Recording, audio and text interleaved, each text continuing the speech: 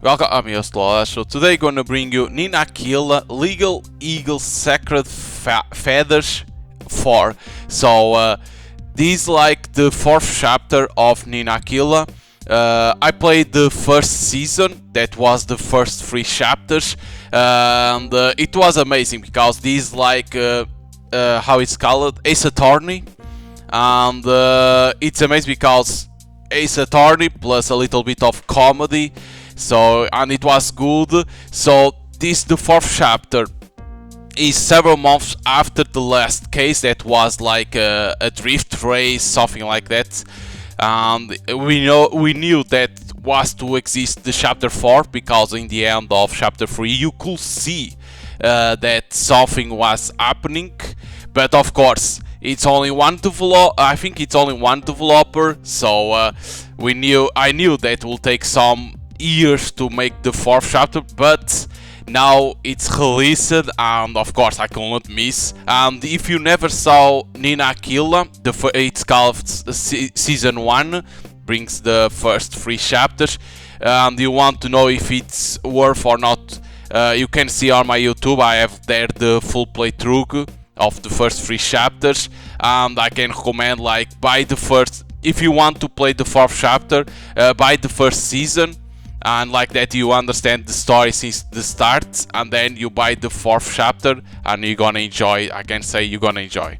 So the game is developed and published by Tanuki-sama Studios. So let's start. Let me only take out the mouse from here. This game supports several control schemes, so show a mouse, a keyboard, but I'm gonna play with the keyboard. These are default controls.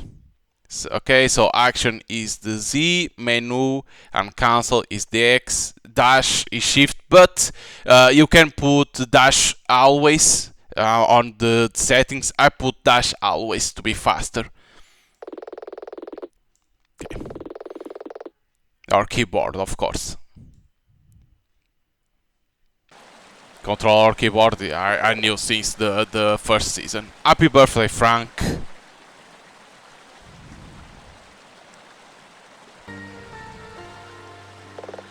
It's been hard. Frank, something has happened. I haven't thought about it in so long. I've been putting this off, but now I need to come clean and say it. I always told you that I couldn't remember what happened. I told the same thing to all the shrinks and counselors too. A couple of months back, I saw someone. I don't even know why I'm telling you this. I'm talking to a headstone. I don't know who she was, but I know her face. Now I'm remembering all kinds of stuff. Every night I have nightmares, but it's starting to make sense. The memories were all jumbled, like a song filled with off-key notes, but seeing her face knocked something loose, and now the notes are in tune. It's a song I don't want to hear again. And I feel guilty. I just want to miss them and for it not to hurt, like normal people. How are you supposed to share someone's memory when that memory causes you actual physical pain?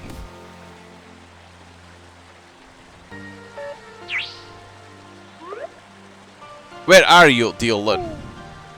Of course, Dylan talking. Looks like I'll better get back to the office. Great talk, Frank. See you next month. Love you, Sarah. Of course, now I don't remember who are these people, because it passes so many years from the first season, it's hard. Same to you, Papa. Mama. But I say, like, if you like Ace Attorney, you're gonna enjoy this game, because this game is like lot of fun. They saw mini games that are amazing too. Dylan must want something. I should head up to the office. Ah, yes, look at us playing. A lock contains some cleaning supplies.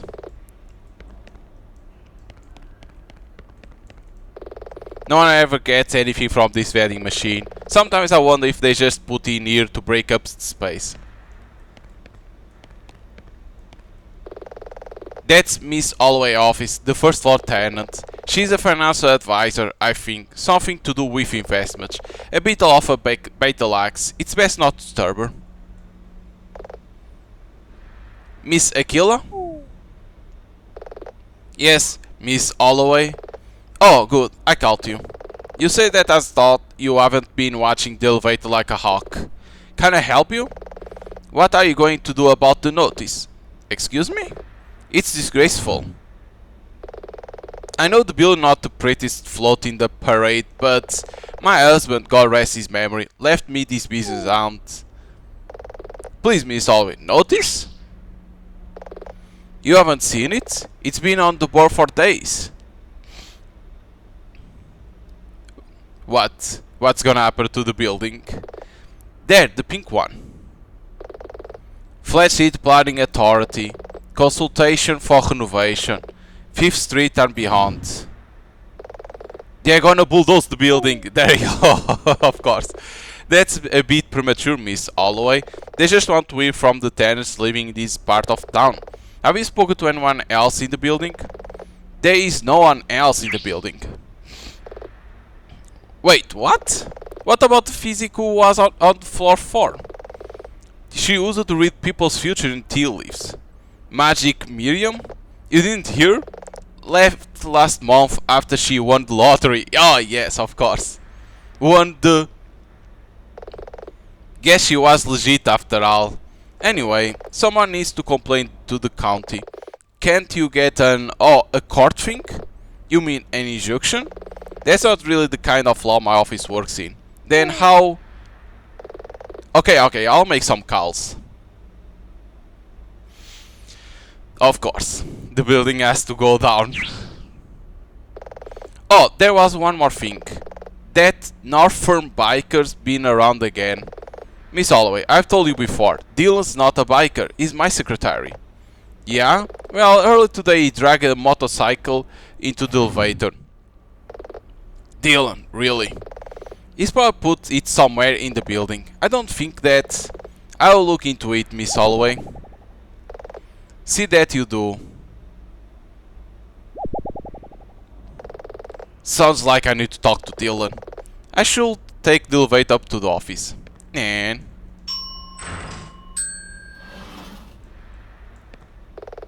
Now, where did he put it? Ah, Dylan. Hey, Nina, that you? Aye. What's the rush? I want to talk about the food budget? Stop that. Stop what? Actually, I just brewed some fresh coffee. Want some? Dylan. Yeah? Stand very still. Okay, weird. Where did he stash that bike? You want to come here, right? We are on the top floor, so this goes to the roof. The super asked us not go up there.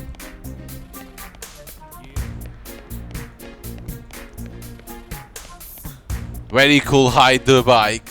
Haha, there you go. Dylan?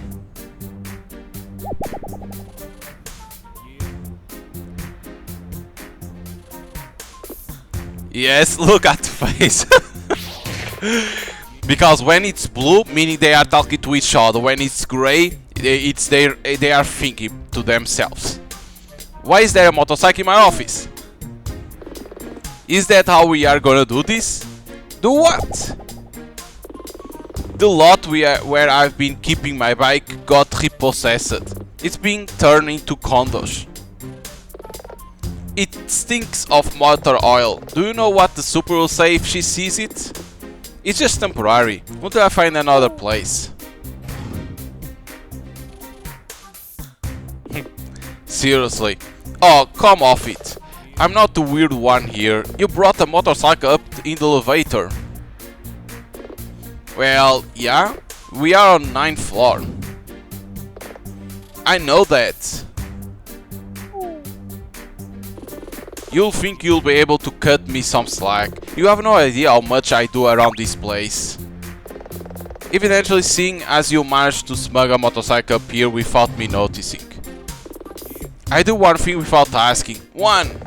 You do plenty more than that. You keep leaving the peanut butter out of the fridge. It gets hard if you leave it in there. Plus, you sleep here several days a week. I'm couch surfing right now. I can't always sleep at Terry's. You delete all my shows off TVR. Meanwhile, this morning alone, I restocked the vending machine. I mopped the kitchen and bathroom floors. I treated the leather on all the couches. You have to treat those? Yes, I even went down to the lobby to pick up the mail because they call up via the intercom.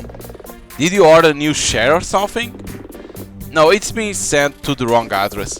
I just put in there until I found a moment to deal with it. The building had many prior tenants, so we get misdirect mail all the time.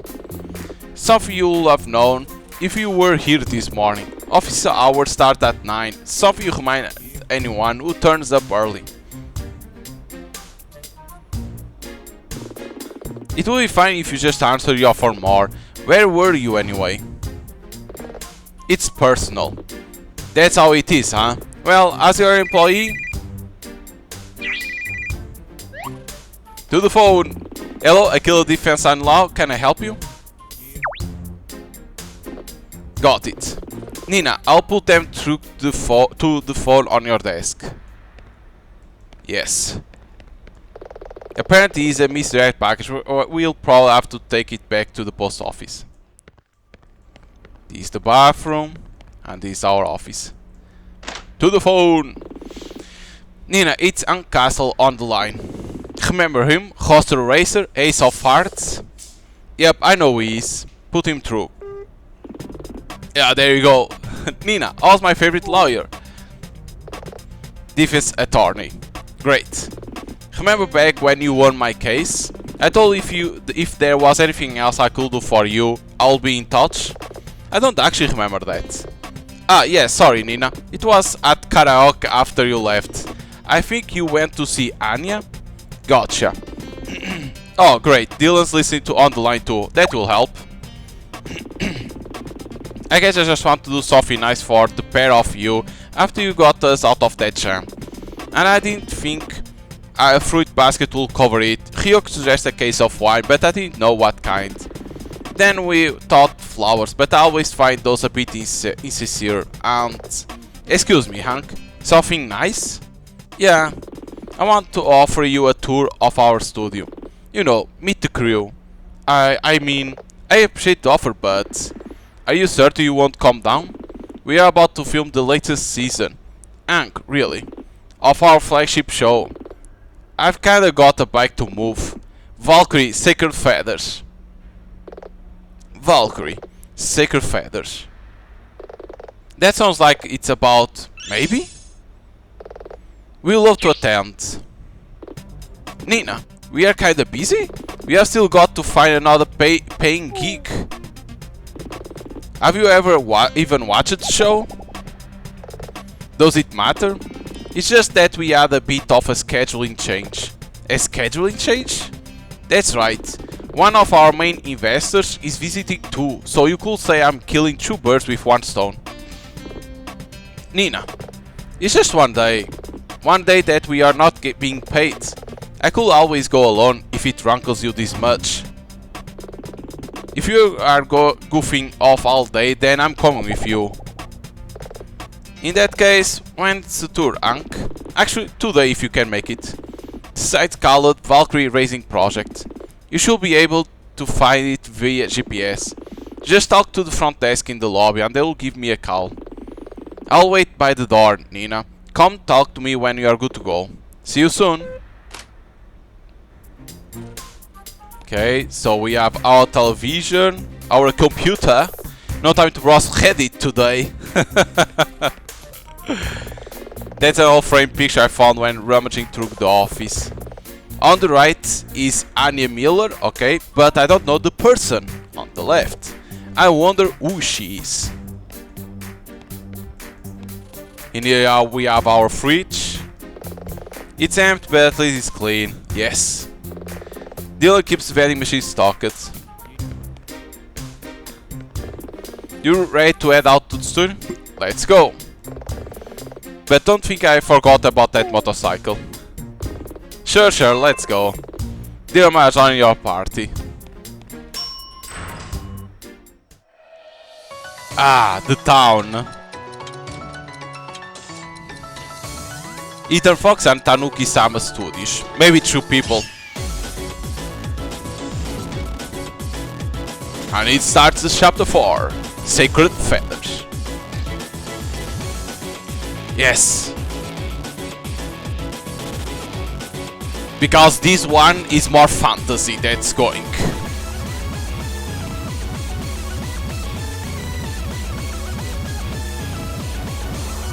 A little bit of the resume of the game, how it's gonna be. They have always that.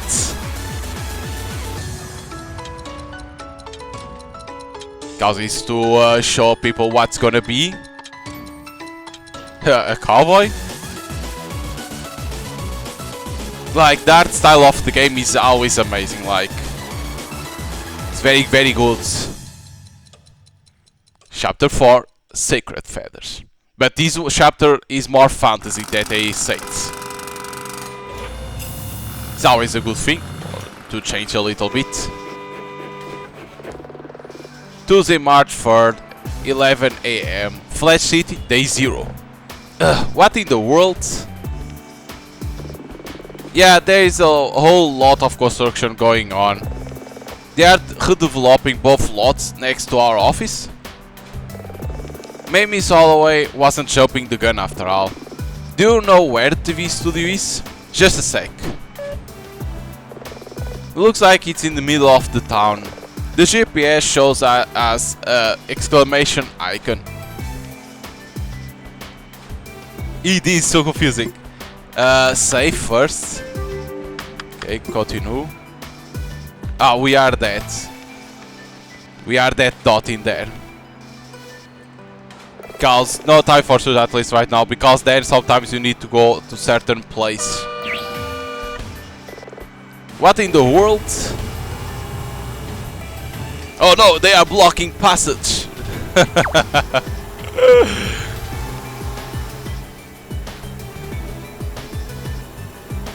Got that. How they run to there.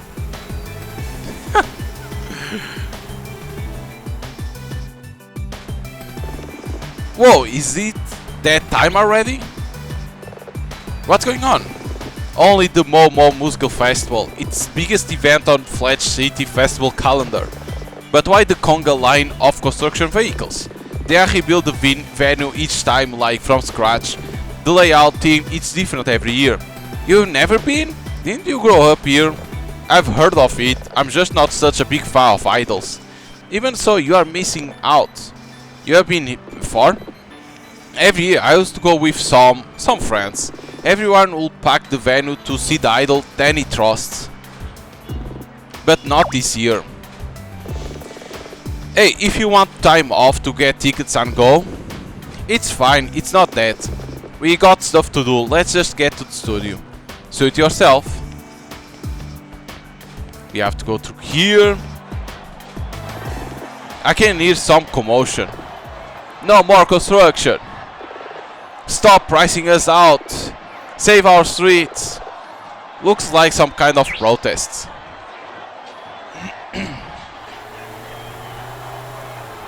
Uh-oh, who's coming? It's a limousine. Yeah, what the? He came out from the water. And they run away. That limo dropped someone off. Did you see who it was?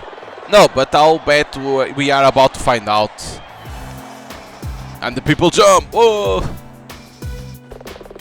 That's some rich guy mansion, we have no reason to bother there. Why not? It's in here. Okay, studio lobby. Looks like the lobby. I don't see Hank. Guess we check in that desk. You must be more of Hank's guests. Come over and talk to me and I can process you. Process? Can we talk with this person first? Lotta right over there. I set off viral LF tests. This became a pretty common sight during the recent pandemic. A lot of people probably still have a stash of them in drawer somewhere. Fortunately, the rate of infection in Flat Sheet is near zero today, though I guess it doesn't hurt to be vigilant. Oh, like talk about the COVID, say that exists a pandemic, and now there is zero infections. That's cool. Hi, I'm Nina. Save it for the after checklist. Checklist? Do you have any symptoms of respiratory distress or illness? No. Nope. In the last 30 days? No. Nada.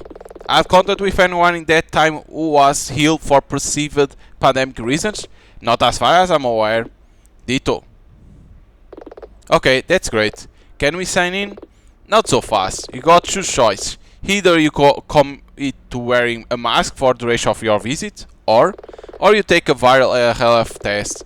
We have everything set up on the table right here if you want to do that. Whoa, I haven't done one of those in a while. While I appreciate your commitment to safety, aren't the infection numbers in Flat Sheet pretty minuscule at this point? Our insurer has asked that we keep doing it, at least for time being. Staff take the test less regularly, but we need to insist for every visitor. You can probably blame me for that. I'm not sure how you could really be. Can we move this along? It's fine, I'll take the test. Yeah, pass me the swabber. Chew! Thanks both of you. Those tests will take a few minutes to report their results. In the meantime, I'm Lotta Airfield, Head of Security. Nina Aquila and this is Dylan Merlo. Great to be here. I'm sure someone will be down to meet you soon enough and will have your test results. Until then, please wait here in the lobby. Feel free to look around.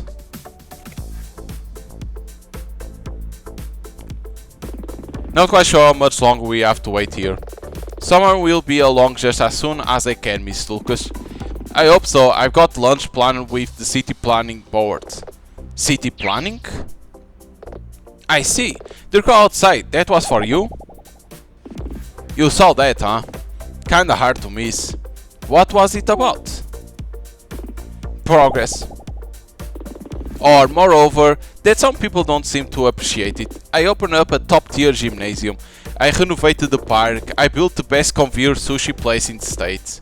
The Great Wave? That's right, you know it? We are fans. The people were shouting like you were going to bulldoze their homes. Modernize, modernize. It's an upheaval, but the new neighborhood will be fantastic. I just need to foreclose on 5 more residential units to change the street layout. You sound like you want to buy the whole city. Ha! If only it were that simple. He seems unnervingly sure of himself.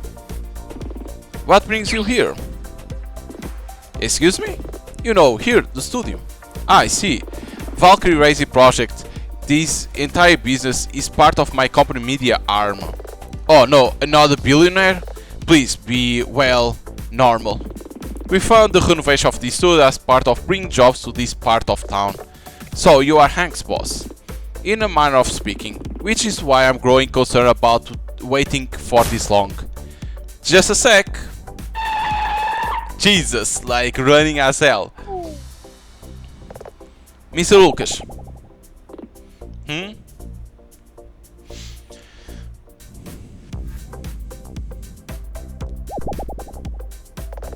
Mr. I'm so sorry, we had to arrange stage lighting. Then there was an issue with the fuse. Then someone had to pay craft service, but they didn't have a proper invoice, and he's allergic to shrimp, and you know she can't have that.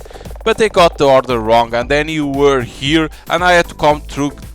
But I couldn't tear Hank away from his work, and shooting about to start, and I've only just finished the shooting schedule. Maybe we should rescue her before she fires herself. And then I need to... Hey, slow down. Keep going like that, you're going to be banging off the walls. Devona, wasn't it? That's right, Devona Fairchild at your service.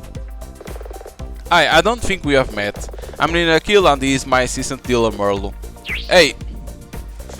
Oh, I'm so sorry about just now. Shooting day and everything, I've had a bit of a meltdown. Well, please don't fret on my account. I might own the store, but really, I'm just here for the tour. Of course, the tour. Okay, so Hank Castle sent me through to meet you with you all. He's tied up at the moment, but he will be available soon. Devona? Yes? All of the tests are negative, you should be good to go. Thanks, Lotta. In that case, I'll show you the soundstage area. Wonderful. Here we go. I never noticed the studio in this part of the town before. How long has it been operating? The studio has been here for around 5 years. In that time we have filmed 4 seasons of our flagship show, Valkyrie Sacred Feathers. That's in addition to numerous smaller projects. Like what? Oh, all sorts of things. Public information films, infomercials, commercials. Our soundstage is a stage of the heart. There's no equal within the state. On this wall we have a lineup of artwork from Valkyrie. These are the mainly PR posters and production stills. Branding, even internal, is very important to Hank. He has good business instincts. Damn.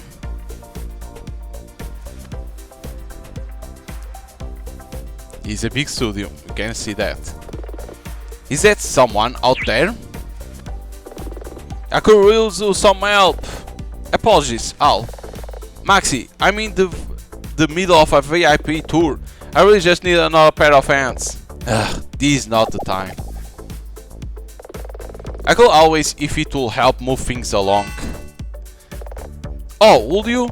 She's on the room at the end of the corridor. No, I go to the bath. Nina, I can't go in there. If you want to wait out here... Oops. It's fine, I don't need to go in. Is this... I wonder where this goes. It's locked, of course.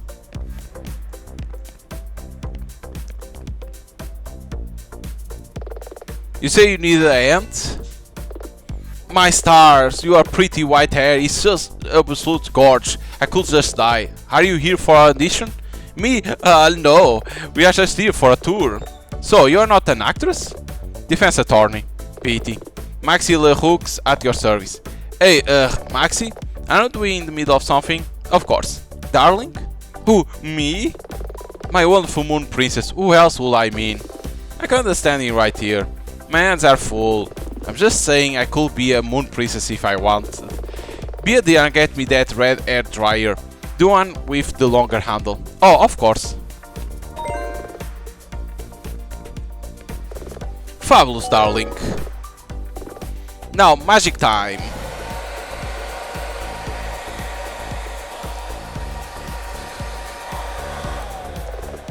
Whoa, she's fast. Maybe I should ask her to do my hair. Melia Nordin, you are going to be absolute queen for this shoot. What? You too, Starna. What? You never let us down yet, Maxi. Gotta say, this is a lovely saloon. Not just lovely, darling. This little room is my empire, my sanctuary, my forge. A forge with a view looking out there. When we opened this building, it was a former industrial unit. The windows are actually why this room called out to me. The trailer yard isn't exactly a vista, but the natural light helps a great deal when doing makeup. Though I must say, it cuts your hair wonderfully, darling. About that, you miss all the shots you don't take. Any chance of a cut and bloodry? Both of you friends of Hank's? That's right. Unfortunately, I'm busy right at this moment. I have my hands full with one queen. Not sure I could manage to. But if you come back later, darling, I'll give you an experience you won't forget. Oh, I'll do your hair. Maxi, you are terrible. I know. Miss Aquila, are you good to carry on with the tour? Your carriage awaits. Oh, I'll be nice to Devon if you can. I don't know if you have noticed, but she has stressed out easily. It comes up. Ta-ta now. There's a bird in here. What? Or a owl, I think it's an owl, right? I'm so sorry to have you help out while on a tour. Maxi Norma has 3 assists, but they had back up vacation time and it has started to get out of hand. It's fine, Devona. Well, in that case, follow me through here and you can see where the real magic happens.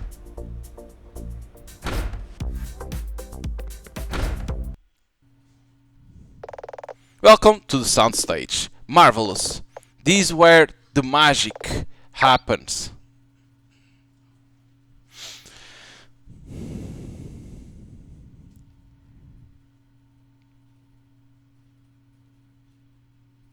Why is he watching like that? I guess this is what he came to see. He owns the place after all. Well, regardless, this is our studio space, and as you can see, it's state of the art. I don't know all that much about TV production, but it does look impressive. I'm sure our crew can tell you all about. Hank will be along soon, I'm sure, but until then feel free to explore, check stuff out and speak to the crew. Or grab a bite at the craft service. Just try not touch anything? Exactly. Except for the food, take anything you want, it's all competent. Okay. Can I go here? Yes, I can. Some sort of gossip magazine. It talks about Millie Nordin and Janusz Du being fledged city sweethearts, like the city's most prominent celebrity power couple. These two lovebirds still very much in love. Who even read this crap? Oh, a magazine. A gossip magazine, the cover is about flat city, but you can't do nothing else. Okay, let it save. Continue. You must be Hank's guest. That's right. You don't dress like investors. I think you are confusing us with Lucas.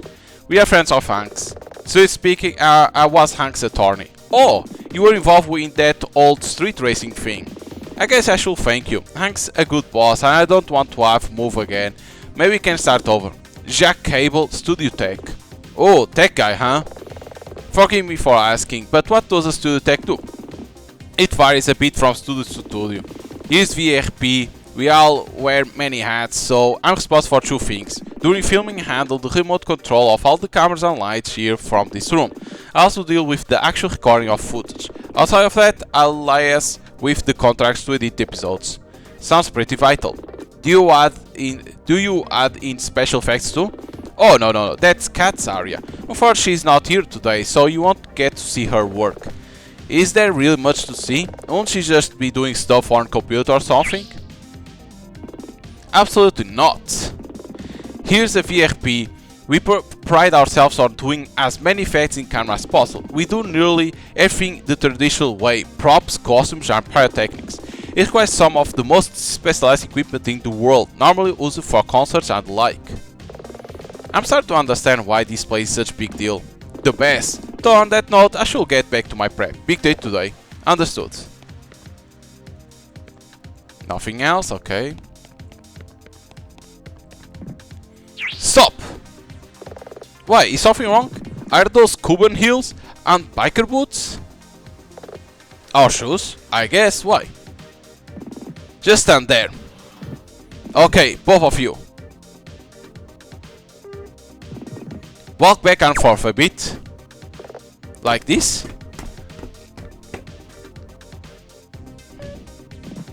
Perfect. What was that about? Oh, best read. I'm studio audio engineer, Foley session musician. You could say I'm a virtuoso performer. I need a new footstep effect and you just had the perfect shoes for it. Our footsteps are gonna be in the show? Maybe. I'll let you know if we end up using them. Okay, I got to work to do now. The new opening theme won't write itself. Okay.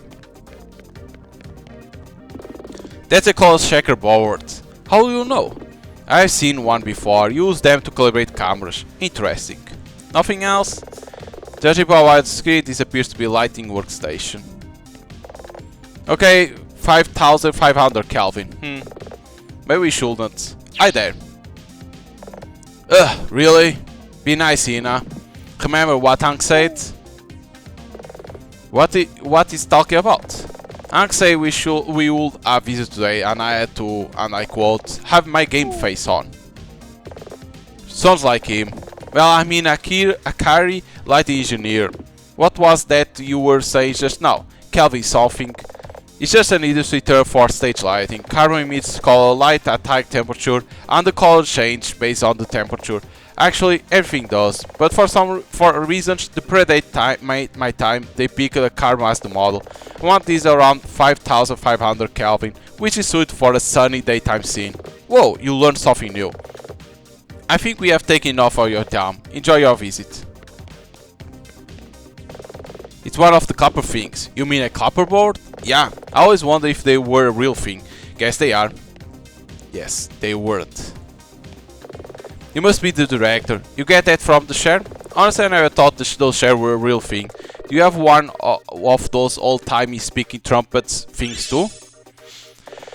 Some things are best left in previous decades. So I might use a megaphone if I'm working outside. I see. You are not TV people, are you? TV people. No, I'm a defense attorney. Oh, you are Hank's fans. Well, pleased to meet you. I'm Sarah Hector. Would you like a copy of those shooting script notes? It will give you some idea of what we are shooting today. That sounds useful. It's a shame though. What is? Today all about establishing shots and some dialogue. Those won't need any special effects, so you won't get to see some of the more spectacular stuff. Oh man! I'm sure we'll manage. Marvelous, simple marvelous. He seems to be lost in thoughts.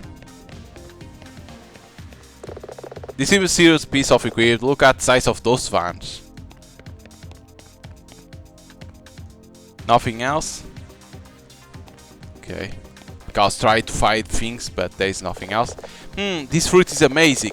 The farmer must have gone to the farmer's market super early for this. She go out and buys it? It's not just I don't deliver it. Yeah, she's amazing. Honestly, she's a human blur. Oh man, it's great to meet you. I'm Jenna Stamp, HR and legal. Another attorney? Another? Wait, you must be Nina Aquila and Dylan Merlu. Hank told me all about you. You represent him during the recent trial. That's us. But if you are a lawyer, why did Hank... Oh, I'm not a lawyer. I just work as a legal secretary once. So I am the studio on-hand notary. I'm mostly the studio HR person, but I also handle dealing with our legal contractor. So he just jumped over to the other side of the desk. Precisely. Anyway, feel free to grab whatever you want from the tables. It's all paid for. Oh, let's eat. Nom nom nom nom nom. Nom nom nom nom. Oh, here comes Hank.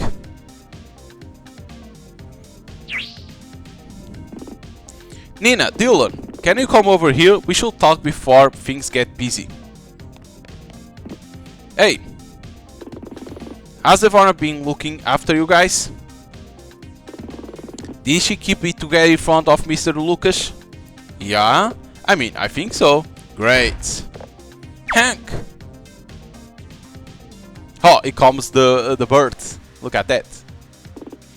Milia, you just get out of the era makeup? You know it, ready to rock. Are you the main character? Yep, she's Valkyrie Freya. Only some of the time. Nina, Dylan, this is Milia Nordin, our star performer. It's really a group effort. So on that topic, Hank. I want to ask you a scheduled question. I tried to ask the Warner early, but she seemed a bit frazzled. She's having a busy day. What's your question? I just want to confirm if she's shooting for the reason will still be over by July or August.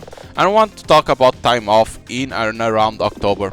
Off the cuff, I'm not certain. Do you and Janusz have plans to book or something? I'm looking to make some. Well, let me think. It's March now. So yeah, yours and Janusz' scene should be finished by the end of July. As for October, I'll have to ask you to come to my office later and we'll check the calendar. I'll try to make it work. Thanks a bunch. Oh, one more thing. I want to know how your big date went. Nunia. Nunia? Nunia business. Oh, come on. Was she pretty? Where did you go? I'm serious, don't jinx it. I'll tell you all about her when the time is right. Oh well, it was worth a try. In that case, if you'll excuse me, I'm gonna start warming up for the scene. We'll be right with you. So, the birds? What? What's the deal? Starna never leaves Milia's side. She's a big part of the show. That reminds me, we are about to get going, but I will just explain what's about to happen. Due to schedule change, we are filming our first scenes of Season 4 of Valkyrie's Sacred Feathers today, as opposed to late in the week, which was the original plan. That's because Cat Will, our VFX person, is still on vacation. So we decided to start a bit before schedule, with some dialogue scenes. We good to get started? Look at that, the word follow always her, like amazing. Who is that? Only Janus do, our male lead. We are almost ready, so just one last thing. When we get going, I'll ask both of you and Mr. Lucas to watch the first scene from the monitor room. Huh? What? I was hoping to watch live from the sidelines. You'll get your chance. We are filming a bunch of scenes today, so we'll do a couple with no stranger in the room, to let Milia and Janus get back into their groove. Then we can come out and watch? You betcha!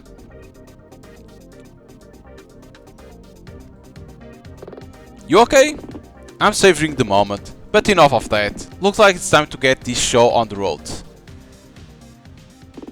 Okay, everyone, grab a drink and fall in. Just make it soft drink, it's barely noon. It's been a long road, everyone, getting from there to here. It was only a couple of years ago that we were just a flirty dozen. The what? But now, with the help of our financial baker, Mr. Lucas, can I say how much of pleasure it is to finally see you all do your thing. We start today our greatest adventure yet, Valkyrie Sacred Feathers Season 4. Oh yeah, nicely done! You tell it, Hank. Let's crush it. Everyone ready? Let's make some magic. Yeah! Oh yeah, man! Yeah, bro! Okay, everyone, positions. So, what's gonna happen? Final diagnostics are running. We should be good to start at any moment. What's going to happen first? We'll be recording constantly as they start to act out scenes. You can see a preview on that large monitor. Strange, it's in black and white? I got the preview set to black and white because that's how this scene will work in the final show. I need to preview it like this to make sure the contrast is correct. The actual record footage is in color. Oh, interesting. Jacques, get on the intercom and tell Sarah that the floor's hers. We are good to go. Got it, boss. Green, green, green. Confirmed, good to go.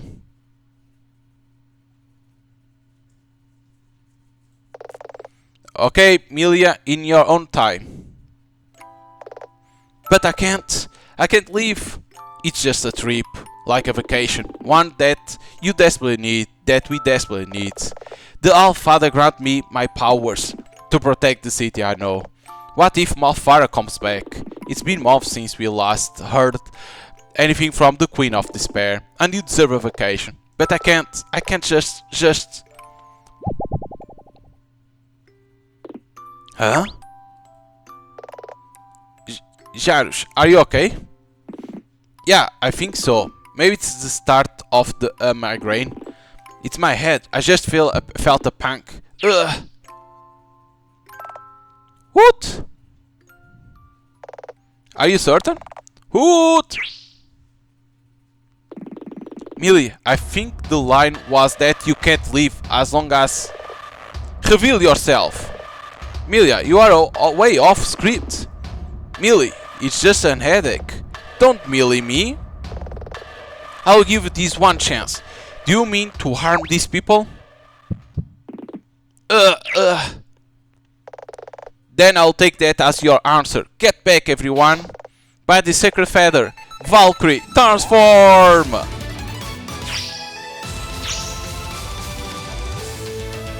What the hell is that?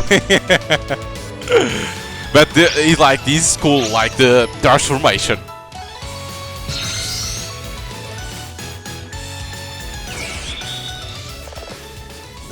I can't see. it must be that light. My vision dazzle. Same here. Everyone, stay where you are. It will pass in sec. Vile creature.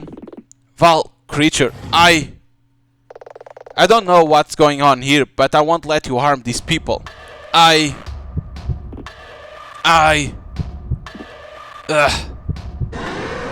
Grah. I knew it. Begone, foul friend. Valkyrie, Inferno! The guy disappeared. Now I can't see either. What the hell just happened? Some kind of power surge. Sometimes the special FX equipment can't trip the circuit. This mod is absolutely totaled. Can't you get the power back on? I'll have to check the breaker. He's gonna take a bit. Still, you people weren't kidding. Those effects really were amazing. Yeah, the best in the business. But Hank, I thought that... Hank? Huh? Where did he go?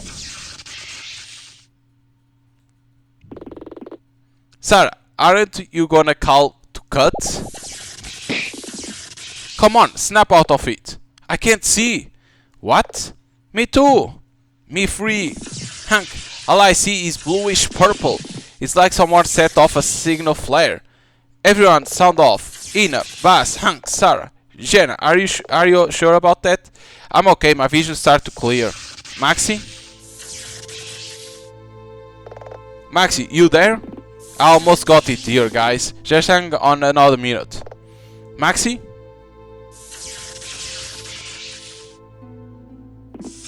Got it. Max. It's that. The one, what's wrong? She, what? What? Yeah, because the Valkyrie killed it. What the? Good God. Someone call an ambulance. Jack, can you take care of that? I'll call Lotta at front desk. Hold on, Maxi, we'll get help. Hank, she's irresponsible, but at least she's breathing. She's not dead yet. Tell that to Jack. Max, what's all the commotion about? Another one with the bird. Amara, stay back. There's been some kind of accident. Milia was doing a scene and now Max hurt and... Hey!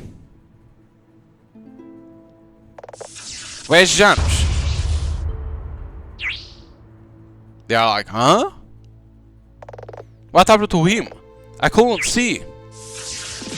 Hank, Max's injuries. They look like really intense burns. Could Janusz have been hurt? Millie, what have you done? But he wasn't. That wasn't. Wait, that must mean. Milia, wait. Did Milia just. I mean, we saw it on the monitor. Don't jump to conclusions. Then how do you explain all of this? Stay here. Why? What are you gonna do? It's time to do my job. Advice. That can't be. It just can't. Milia, stop.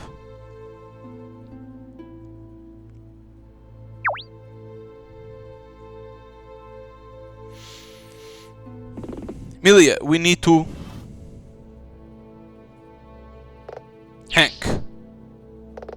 I hate to be the one to say this, but what you choose to do in the next few minutes could be absolutely critical. Where's Milia? Where did she go? He's really gone. Hoot! Comet, follow her. Hoot! Okay, enough is enough. Milia, get in your trailer. But... no buts, go, now. She's crying.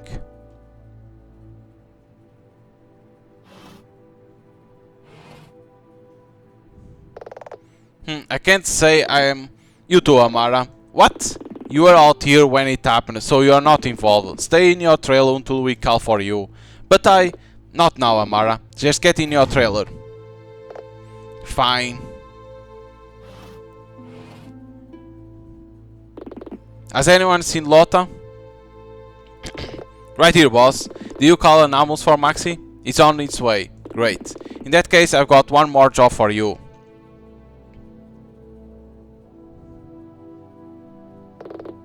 Milia's trailer? She's inside. Then what's the job? Let me absolutely clear. This door doesn't open. She doesn't leave. Nobody goes in. Got it? Got it. Good.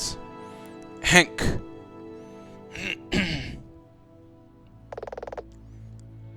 People are getting restless. Well, except Devona. Is she okay? Bass thinks she's in shock. She can't seem to stop saying Maxi over and over. What do we do? Hank, I didn't want to spell it out, but your studio may now be a murder scene. I understood what you meant early, Nina. Sarah, tell everyone in the studio that no one is allowed to leave, and they should try as best as they can to stay where they are. I'm going to call the police. Okay, studio second office, day 0. Oh god, oh god. I hear a voice. We're gonna have to make some sort of statement. I'll start drafting up the copy, but I don't know how best to wordsmith it. And what do we say happen? I mean, I just know don't know if we should be forthcoming or keep the key details for the police. And how? All are yours. But we saw. I don't believe it. I won't believe it. Hank. It's obvious you care very deeply about your staff. It's commendable, but Milia wouldn't do this sort of thing deliberately. It isn't in her nature. You know her better than I. As best I can classify this, it will be an industrial accident. I want you to know I take full responsibility for what has happened. I appreciate that, but really, both of you, try to calm down. The immediate situation is over. The police are here taking the positions from everyone. In my office. It's such a mess. I wish I had a few minutes to spruce up. I'm sure they have taken statements in worse place, D. Regardless, you have done everything by the book. And as for the studio, I always consider it a long-term investment. That Lucas guy. I didn't expect it, but this sounds like a pretty good boss.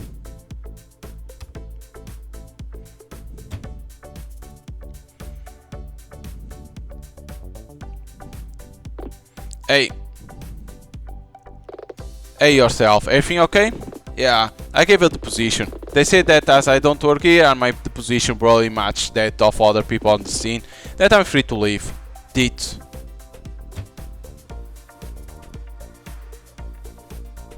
And they are leaving the police. So, we are going? No, I want to talk to Hank. Why? You know why? Oh, come on, no more billionaires, no more divas. And besides, you know, you were a witness to the crime. Incident happening, event. I'm new to all of these, but I've been reading the legal precedent files you keep in the office. Is it irregular for you to represent under those circumstances? Irregular, yes, but permissible. And it was in the studio during a taping. There is going to be many witnesses, high-def footage. Dylan, and since when do you bite that first sign of a case? Are you done?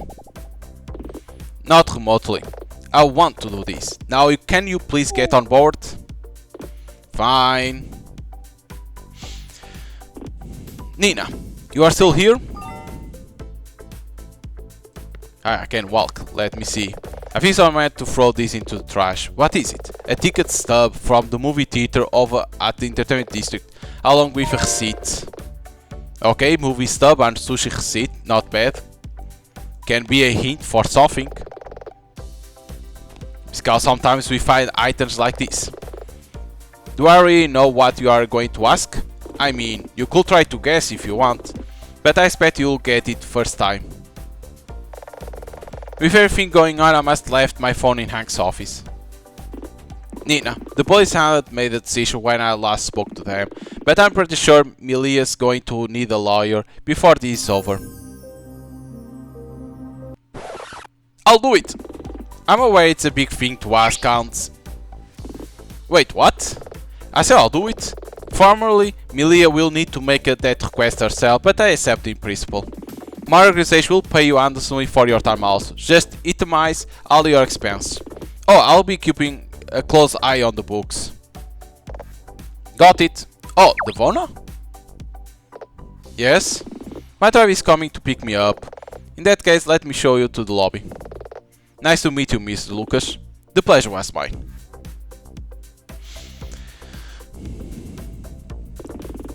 The police had sequestered Milia in her trailer. I'll meet you there.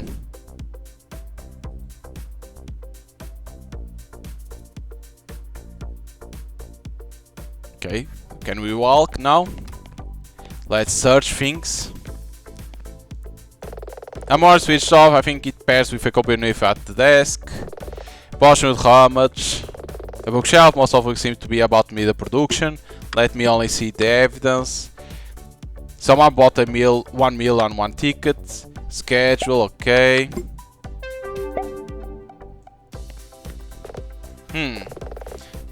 That's Hankan is flirty dozen. Apparently Tamara is behind the camera. It looks like it's logging online traffic. Okay, nothing else. Hank's laptop is turned on but sitting at login screen. Okay, can't do nothing about that. Nothing. The notice board, judging by what's this is the Devon office. The fire alarm, best not to push it. Whoa, this office is a real mess. Nostalgic.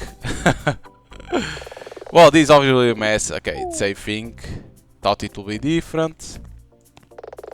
Okay, it's a thing again. Nothing in here. Controls for the floor's AC.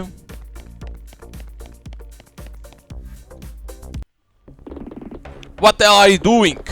We have our orders, sir. Oh, come off it. Sir, please restrain yourself for... Milia! Hank, I just... Please.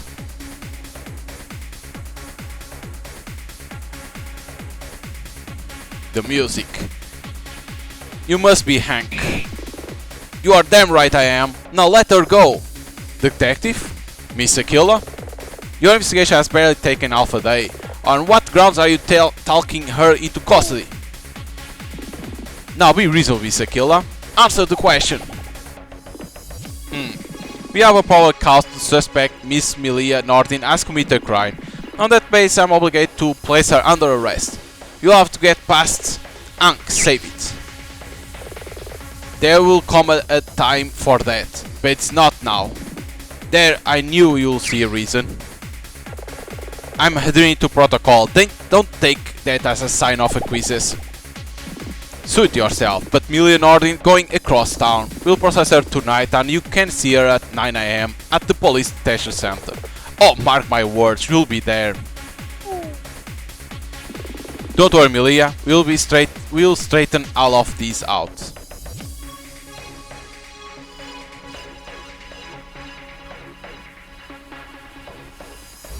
Okay. Flatfoot seemed pretty sure of himself. Yeah, well, he's wrong. Hey, I didn't arrest her. Hank, Dylan's right, you need to get a grip. Yeah, I'm sorry, Dylan. It's been a long day, but that's no excuse. It's cool, really. But if you can keep it together, there's a question I need to ask. I know you are her boss and seem to be her friends. I follow you, Dylan. Hank, why do you have so much faith in Milia? She could never do something like this. I can't tell you now. I know, but I know. It's just not her in nature. Nina, we have to help her. We will, Hank. So, we start tomorrow, 9 AM? Sharp. Until then, I'm gonna close up shop, then head home. Take care. Can we search more? So, now what? We shouldn't expect the scene until Milia Farmiak asks us to be her attorney.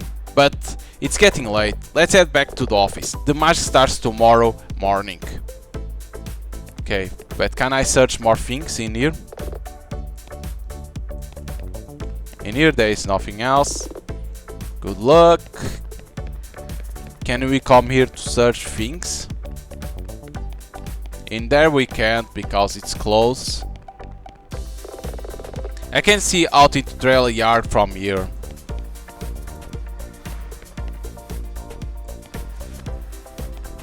Okay, there is nothing else in there. We can't open this. I wonder where this goes. It's locked.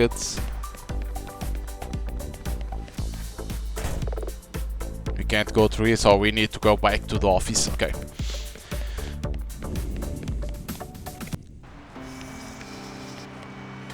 To the office we go!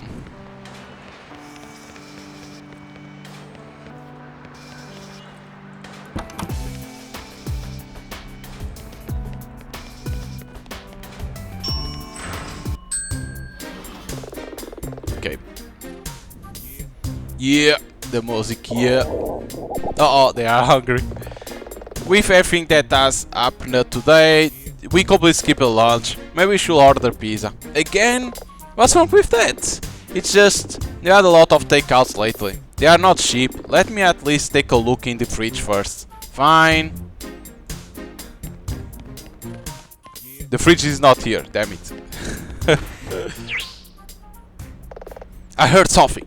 I think that was the vending machine in the kitchen. Did you lock the office when we left? Always. So it must be an intruder. Show yourself! Found ya. Been a whole week, but I finally found ya. Big bro. Sorry for breaking. I've been waiting for outside for an age. Not that polite, but I'll let it slide this time. Are you going to introduce us? By big bro, I got to assume she's your sister. I thought you didn't have any family. I don't. Big bro, I grew up at an orphanage. Then we... Atalanta, that's enough. It's time for you to go. Go? That's rich. I come all this way south. No one asked you to. I need to see you. You all please just listen to me for 5 minutes? Cantus is missing. I'm sure. And Pelush and Talos. And... Nina, I know this is your office, but... I can read the room. I'll go get some coffee. Shout when it's good to come back. It's missing a lot of people. Interesting. I was there about the big bro. Worried about Dylan? It's not polite to snoop, but is something seriously wrong? Back in November there was a talk of explosion out in the wastes. Then bikers started to go missing. Relieved to see ya. Was where you'll up and vanish too. First I've heard of all of this. It's caused a bunch of problems. The truce between the gangs ain't looking so great right now. Cantus, I left in charge, maintaining order in his job. How long has he been missing? He vanished in late January and that's just made things worse. That's around a month ago. Don't know if he's even still alive. Odysseus. Dylan. Okay, Dylan. All the Northern bikers are gonna be in town this week for the music festival. Maybe you speak to them. You know that I can't get involved. I left. I did it for Terry and for myself. He must have been pretty desperate to try and track me down. I'm pregnant. What? For real? A month and a half long. How do you... how? When? You rode all the way here knowing that? Cantus is the father. Does he know? Of course. Guess he'll say we been trying. He was stoked when he heard the news. Dylan, it ain't like him to vanish like this. Still, some of this all swings into focus. So will you help? Yes, I won't try to claim my position that's off the table, but Cantus used to visit Fledge City sometimes. I can put you in touch with the place he used to hang out. Maybe someone's seen him. Thanks. Dylan, knew I could count on ya. Where are you staying? At the festival grounds? No, I got a ship motel. I'll walk you out. No need. It's only across the street. Can we meet up tomorrow? I've still got the same number. I'll be in touch. So some people disappeared. What's happening? I speak. You better be sick, in prison or dead. Or when I find you, I'm gonna kick your ass. Nina, she's gone.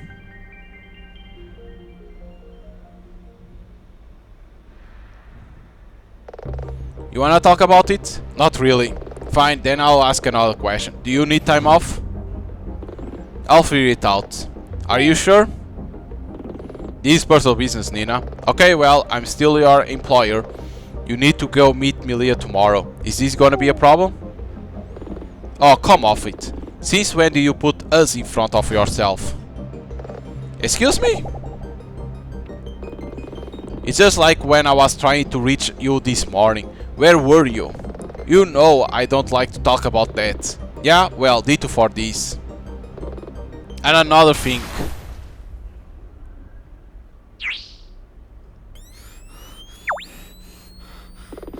What was that? I'm sure it came from outside, but I can't see anything from here. Nina! Nina, are you okay? I'm fine. I'll be fine. Dylan.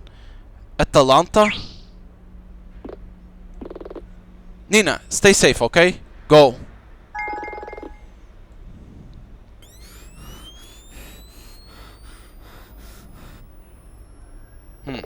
Okay, Nina, breathe. Count to 10. What's that? Dylan? He went after Atalanta. I got to go check he's okay.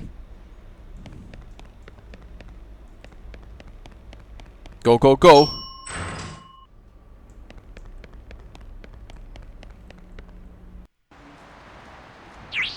What the hell? You went to the fire! No, Dylan! Dylan, wait!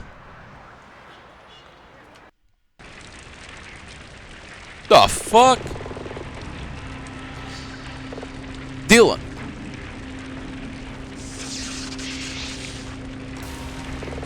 Do you see what happened? Not the exact instant, but I was only seconds behind. What was it? It has to be a missile. A missile? You know, from the north. These weren't no missile, child. Miss Holloway? I saw a biker girl standing there just before the boom. Bright and green flash, then she was gone. Oh shit. A biker? Miss Holloway, I need you to tell me what she looked like. She was dressed like you, Sonny. Same style goggles. No, she can't have. Nina, we got to search. Got it. As I called the fire department, I took care of that. Dylan? Atlanta, you are okay? Someone said that they saw a biker here before the explosion. I was terrified it was you. Someone else in town for the festival, I guess. Do you all believe me now? I do, just...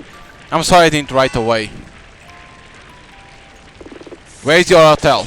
Down the street. Great. I'm gonna do what I should have done the first time and walk you to your room. Nina, I'll be back later. Try to keep in touch. Will do.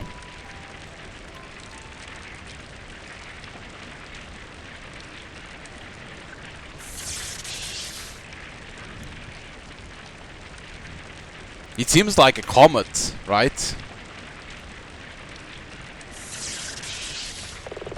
What the hell is going on?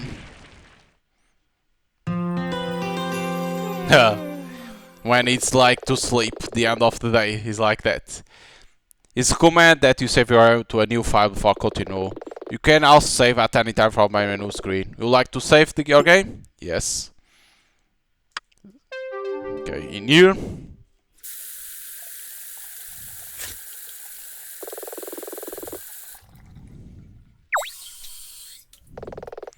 Seriously, it's so early. Because we sleep in this place. Dylan, do you have time to make so much noise? Hey! You are bleeding. Yeah, but sorry about the noise. I'll try to bleed more quietly. Never mind that. I left you with Atlanta. Is she okay? She's fine, it's fine. We just went out and met up with some people. Then what happened? I ran into a door. Yeah, right. Did you walk into it 6 or 7 times? I don't wanna talk about it. Dylan, I say I don't wanna. Fine, maybe you don't want to tell me what happened, but it's gonna be a problem. I'm not sure what it has to do with you. At this point you practically live here. If you're gonna keep working together, I need to know. You can't deal with the sound of explosions. What? I noticed it yesterday. The explosion went off outside and it shook the office. You froze up. Well, I mean, a lot of people flinch when they hear an explosion. I didn't say flinch, I say froze. And? Is that gonna be a problem? That's personal. Well, so is this.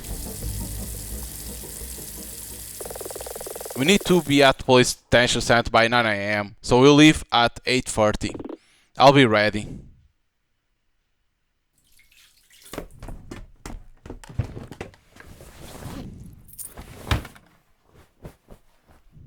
Damn, it's intense, because before it wasn't like this, Dylan. And now it's like that. It's like he doesn't like to talk about that too. Okay, this is always the same. Okay, I want to check. You ready to head to the police station center? Let's go.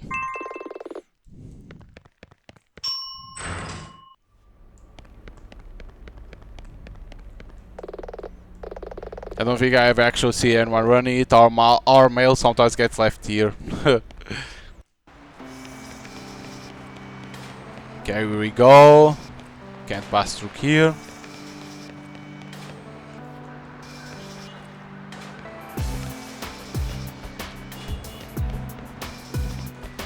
I need to find a way to go to the police. It's in here. Okay. But you have got to work with me. Give me something to go off. Anything. Police detention center. At least say something. Are we disturbing you? No, of course not. We were just waiting for you. Millie asked Nia to come down to see you. She helped me a while back when I was accused of murder.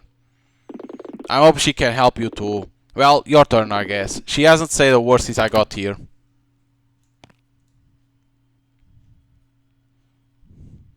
Millie Nordin? Isn't it? We met yesterday, albeit briefly. I'm in Aquila defense attorney with Aquila defense and law. This is my PA, Dylan Merlo. Hey.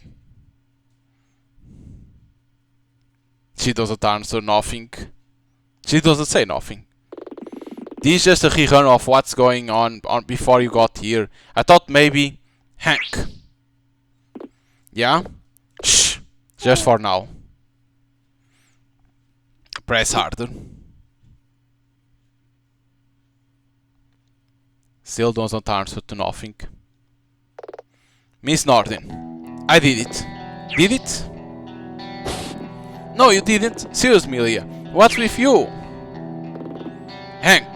For real, man. You can't expect me to just sit here. Do you wanna be in the room when we do this or not? None of this make any sense. Let Nina do her thing. How? How did you do it? What? It's a simple question, Miss Norden. Or Milia if you prefer. You say you did it. It's well best to reassure you, if you are worried about talking to me, this is your first time doing this, but I've been through the same dancing steps plenty of times, and I can tell when someone knows more than they're willing to say.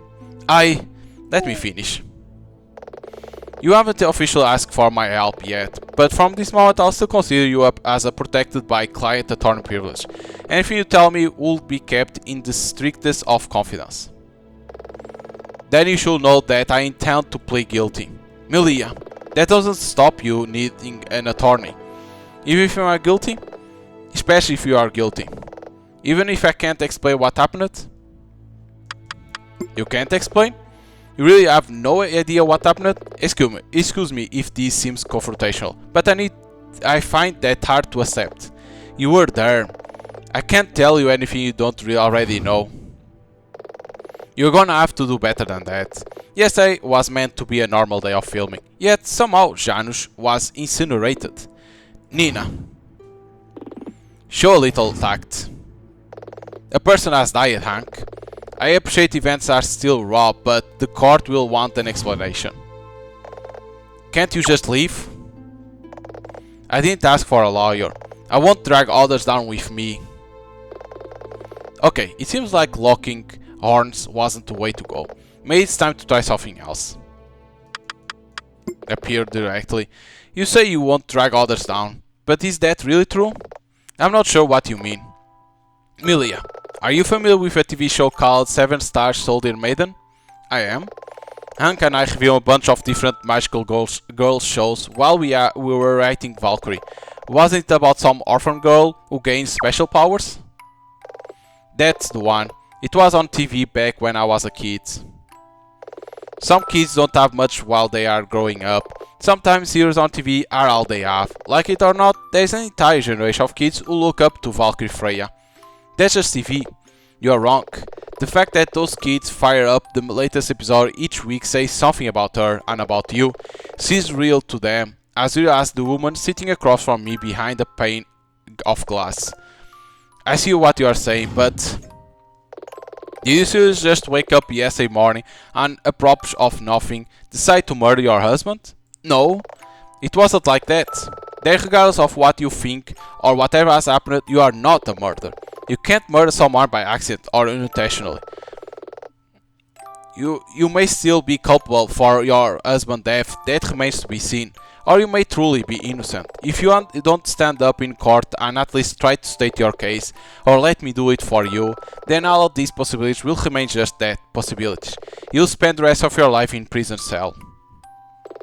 And no child wants to see their hero locked up in the dark. She's crying. Mrs. Aquila, will you please be my attorney? Present Titan.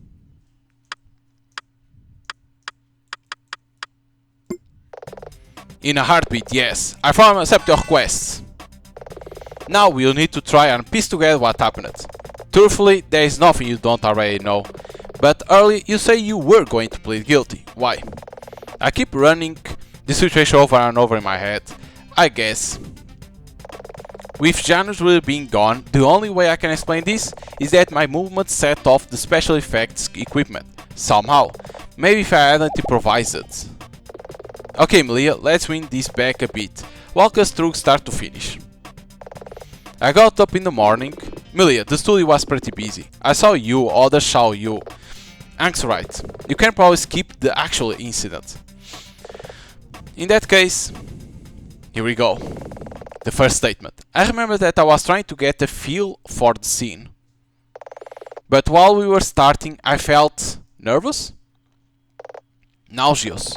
Something wasn't right. So you start to improv just like that?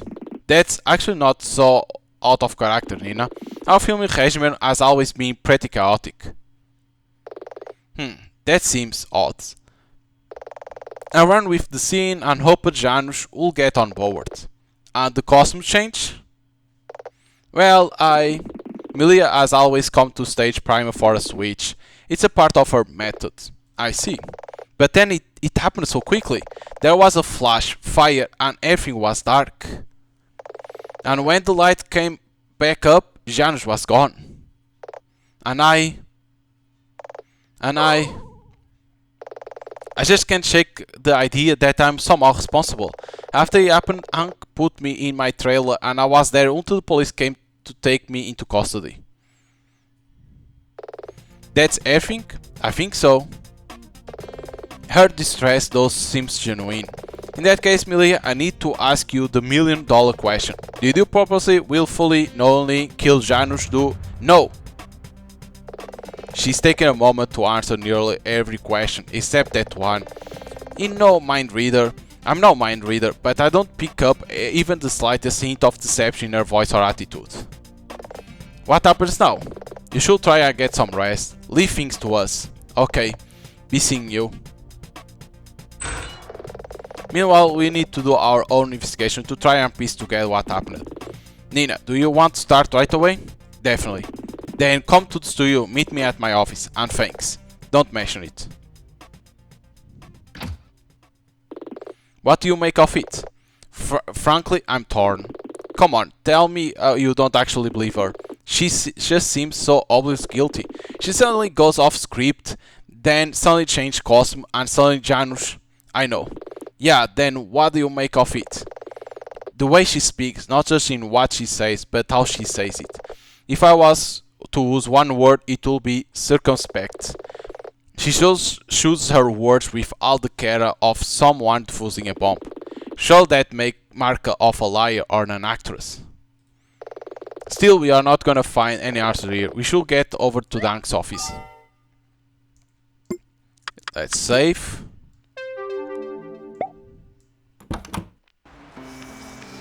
Let's go there now. Hey, Nina. Yeah? I've been up all night. I need to go grab some more coffee. Can I meet you a bit later? Okay, just remember, we are on job today. Try not to get gone too long, okay?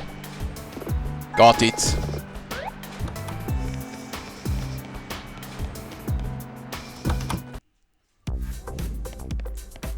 Okay, his office. It's not through here. It's upstairs.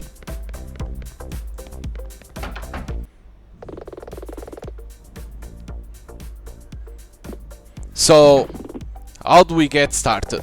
Truthfully, Hank, when you say we, I assume you want my help. I know these stood inside and out, every purse, every brick. We do want your help. It's just that Dylan and I need the latitude to investigate.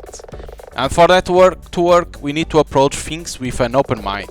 I'm just not sure you can do that. What's that supposed to mean?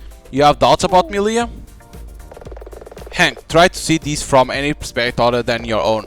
Milia was obviously being careful with her words, and we are talking about an incident that was witnessed by numerous people and cameras.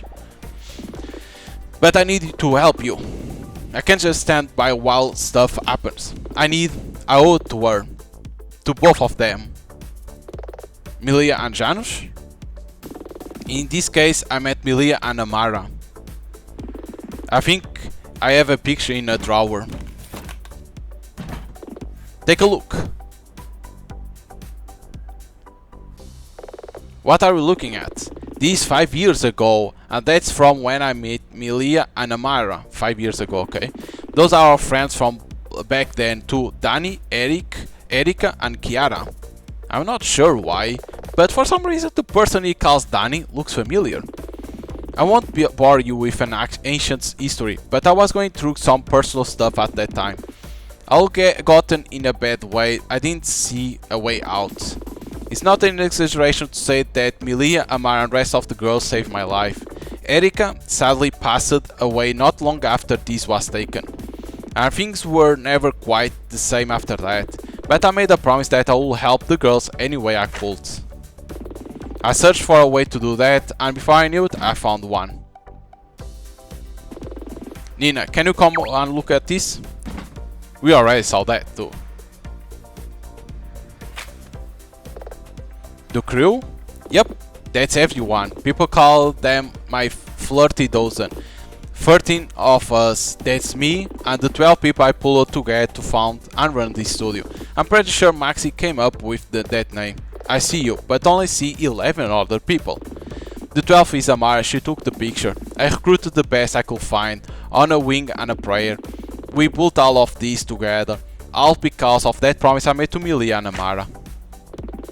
Nina, I have to help. And you will, I promise. But helping takes many forms. And right now you can best help by being there when I need you. Can you do that? Sure. In that case, what do you think happened?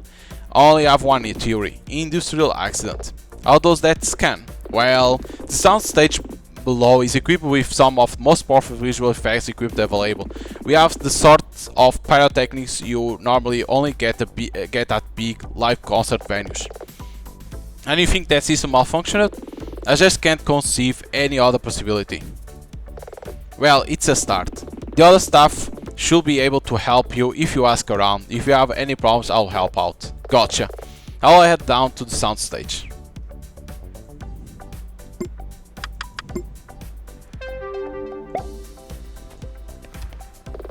Hey boss. Dylan is back. You coughed it up? Down a double espresso. Neat? That can't be good for you. You are the one who lectured me about being on the job. I tried to be back as fast as I could. Well, he's right. So what now? We investigate the soundstage. Okie dokie. Whoop. Okay, this same thing, nothing different. It's always the same, okay.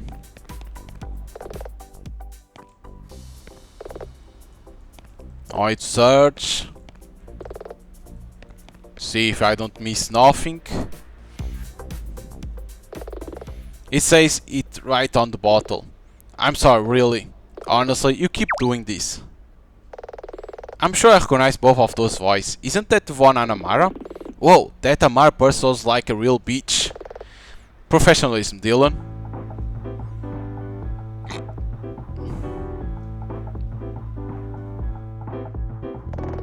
Miss Amara, really, I looked at, but they didn't. At the start, it's just not good enough. I said very clearly, the same type of leave-in conditioner that Melia used, not just the same brand. You bought entirely the wrong bottle.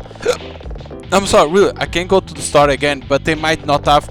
I haven't been able to wash my hair in days because you just can't seem to follow a simple instruction. How can someone with glass so thick struggle to read a bottle? Hey!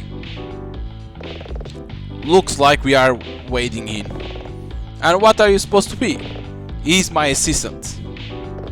Well, are you some sort of pirate? Nina Aquila, defense attorney. I see. Amara Walker, award-winning actress. Hank Meshi was going to get help. Frankly, I thought you'll be older? Taller. Okay, she's a bitch. No one ever won a legal case just because they were tall, Amara. And besides, I'm good at what I do. Come on, seriously? Janus Du is dead. Yet you don't seem particularly upset. Wasn't he your co-worker too? I'll give him my own way. Right now, I'm too angry at Melia to even think about much else. This was meant to be my season. Expanded role, major story arc, the works. Yet once again, Melia makes everything all about her. Well, whatever her arguments with Janus were about, I guess we can say that Melia got the last word. Melia and Janus were arguing every night for weeks now. My trailer is next to each other's, or each of theirs. Couldn't make out a word, but you know, their tone was intense. Melia and Janus were arguing a lot. I'll have to see if anyone else knows about this. I always wonder if Melia will snap. Miss Amara, really, you shouldn't be so... Are you still here? You know as well as anyone, Devona, that there is only one real star here at Valkyrie Racing Project. Perhaps now she finally gets a chance to shine. You don't rate Melia as an actress? Oh, she could carry a scene alright, but I never thought she was quite cut out for celebrity life, unlike some. Though, in fairness, murdering her husband? I didn't think she had it in her. You seem so certain Melia is guilty. Funny for someone who wasn't even in the room when things happened. Ha! Word gets around, Miss Aquila. Like it matters. Regardless. Where were you when the incident was going on? You walked in right afterwards. I know that. I was there. I was alone in my trailer. Where else? If you must know, I was trying on a costume in advance of a scene that was supposed to be filming today. No idea when we'll get around to that scene now. That makes sense. She was wearing the full magical girl's get-up when she walked into the studio. Though, if she was alone, that means no one can back that up. Miss Amar, I'm certain that filming will resume as soon. Once we are finished, I should think so. Now, come along, Devona. You can carry my groceries back from the store. With the correct shampoo this time. Yes, Miss Amara, right away. Come on. Whoa, this Amara is a bitch as fuck. Like, come on. Jesus. What a pair. Tell me about it. If Devona acting as her assistant, I'm not impressed by how Amara seems to treat her. What? Never mind, of course. So, you think Amara was involved? No way of knowing at present, but we know that when the incident occurred, most of the staff were on soundstage. Amara's deception. Maybe that means something, maybe it doesn't. But let's get moving. The soundstage is just this way. Of course, he was saying that we treat him like Amara is treating the Votna. Good luck, okay.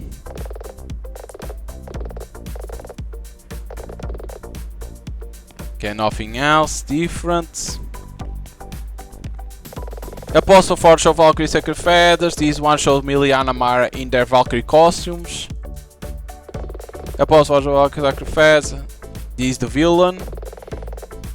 This one shows Millie and Amara in their Valkyrie costumes. The same. Okay, so they are always the same. Okay. So first thing, can we go to the bathroom? No.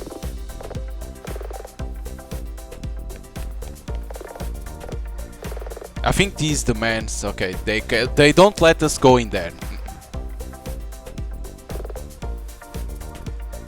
This is gonna be important. This 100%. Okay, nothing else. We know that we can't go there yet. Nothing else. I need to head out shortly, but I'll leave a few uniforms on site. You got what you need? Oh, it's the guy from this one that we are always facing. I should be good. The usual suspects. Besides, you have bigger things to worry about. Don't let me keep you. Oh, Miss Aquila, Miss Merle, Mr. Merle, we're expecting you. Detective, Chad. Yo, I'm actually about to leave, but if you need anything, you can call the precinct. Oh, okay. All the best. Odds. Try to not let Detective Flatfoot uncharacteristic abruptness leave a negative impression. With the what now? I won't go into details as it's not my place, but he has good reason to make a swift exit. I see. File that one into the for later pile. So, you prosecuting? Yep. Wait, scanning for sarcasm. No retort? No clapback? Is something wrong? Okay, wait a minute. Pardon me saying so, but you are not your usual acerbic self. I take no pleasure in being here, if that's what you're asking. The DA called me late last night, and I took the case. Reluctantly? Pray tell, why the reluctance? Don't flatter yourself. Frank, I found the entire situation very hard to believe. It wasn't until I got down here I saw the aftermath with my own eyes that I started to appreciate it. Valkyrie Freya killing her husband while the show is ascendancy is doing that dramatic thing. Shush!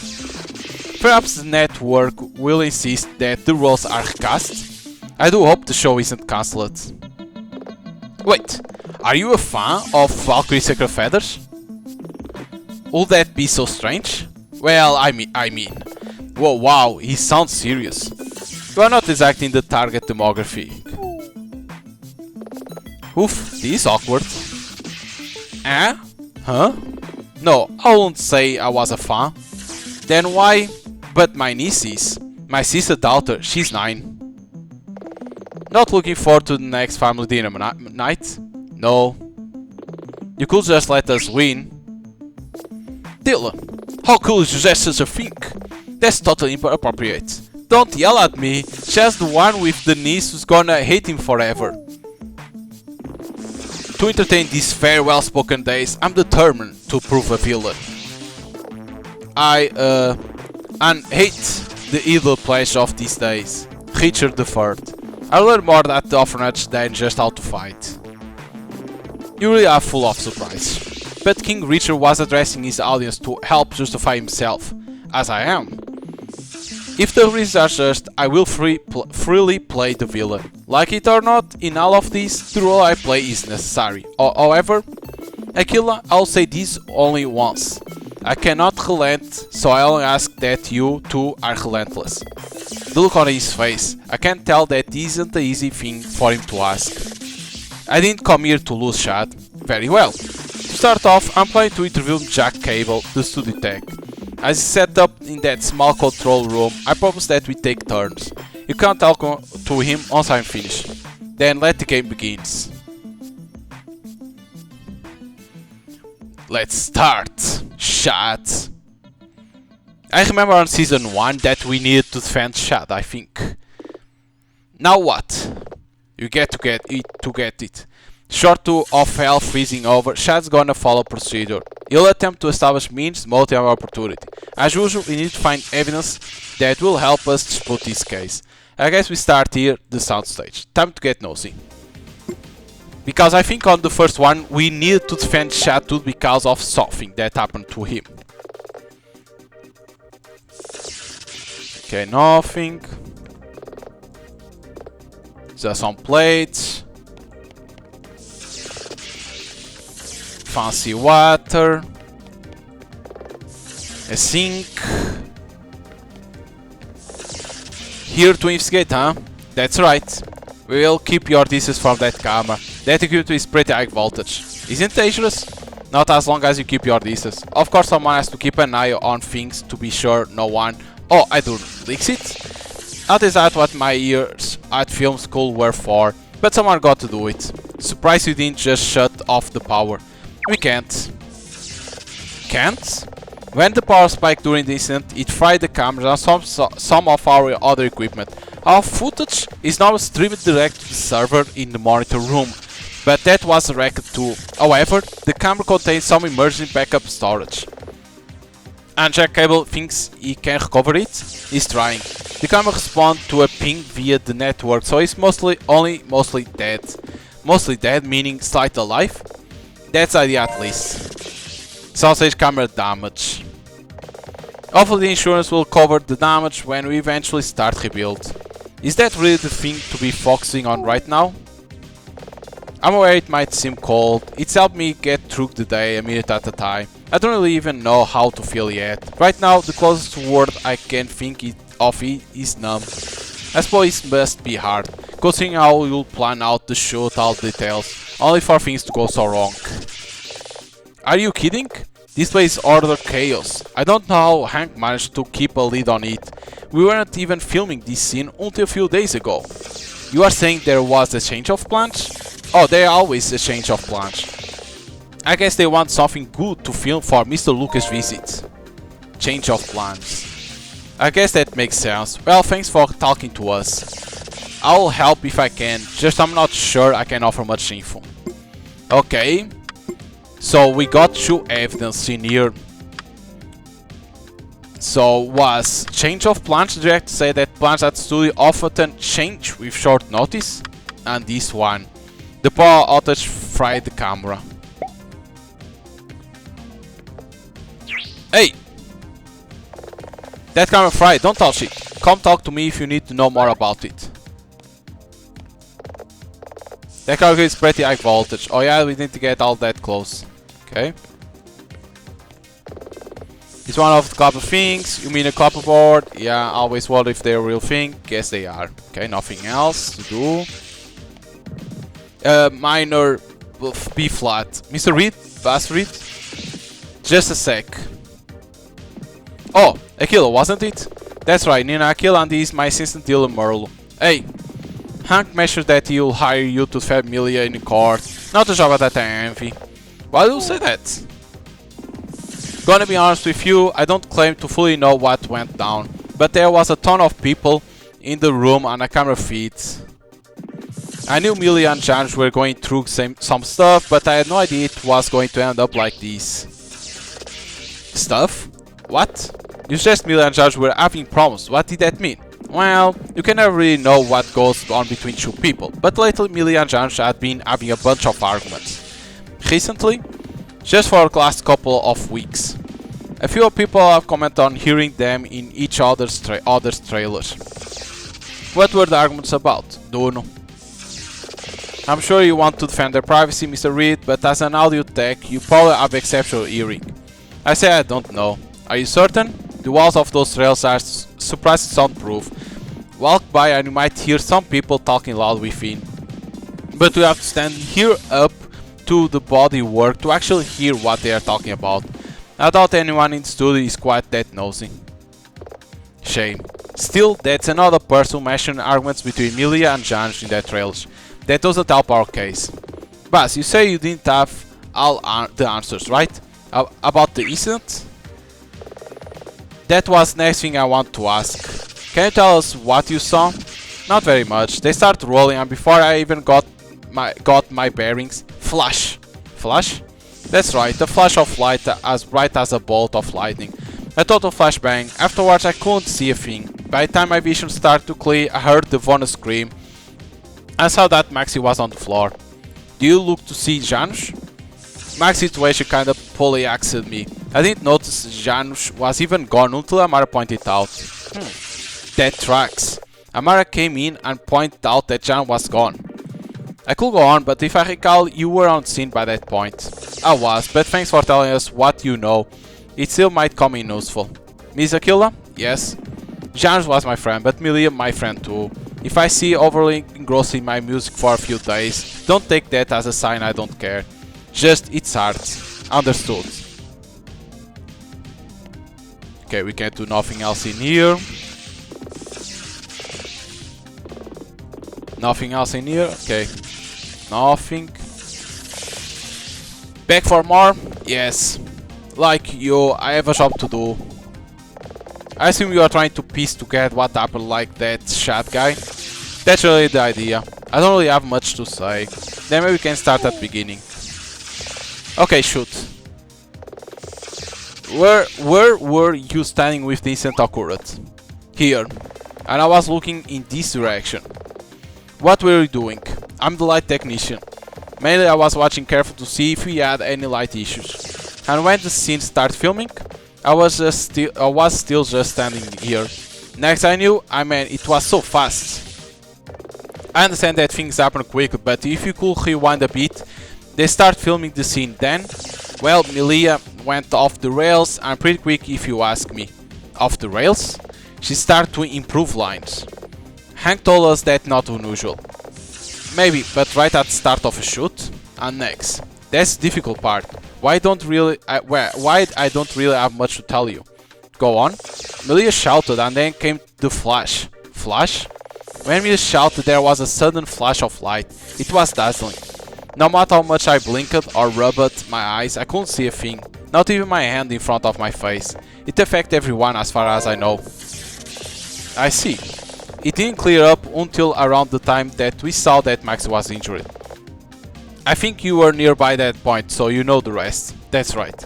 That's everything I've got. Just one more thing if you don't mind. Yes? What do you think happened? I'll prefer not to speculate. Sorry, just you work here and you are much more familiar with how this place works than Dil and I. I mean, we use a lot of pyro effects as part of the show, but I suggest you talk to Cat Will about that. Cat Will? I thought I met everyone yesterday, but I don't remember that name. She been on vacation, but she just came back today. I actually saw her over by the VVX equipment earlier. She must have stepped out for a bit. Okay, great, we'll watch out for her. Thanks for the help. Watch out for cables. Okay, we have Dazzle. It Dazzle all the press, meaning that they see the incident.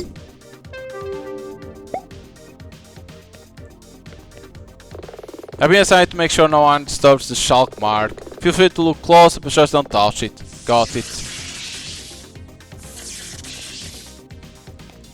Can't pass in front. This must be where Janusz was standing. That tracks given what we saw on the monitor during the incident. I wonder. Officer, did your team run a forensic analysis on the spot? Of course. Normally also with the old draw an outline of the body, but in this case there was no body. Our work theory is that he was completely incinerated. Are you serious?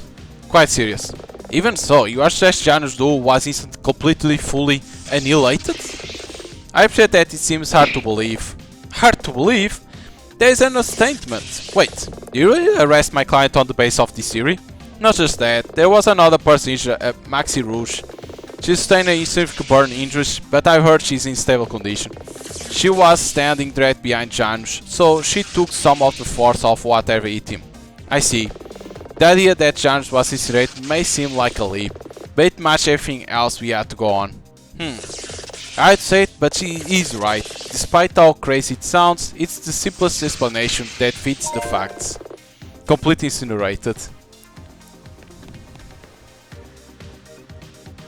It's always cool to see someone being incinerated. Woo. This seems a serious piece of kit, like the size of fans. Okay. The box have nothing. Look like this goes outside. Maybe we should stick around for now. Can you let us through? Is ask us they not beat sir for time being.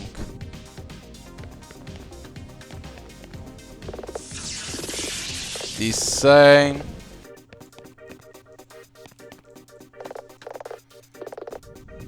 Nothing else.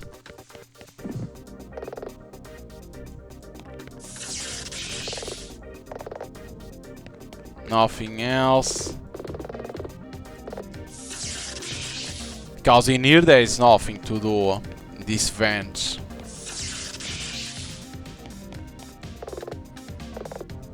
This always same. These only the foods. I'm not sure we found everything we need here.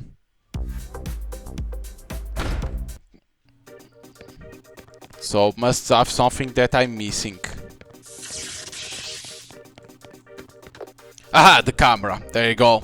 I thought we couldn't interact with the camera because it's up. Let me only drink.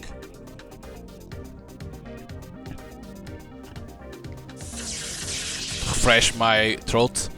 Maybe it caught a better view of the incident. You checking out that camera? Have you seen the footage it captured during the incident? Yeah, we spoke to that lady, Lotta Eiffel, in the lobby. As head of security, she was all the feeds. And it was useless. The camera is set up to the monitor both enters and exits to this room. It never punched far enough to see the soundstage. You can get the raw footage if you want, but we went through it very close. I guess that would have been too easy. Penny, for your thoughts? I get the feeling we have found everything we are going to find in here. Let's try outside. Okay. So the camera can't see nothing. Can't aim to here. Okay. So what's the plan? I just wanna take a look around. You are the boss. Okay. For what we saw after the incident, this is a Mara trailer. Lockets. This is pretty secure. What are you looking at? The gate. And the walls. The gate seems solid, plus the gates and walls are both 15 feet high. You are trying to rule out someone coming in from outside? That's right, the walls don't guarantee that, but no one getting over those without some forward planning. This place is like a fortress. The gate, okay, this is always same thing, doesn't change, only to make sure. Like they could come from the sewer, right? Someone took the chance to shoot.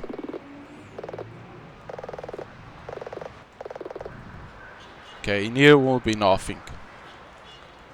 Nothing. She doesn't interact with these. Not come to sewers. Damn. She doesn't interact. For what we saw after this Janus trailer. Lockets. Okay, the cars. Oh, we can't interact with cars? Damn. Another camera. Yeah, but this one not moving and it doesn't look to be in the state of repair. Let's put a pin in that.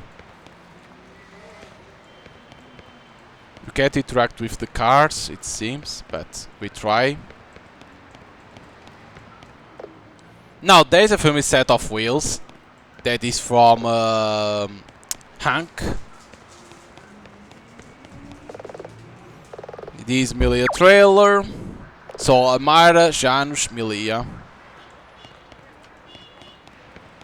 Nothing. I wonder. Locked. Looks like there's a sign now on the right. Maybe that is what these little buildings for. Let's see. Warn, do not enter, severe risk of bodily harm. Risk of explosion. Explosion? Maybe it's the side for the gas line. Maybe. Oh. We can walk. Miss Aquila. Lotta, right? Lotta, I feel? That's right. I'm just doing my rounds. Rounds?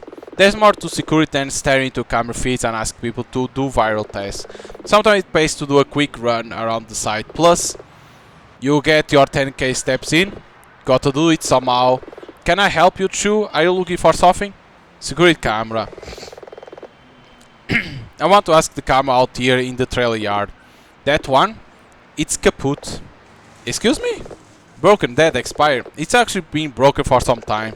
We want to fix it, but apparently the camera system is all covered by a warranty, so we are waiting on the people who originally set it up to get back in touch. So it doesn't record anything? Nope, sorry, not a thing.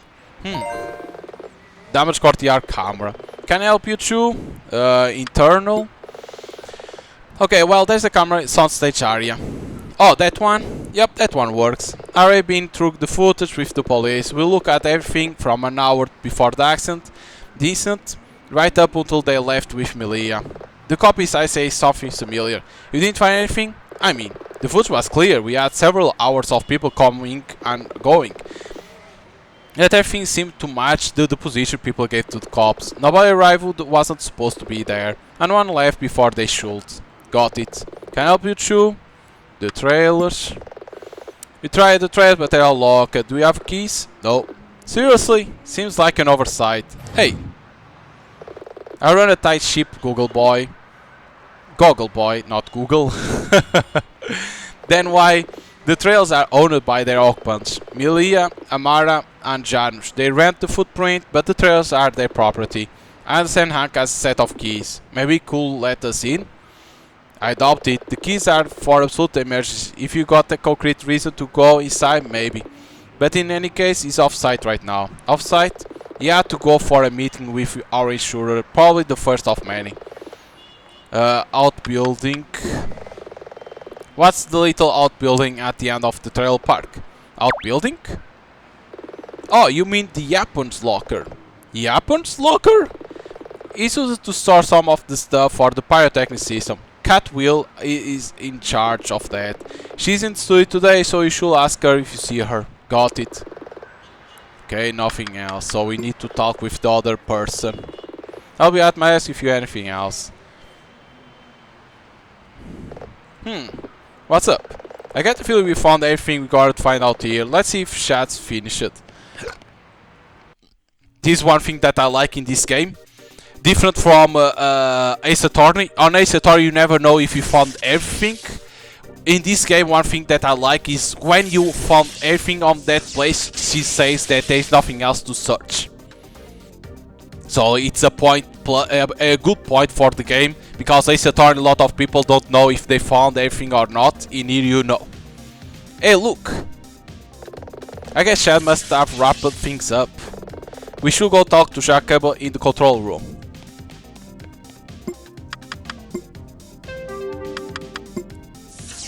Go, go, go. Get the fuck out of here, Shad. Don't mind me.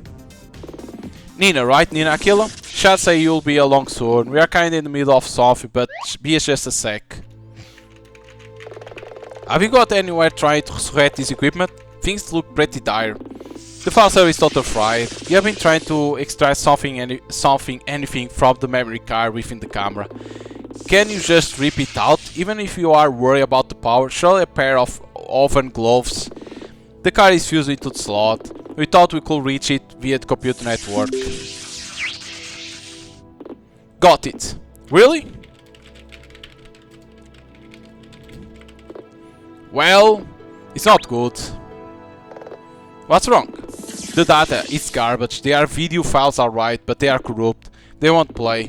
Can you salvage anything? If I check the files headers... Okay, I got two images. Both are in black and white. Monochrome. The scene was going to be like that in the final episodes. Monochrome feeds.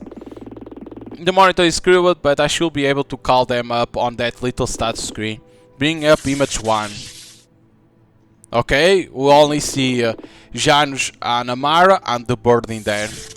That looks like it was taken just before the incident. Before? Now bring up image 2. And after, Jan is missing that picture. And that looks like Maxi just after she became injured.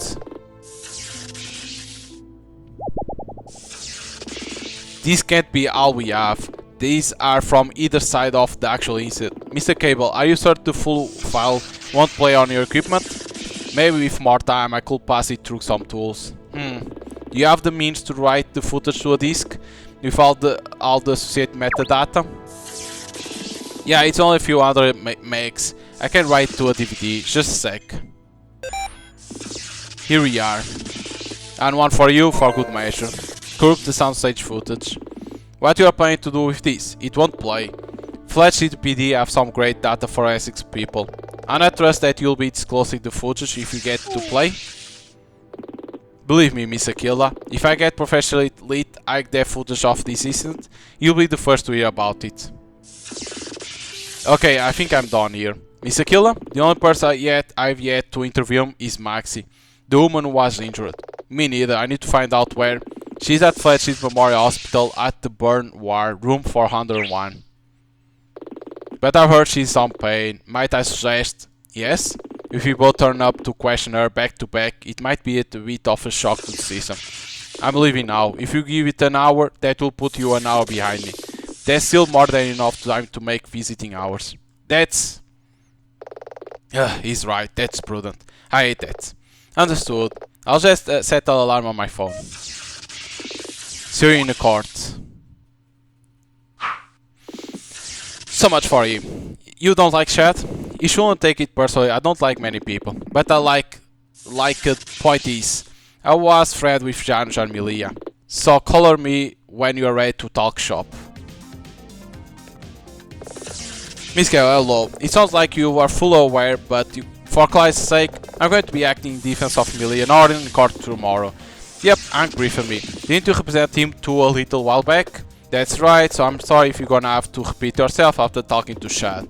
It's okay, this is important. So what do you wanna know? From top, can you tell me about the incident from your perspective? I mean, you probably saw... Oh, that. I just want to know what you saw personally. Try to pretend I wasn't there. Well, I saw the whole thing from start to finish in monochrome. You mean black and white? That's right, it was up here on the big monitor. It had been a busy morning while we got everything ready to film. The scene in the final show was to be black and white, so I calibrated the monitor for monochrome. I was putting the finishing touch on the live preview when you and your sister spoke to me. But everything seemed good. I heard there was some change of plans due to Mr. Luke's visit set, but they didn't matter much to me. I just got busy in here. When it was time to film, we did final prep. You two, Anchor and Mr. Lucas came here to watch while start filming. Then, please just describe what you saw, Mr. Cable. Okay, Milia seemed to react to a sound from her bird, Starna. Then she must pull the flash paper in her costume or set off a flare or something. Mr. Cable? Yes? I know it's hard, but try not to speculate, we'll come to that later. Just what you saw, please? Fine. We'll perform her on-set transformation sequence and appear to become her in-show alter ego, Valkyrie Freya. The light was so bright I was worried it might burn out the camera sensor. Fortunately, the camera recovered. For a moment at least. Just after that, Janusz looked disoriented. Then he did the same thing. He performed his costume change sequence and could be seen on the monitor as some sort of monster. Before I knew what was happening, a burst of orange flame shot forth from Milia and hit Janusz. There was a bright flash of light, and it was around that time that the camera flame burned out. Some sort of power surge knocked out the file server. And my studio monitor. Thanks for that summary. Now, could I ask you to speculate on what might have happened? Not a chance. Really? Sorry, but I've run the event over and over in my head dozens of times.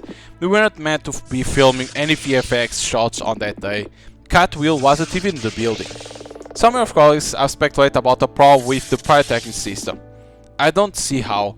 But then again, what else could have happened? That just seems to be the only reasonable explanation. Zack's the position. I don't have you. Excuse me?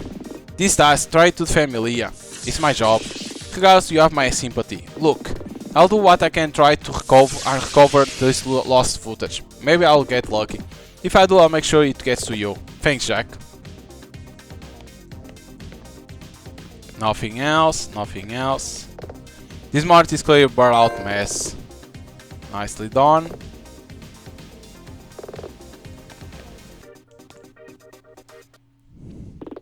So, that was devastating.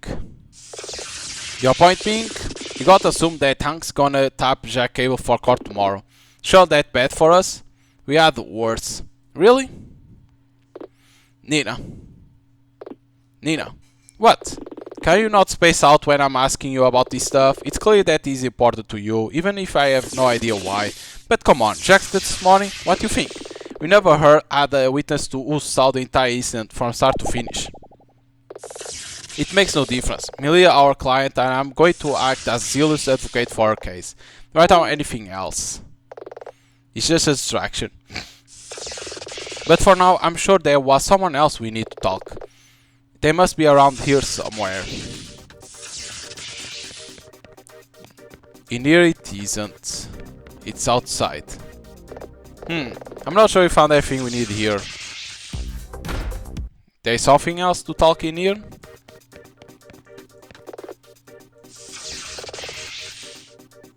No.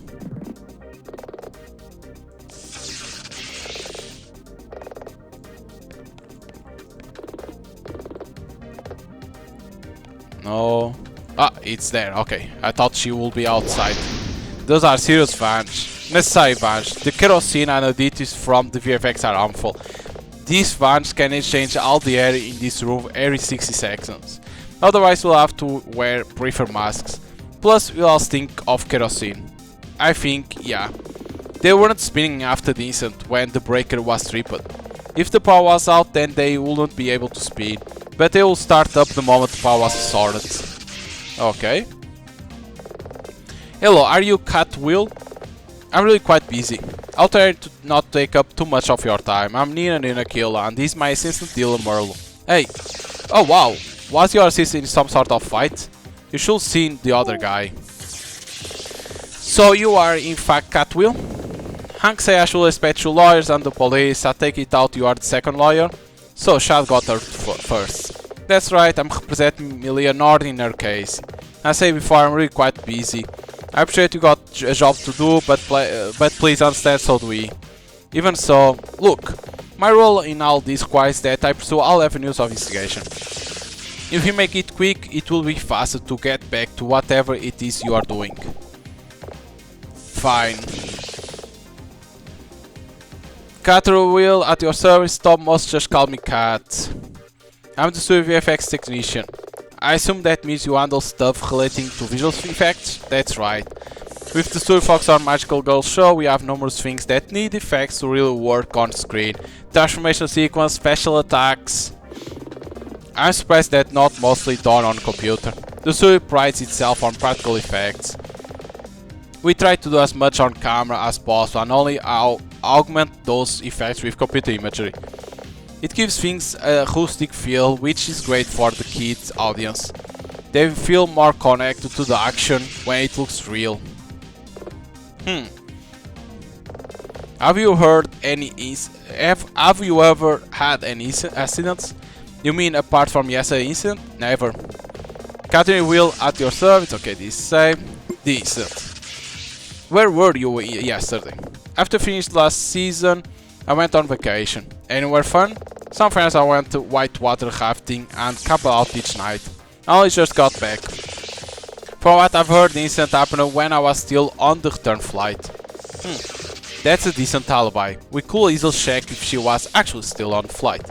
No one will tell such a easily refutable lie. Others on the crew have talked to me about being dazzled. And the police have been suggested that Junior's do was incinerated? What do you make of it? All hogwash. Hogwash? Bezos' position. There was no VFX plan for yesterday. It's just not possible for the Pyron 9000 to have discharge like that. Pyron 9000. This baby. Our pyrotechs are supplied by Pyron 9000. This machine connects to various nozzles and emitters around the soundstage area. Two large flame jets in the upper lighting ring can fire flaming tongues. Numerous small flame jets can be fired up from the floor. Smoke machines nozzles are embedded in various places. There is even a jet that can fire a fine stream of liquid. Then ignite that for a mini explosion. Third last one, not used very often. This is all in addition to the lighting ring, which can flash to help mask things for transformation sequence. Sounds like a serious piece of equipment. Oh, it is. This kind of equipment is normally only used in big arenas. Most idle performers use similar equipment. Of course, with us using it in such a confined space, the effect is very powerful. I had to even ask, but is it possible it could misfire? No. Even with a power surge short circuit? Hell, what if Stu was struck by a bolt of lightning? I get where you are going with this, but the answer is no. How can you be so sure? You are dealing with Japan grade hardware here.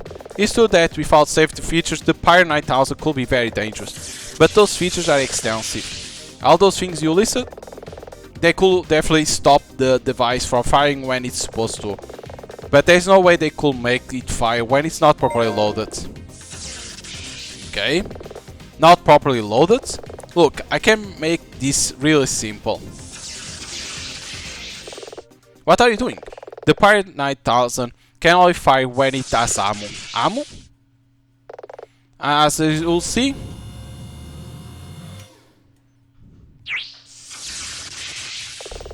Well, but that just can't be.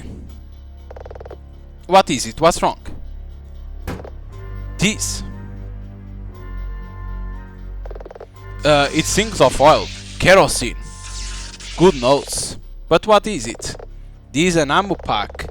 Think of it like a printer cartridge for an office printer.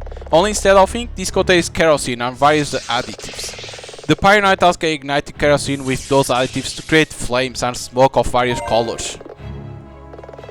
The chemicals are pressurized and flow out of this nozzle on top when the machine opens the valve. A single pack can create a flaming burst that around 5 seconds in length, but normally our VFX only need a fraction of time for each flash, so each pack can last us a while. The smell is very pungent.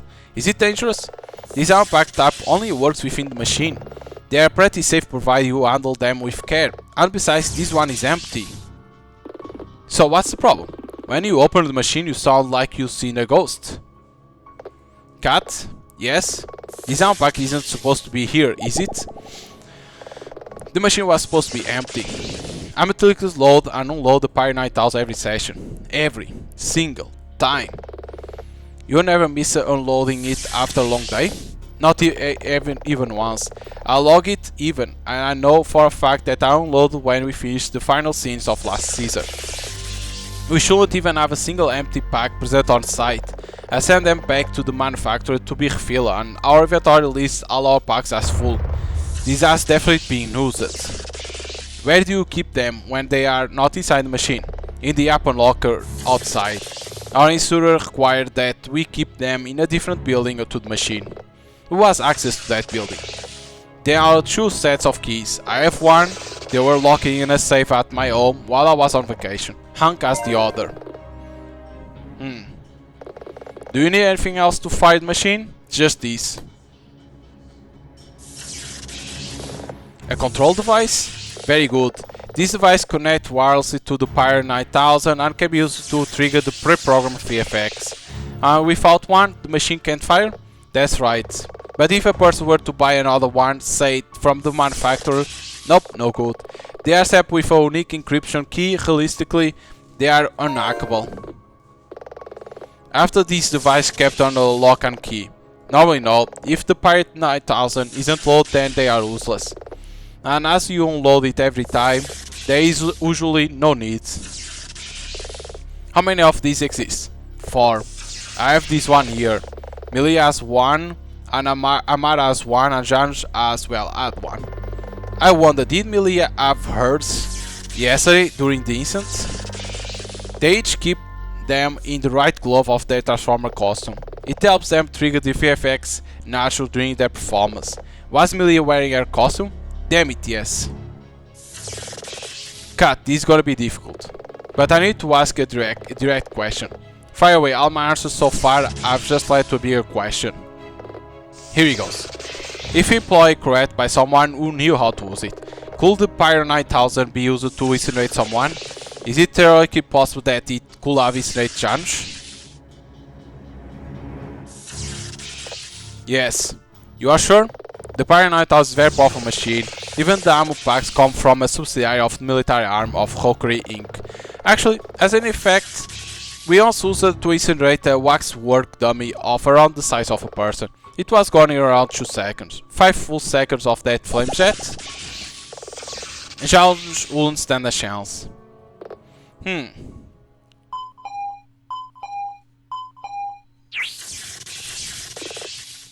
Remind Maxi. Time to go to see Maxi? That's right. Kat, I think we have taken up enough of your time. Sorry I couldn't prove Millie innocent. Appreciate your help, I'll say. Let us know if you find anything else. No problem.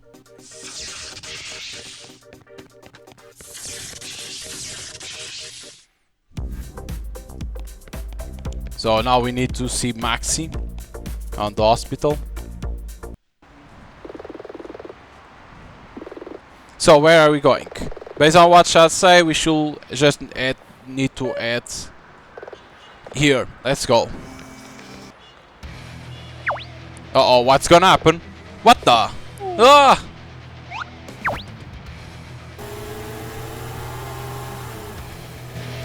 Uh oh, the bikers. That's why he hides. Because for the festival.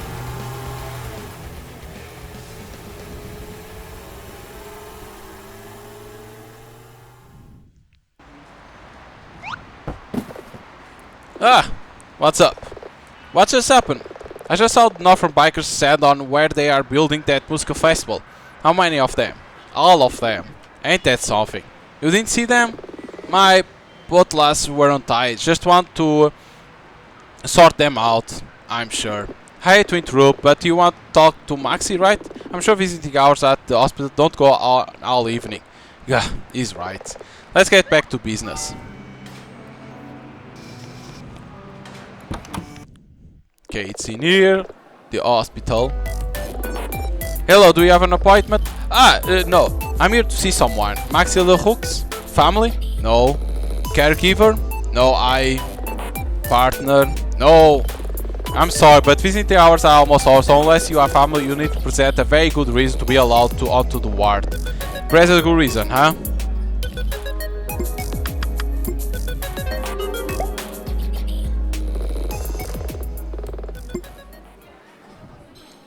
It has to be this, right?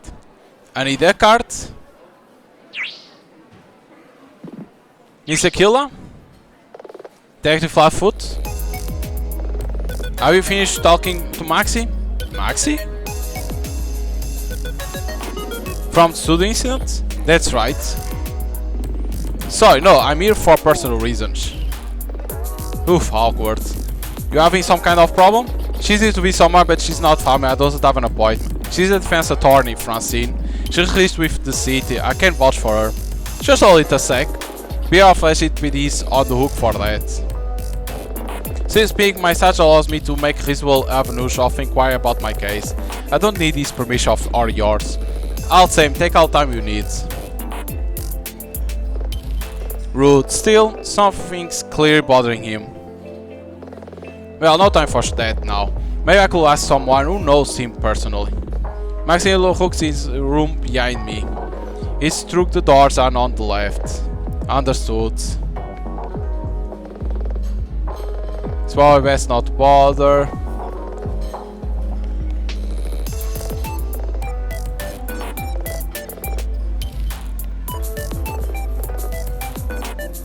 Nothing to do, okay.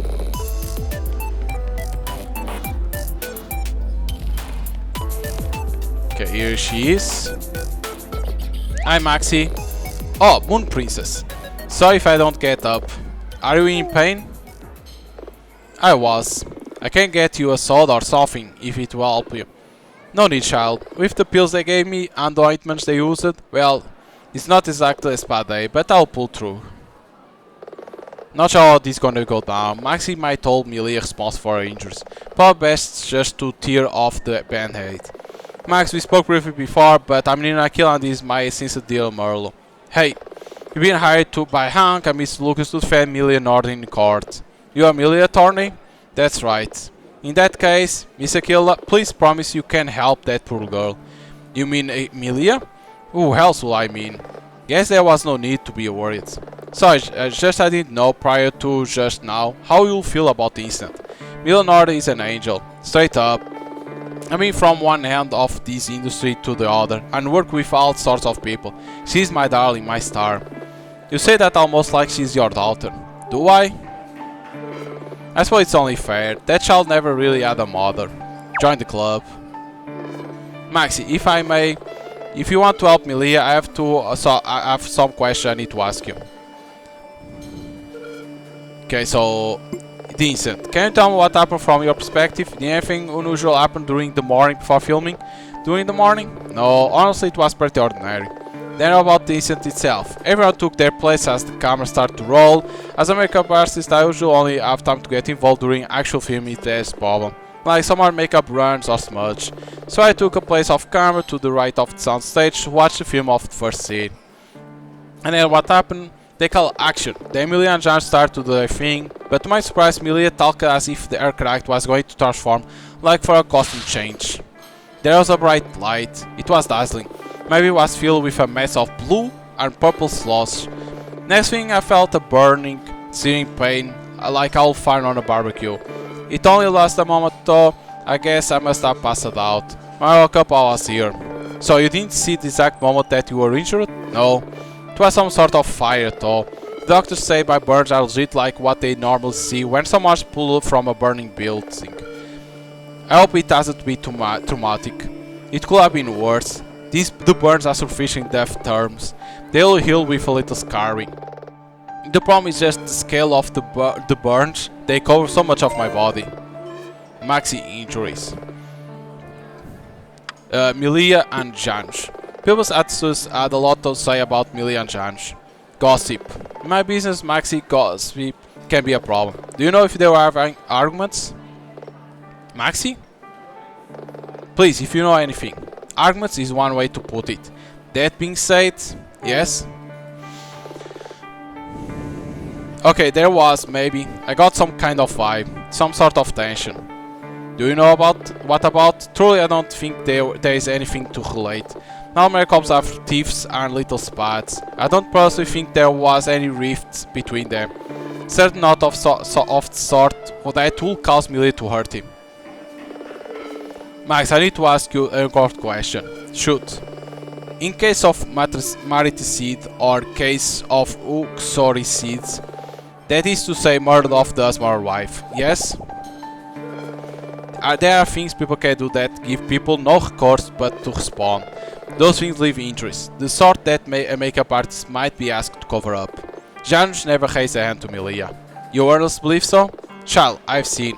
Okay, you have been professional, so let me equal frank. I apply makeup at some point to practically every inch of Milia. The crew can pay me for things like haircuts or bits of cosmetic work, and also do waxing. No part of that girl body is a mystery to me.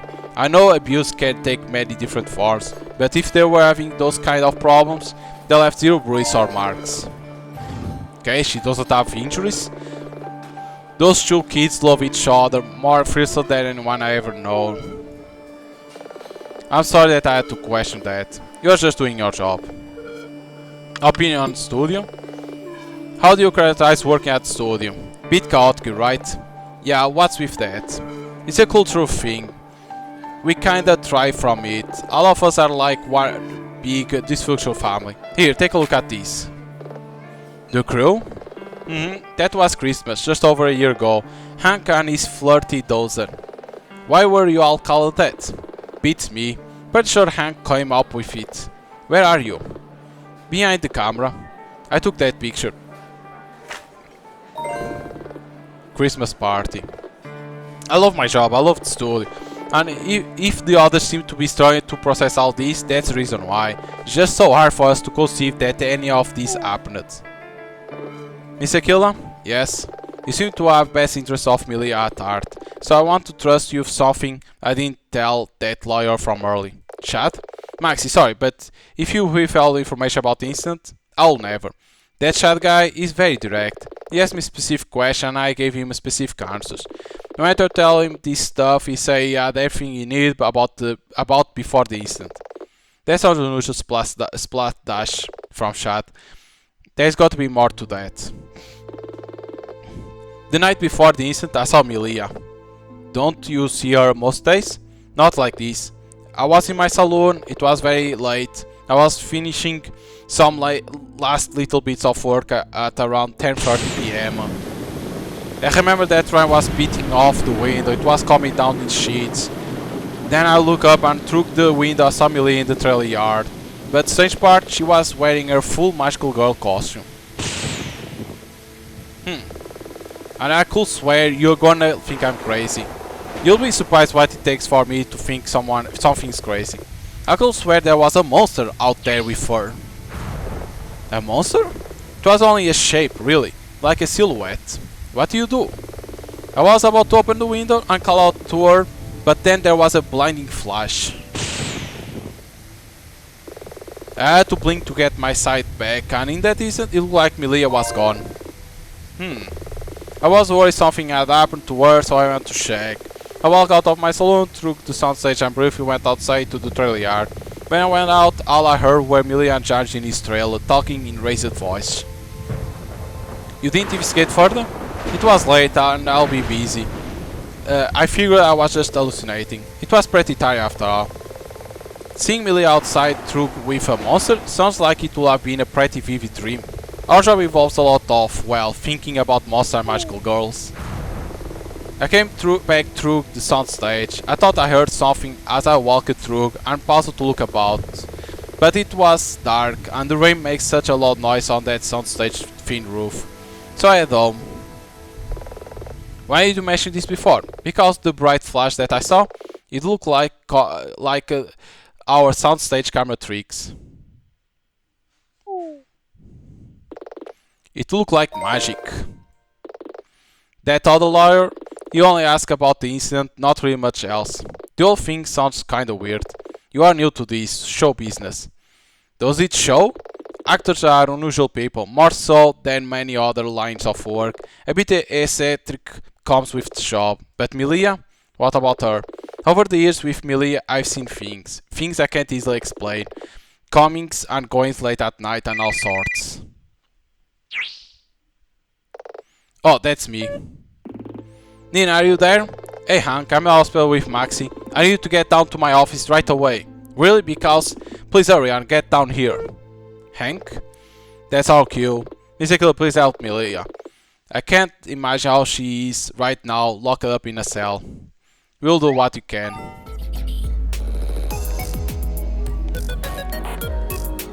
Okay, we have a lot of evidence. God damn.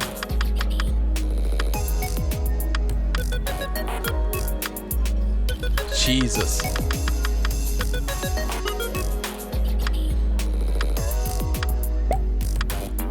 That's a lot.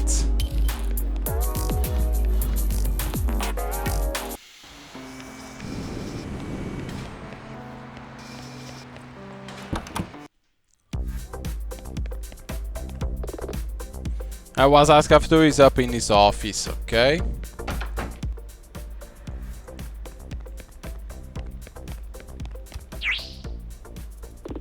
Nina, Dylan.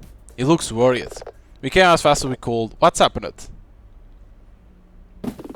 We're gonna want to sit down.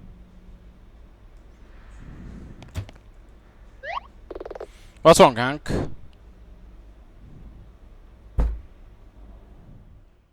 Oh, it's the device. The control device. Let me drink.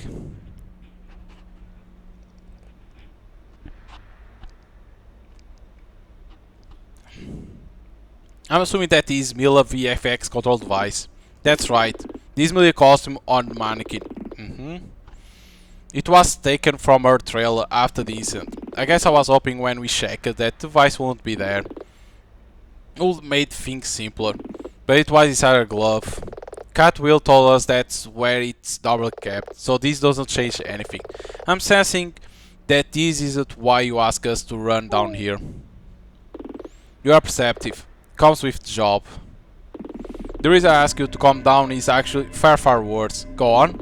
After you left, police managed to get some footage of the incident, but Jack will say, no, not of the incident. Our security tapes for the past week. Everything you need, huh, Chad? You are talking about the night before the incident? How do you know that? Maxi said some troubling things. Troubling, huh? Then come look at this. Our CCTV footage is all in monochrome, a very slow resolution. Being an older tape-based kind, it only takes one frame every 50 seconds. That way, you only have to change the tape around once a week. Not say state of the art. It's on the list of stuff to get fixed. Just show me. That's sausage, but where's the place on the left? That's the Japan locker. You can see them packs lined up on the table. When are we looking at? Just before 10:30 PM. That matched with what Maxi said. It's the next part. We see it. Is that Milia? I refuse to believe that. Yeah, it can be someone disguised, right? It's easy. She's right there, in full costume. She's holding something. Lotta said that the police already did an analysis. She's holding a trash bag and a set of keys. Keys for the Japan locker? Hank, work with me here. Fine. Yes, they do appear to be keys for the Japan locker. You can kinda tell from the way she's holding them that she used them to get inside. She's walking over to that ammo pack. And she's just taking it? And she's gone. I wonder what was in the trash bag. Could have been empty. Pretty sure it wasn't. Oh yeah? She's carrying a sensitive piece of equipment out into the rain. Is she using it to cover the ammo pack? Dylan's right, she was carrying it. Seems quiet. Yeah, it's a shame we just get no signal from the camera in the trailer yard. Things are quiet for about 10 minutes and then... There's Milia, full costume with the ammo pack. What's she doing? Surely she's not... Oh, come on. She's loading the Pyron 9000? I still can't believe it. She suddenly turned around. It's a shame it's so low res. Or we might have better idea what's going on. You can't even make out her facial expression. Body language though. She looked as though something spooked her. And I think I know what it was. There it is, Maxi. You can just see that Millie took cover behind some box. Maxi went outside. And when she came back, she said that she thought she wasn't alone inside the soundstage area. She has no idea just how right she was. It seems after Max left, Milia darted for the exit. But how they know it's Milia? Because it's only because of the suit. Because you don't know if it is, because it's low resolution. Can be Amara using the equipment. Can I take a copy of this? Go ahead. The night before. I just can't... I'm crying. I just can't believe it. This... I mean, how? What? It's not over yet, young. Nina, come on, man. There is optimism and then there is foolishness. We maintain faith in our client, Dylan. I know that, but what point does defense switch from flat-out denial to damage control? How can we go to court tomorrow and suggest Milia pleads not guilty after seeing this?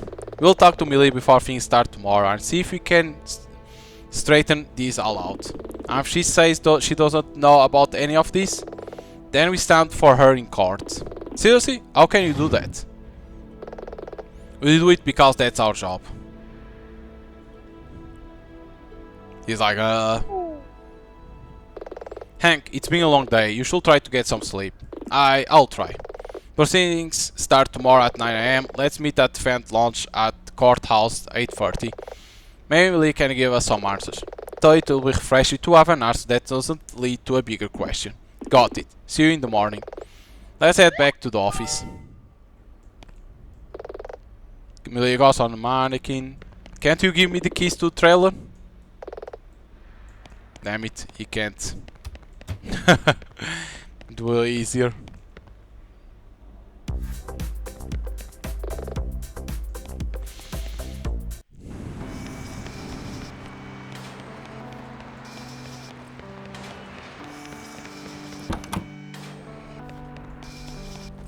Okay, let's go back to our office.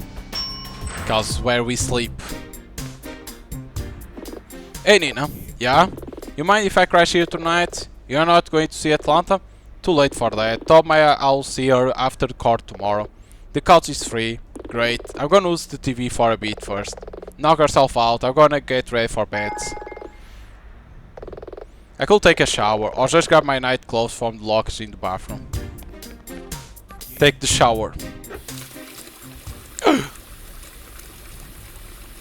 Can't see shit.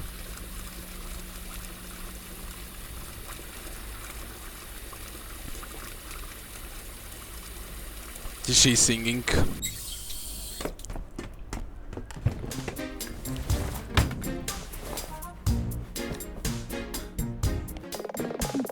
Police remain baffled about the case of recent theft of. Sounds like Dylan watching TV.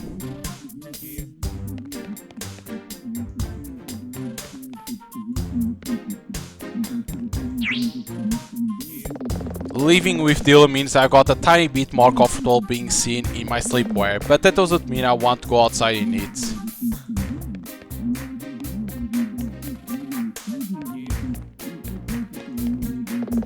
Is that news? Yeah, I want to see what's going on. As 2 more explosions have occurred in the past 24 hours, people are turning to the mayor's office for some kind of... Nina? Each explosion followed by electrical disturbance that affected nearby buildings and vehicles. Yeah? Do you seriously believe that Milia is innocent? We act as zealous advocate for our client, Dylan. If she says she's innocent, that's the political answer. I mean, like, for reals. For several witnesses in the area stating that Northern bikers have been in the areas of several. From an outside point of view, all evidence suggests that on the night before the incident, Millie left her trailer in costume, stole an armed pack, fully loaded a dangerous machine, knowing that she had the means to activate it the following day. A tape footage taken from an English tourist during the time just before and leading up to one of the explosions. Sounds like she spent the night with him though. They were husband and wife, but when she was gonna blow him away the next day, yet another thing that doesn't quite make sense about all this. I'm gonna head to sleep. We got a big day tomorrow. Later. Before we play that footage, please be advised that some of these images are disturbing. So what I'm seeing is that if those are her parents, they die on explosion, is what I'm seeing. Okay, Nina, brief. Count to 10. That's why she gets afraid by an explosion, because of that. Remembers her past. Dylan, can you turn off? How does he just fall asleep like that?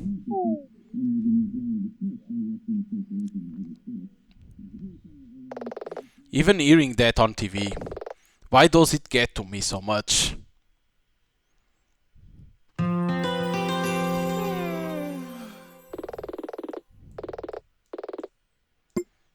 Okay.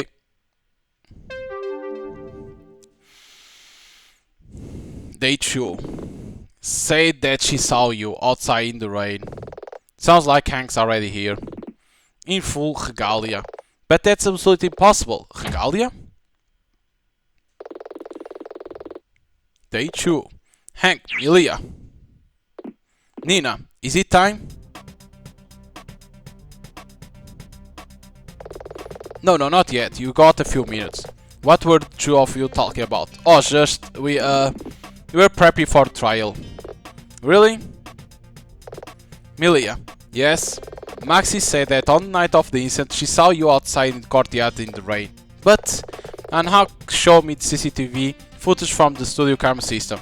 But it shows you getting an ammo pack, putting it to the pyron. That's impossible. There's a video of you doing it. I spent all night with Janusz. You did nothing else? You spoke to no one else? Nina. If she says she didn't do it, then she didn't do it. Hank. If Millie says that she didn't leave the Janusz trail all night, then as her attorney I will hold that line in court today. But it means that our only alibi is the only one person who can't testify. Nina, I'm sorry, I was with Janusz all night. I don't remember leaving or doing any of those things. You are aware that's going to be difficult for court to accept. I don't know what else to say. She just seems so genuine. Then again, she's an actress. Hey Nina, they are ready for us in courtroom B. The bailiffs are out there for Milia. Thanks Dylan, I'll be out in a sec, see you at the bench. Got it. Milia, go with them. We'll see you again soon. Okay.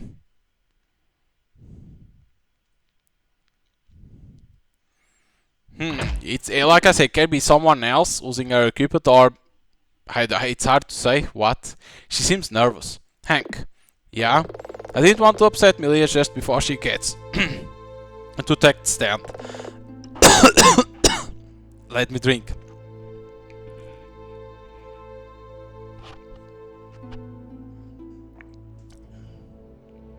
I may only have one eye, but sometimes that gives me the clarity to see through things. I don't like secrets. What do you... Are you calling me a liar? No. But if there is anything you haven't shared with me, no matter how minor, now's the time.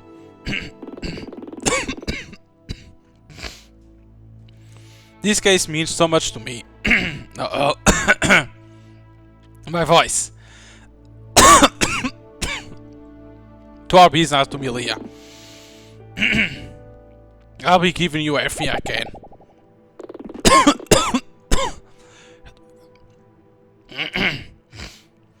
Aren't you supposed to be some kind of legal?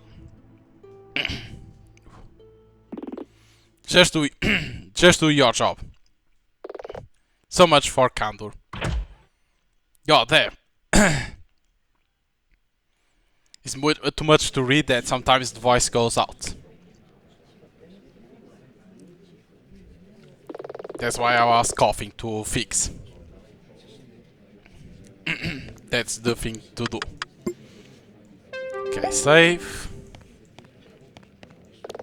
Let's get to it. Got it. So I apologize for coughing in there, but I needed to fix the throat. Did you talk to Milia? And Hank? Any helpful revelations? Aquila, Merle. I trust you can prepare it. I always do my homework, Chad. Then perhaps it's time for me to take you to school. Oh, I'll rise for the Honorable Judge Townie.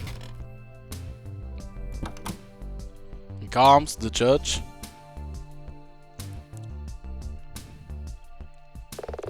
Please be seated. We are assembled here today in the matter of the trial of Milia Nordin, a resident of Flash City. Bailiff, please bring the defendant. Defendant, can you please confirm your name and occupation?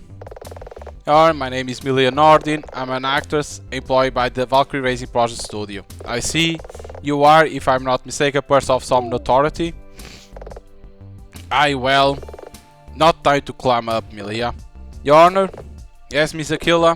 My client is the star of Valkyrie Sacred Feathers, an award-winning TV show. She's also both in character and in person a hero to shield all over the country.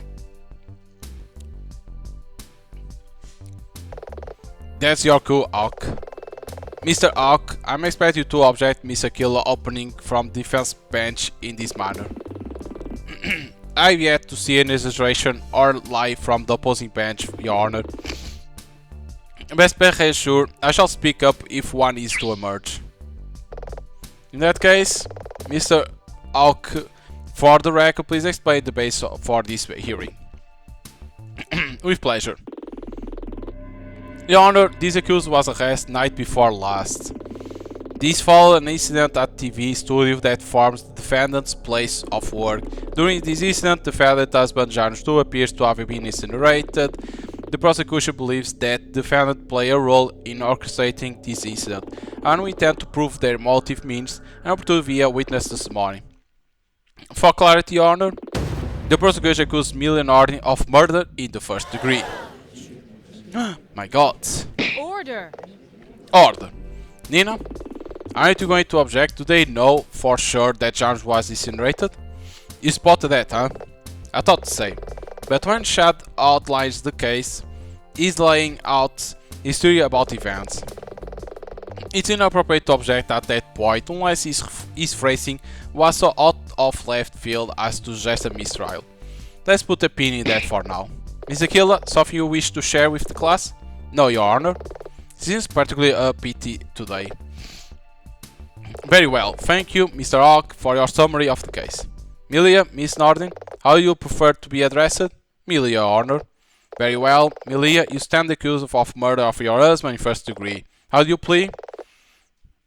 No surprise now, Milia. Not guilty, Your Honor. Game on.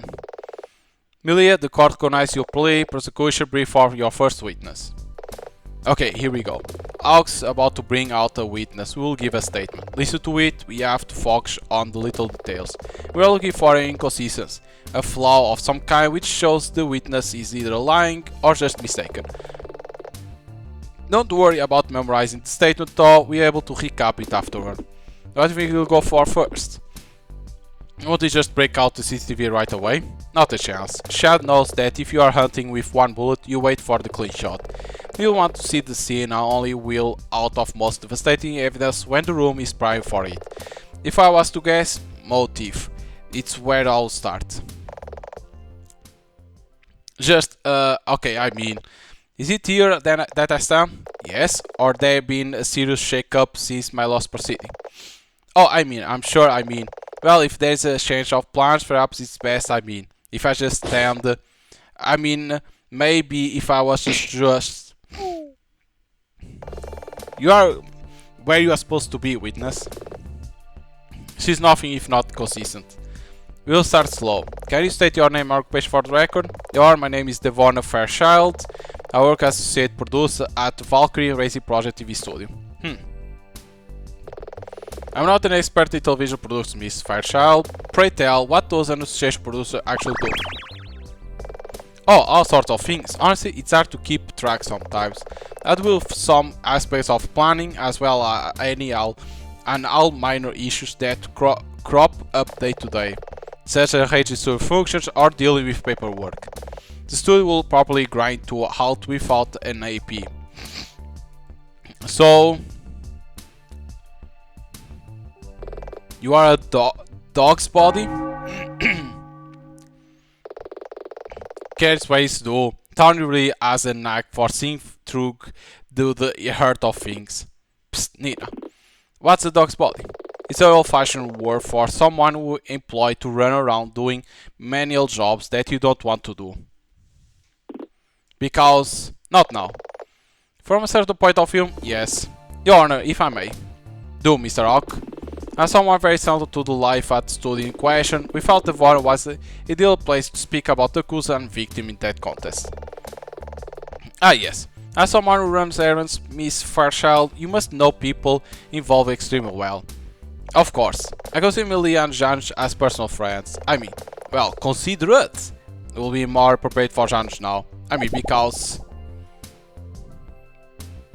silence. Miss Fairchild? Devona? Oh, sorry, I think I froze up for a moment there. Miss Fairchild, I'm sure you are nervous being in court like this, just explain what you say to the police. Of course, Your Honor. When all this happened, I was shocked. In fact, I was literally in shock. I didn't say or do anything for hours. But it gave me time to think about countless little things from the weeks leading up to the accident. Sure, you are not up to suggest that you expect something like this to happen. No, Your Honor, but... Millie is incredible. She knows every take, she aces every photo shoot, she feels every dress, while Janusz was acting genius. He could go from a perfect gentleman one moment to a savage villain to the next, at least on camera. The pair were, by my reckoning, the very threshold power couple. And when I first met them, that's all I thought. Here we go. There I noticed the needling, just a little at first. The little jibs or barber comebacks, said by Jan sometimes, but more often Milia. That's not true. Sure, we were married, but saying it out of context like that... Order, Milia, you'll refrain from outbursts or hold you in contempt. But... Keep it together, Milia. I recall days not so long about where the pair had full-blown arguments. Sometimes just the smallest thing will spiral and the two of them will get punted. More than once I heard Janusz claiming that Milia had gone out late at night, riding her motorcycle through the city, and he had no idea where she was. What secure relationship sees a part doing that sort of thing? Like the tension was building week on week. If I was to categorize how I felt about it, the relationship acted like a swan. Commonplace on the surface, but kicking furiously beneath. So you are acting as a character witness? You seem appropriate, Your Honor. Very well. Witness, please move on to your statement. Here we go. Witness statement. I've seen Milia disappear several times. She'll just vanish late at night on her motorcycle just like that. And given Jan's unusual background, in a way, Milia and Jan have always had a tumultuous relationship. Very well, Miss Aquila, you may begin your cross-examination. Devona paints a grim picture of Milia and Jan's marriage. Let's see if you can turn that around. Okay, we have the lives in there. I see Milia disappear several times. She'll just vanish late at night on her motorcycle, just like that. Okay, we can save in here. So let me see the evidence.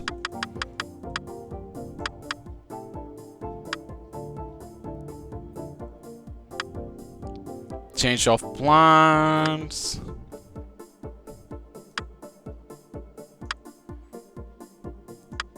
Dazzle. A gossip. Monochrome. Kerosene. Kata as a Paranank. Magic. Maxi. Milia. Body show. No evidence physics.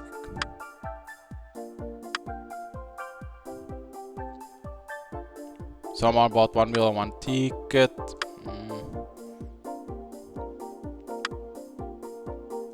Only to see.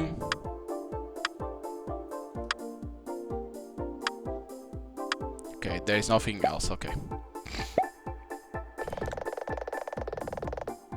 Late at night on her. Let's press more. Vanish? What do you mean by that? Oh, sorry, I guess that it's all kind of ambiguous. I just mean that she'll take off, leave. She'll head out of the studio parking lot. She'll head out of the studio parking lot at the drop of a hat, usually on her motorcycle. Where she go? Well, usually when asked, she'll say she was going to clear her head or to get some air. I've always felt her explanation left a bit to be desired. Your Honor, the witness is drawing conclusions. So stated. Oh, sorry, did I do something wrong? Miss Farshall, as a character witness, please try to only describe examples you have observed.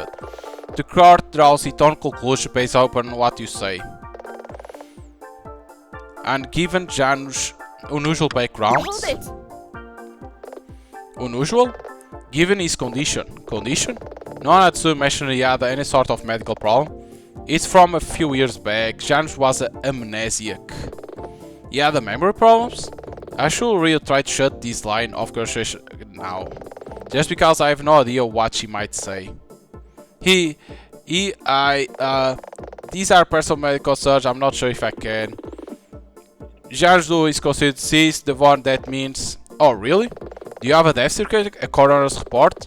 As the defense has yet to be furnished with such documentation, if so... No. I think that actually rattled him. Ms. Farshall, are speaking of Jandu amnesia relevant to this case? You said that this has happened some years ago. It was not an ongoing problem, no. Jar suffer from amnesia. File that for later reference. In a way, Millie and Jar's have a tumultuous relationship. Whoa, this is different. The one seems such a delicate person, but I can't let this slide on purpose. Oh, come on. Sorry? Your Honor, this is unacceptable. The witness can't just operate like this. Even a character witness. She's providing context. She speaks without basis. Ms. Fairchild, you'll need to provide examples of specific times that this was evident to you and to other observers. I see. Oh, of course, interviews. Interviews? As such, actors and Amelia were interviewed held by media source. I always felt we should refuse those requests and ask people to interview Amara instead. Amara? Another star in our stable. She handles herself more professionally. Less friction. I see. Do you feel this is important, Miss Aquila? Yes. Yes, I believe it's important. Very well, witness. Can you please add this to your statement? Interviewers surely see there was friction between them. There was friction.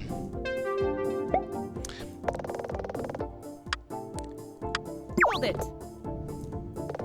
What makes you say that? I always use it to dread putting the two of them in a room with an interview. Interviewers are incisive. They look for such marital score will be a great story to break. Is that really true? What are you thinking? Shelley is trying to establish motive by painting Millie and Jar being in dysfunctional marriage. You never know what's going on in private between two people, but I think we know enough to suggest that Devar may be overly negative in her assessment. Okay, continue.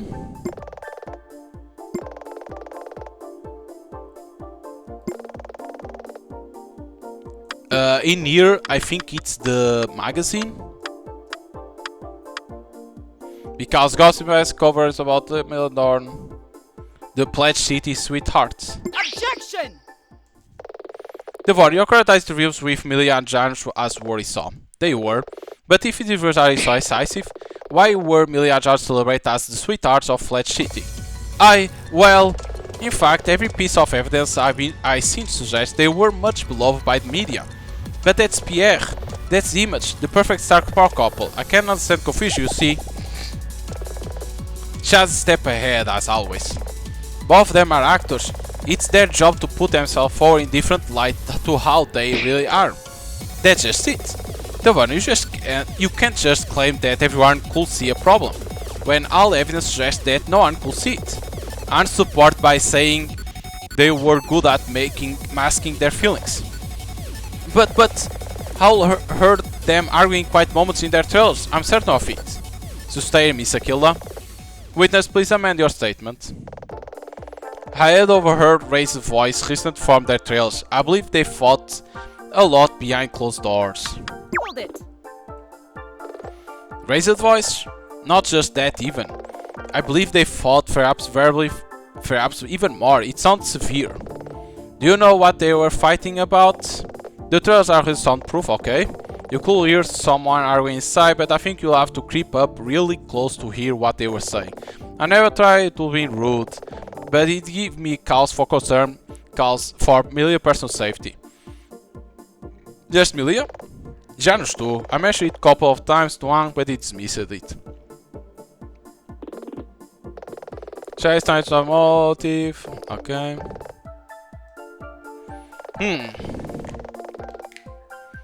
Let me only save now because we discovered the first files in there. Motorcycle. We didn't saw a motorcycle in there, but I think it's not in here.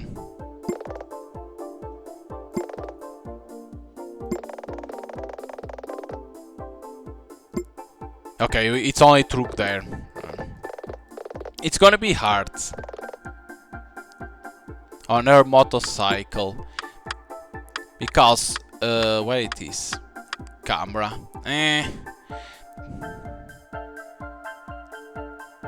It's not about this.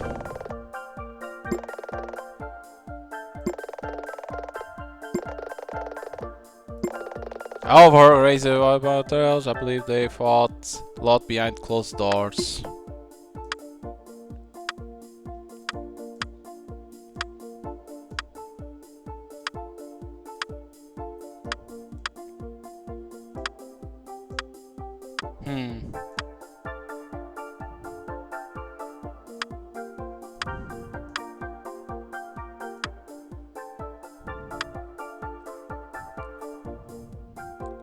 Or abuse. Sushi movie. There was a blinding flash from outside Max's window. This can't be. Damn. It's gonna be hard. Guys, I don't know if it can be these. Or where it was. Now I forgot where it was. Can be these. Damn it, where was the other?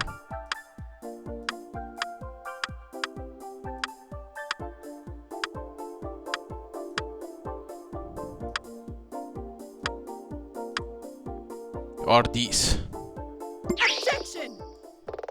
Your consideration for your co-workers is noble, Miss Fairchild, but I cannot but think that you are reading in more than you can prove. You say they fought a lot, yet there is no evidence of any kind of physical altercation between them or Milia's body. There are many forms of abuse, Aquila, not all of them physical. I don't dispute that talk, but your witness paints a picture of dysfunctional marriage between two parties who fight or bicker, in many of so audible, so severe, to the degree that others around them express concern. I remind the court that the prosecution aim here is to suggest motive for Milia's post-action, while other sources paint them as having a fairly tale marriage. I will concede that the truth probably lies between these two extremes. Sure, you must concede that too?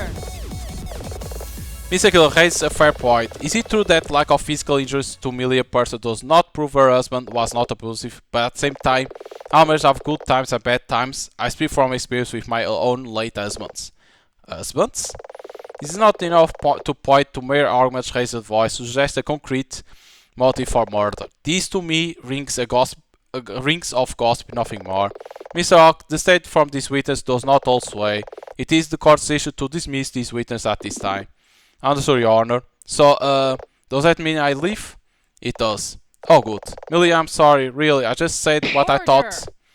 Order, Miss Fairchild, I'm aware that you are not accustomed to the courtroom, but my patience has limits. Please leave the chamber. The prosecutor calls Jack Cable to the stand. Miss Cable? Yes, Your Honor, yet again I'm confronted by my inexperience when it comes to your profession. My notes say that you are the studio tech. What do you actually do? It's easy to think of me as the man in the chair.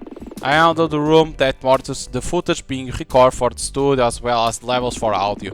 I also handle the physical hardware to record and archive all of our footage. I see. Your Honor? Miss Cable was monitoring the scene when the incident took place. Oh, so you have footage of the incident? No, exactly, Your Honor. The equipment experienced a number of power surge during the incident. We are not really sure why. So all our footage was corrupted. Police forensics were given the data yesterday, but they are still looking over it. They aren't sure if they are going to be able to restore it to anything of use. But as Jack was monitoring, he saw the incident from his perspective. Yes, I see.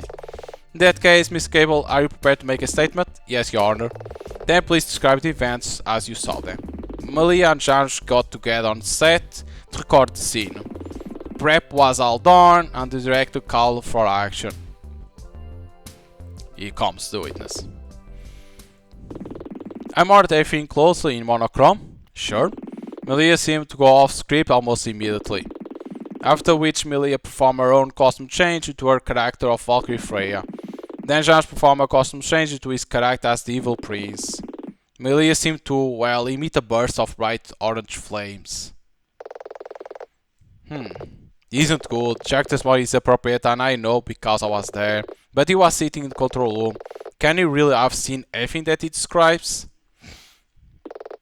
It was orange. That me always safe. Always safe in here. monochrome. Hold it! Monochrome like black and white, but isn't the show in color? Normally yes, I understand this was creative decision for this emotional scene. I do know, I'm not a writer, but as the rest of the crew was by the stage, I was monitoring in black and white to get the full effect. Okay, Milia seemed to go off script almost immediately. Hold it! I understand she does this a lot, frequently. Surely then it's not notable that... Objection, Your Honor. Defense is leading the witness. If the witness finds an act notable, then it's notable to him. Sustained. Do not lead the witness to conclusion, Miss Aquila. Come on, seriously?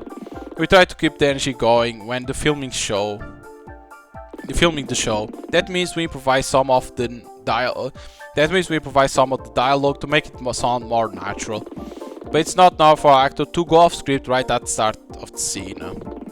After which Milia performed her own custom change into her character of Valkyrie Freya. Hold it! She changed outfits live on soundstage?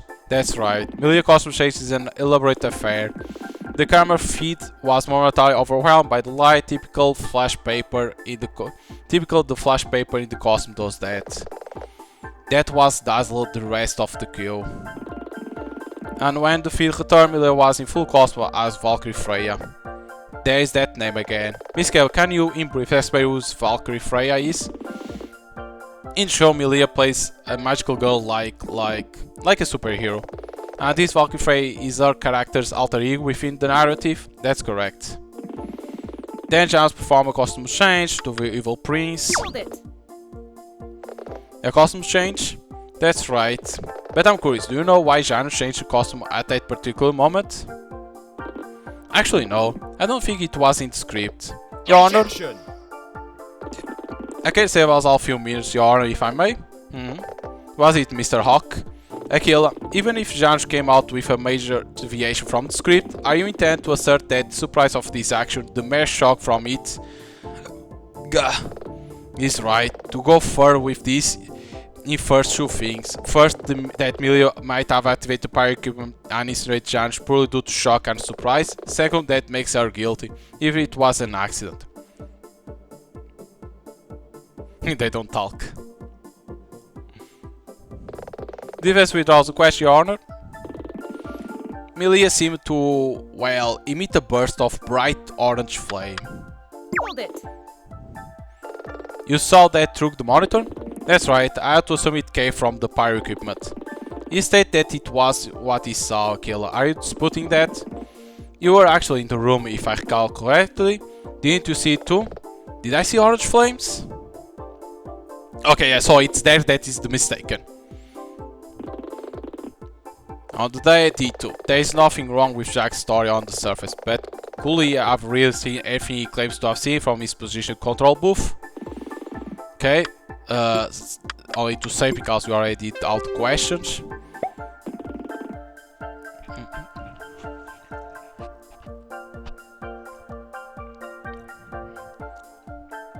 Okay.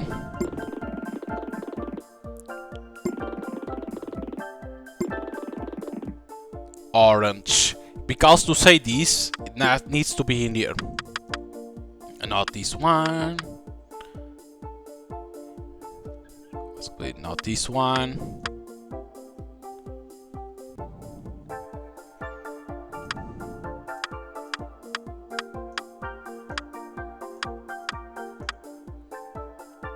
There was a bio flash from outside Maxi window. It's not this. This from Maxi window. It has to be this, right? Meaning that they didn't see. Objection! The piece of evidence refutes the witness statement. I don't see what relevant. It's wrong? Penalty. Oh no, penalty. Milia seemed well to emit a burst of bright orange.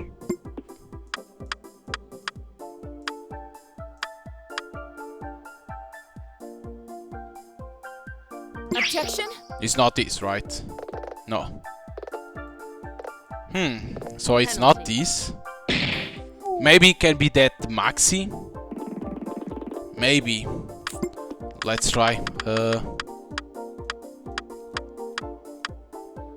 Objection?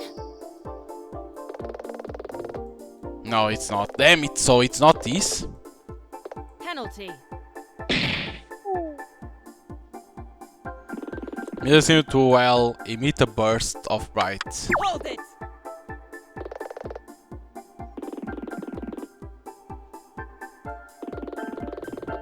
Okay, I know what it is. He said that he saw in there the color. I need to show that it's monochrome. Okay, let me only load it. Load this one. Because I know what I have to do.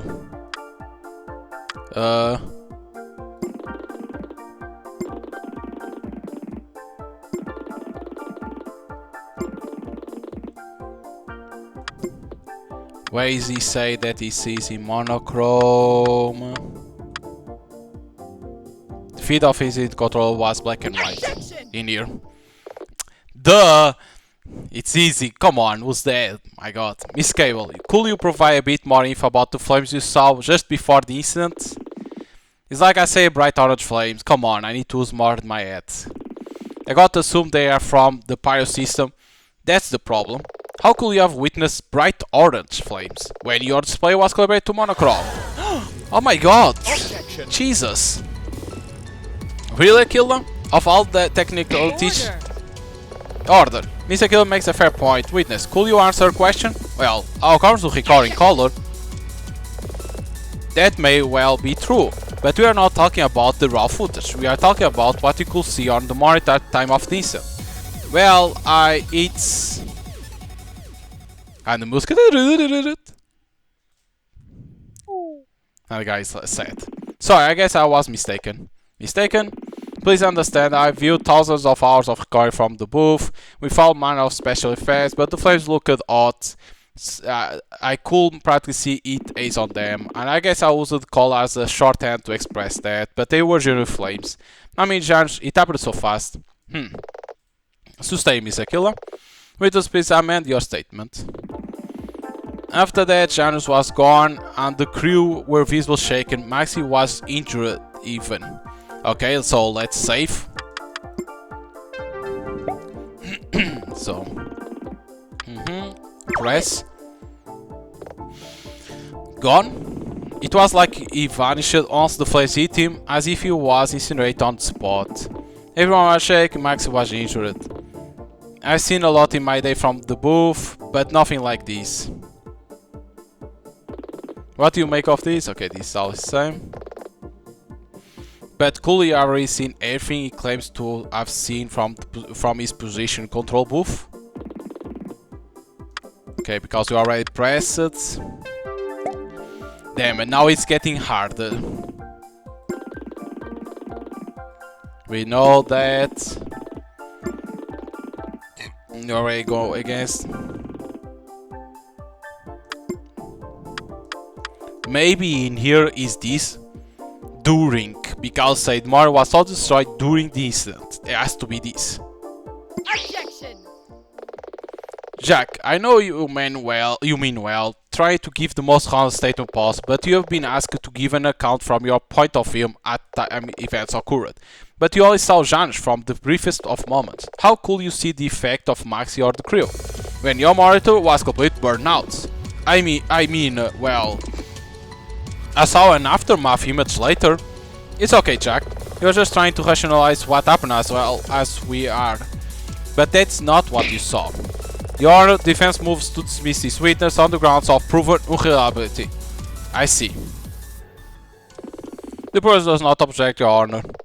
Goodness, Mr. Hawk, why such experience? Mr. Gill raised a point that as he was in control room, Mr. Cable's statement is not totally reliable. However, we feel it's established enough about the events to freely move on to our next witness. Very well. This guy regards miss it. Sarah actor to the stand. Okay, I know. The director. Even with my limited experience of the world of television, I have some understanding of what you do. Even so, I'm not sure I'm here. Were you not a witness to the incident in question? I was there, sure, but I didn't see anything. I find that somewhat difficult to believe. During the incident when Emilia performed her costume change, I was dazzled. Dazzled? Blinded by the effects. I was able to see again until short after the incident was over. I see. Mr. Rock? Yes, Your Honor. You are dealing with an incident that took place on stage filmed by a camera, in front of what appears to nearly the entire staff of this studio. You have a question, Your Honor? She's confused. Never mind. Welcome to my world, Tawny. Mr. Hector?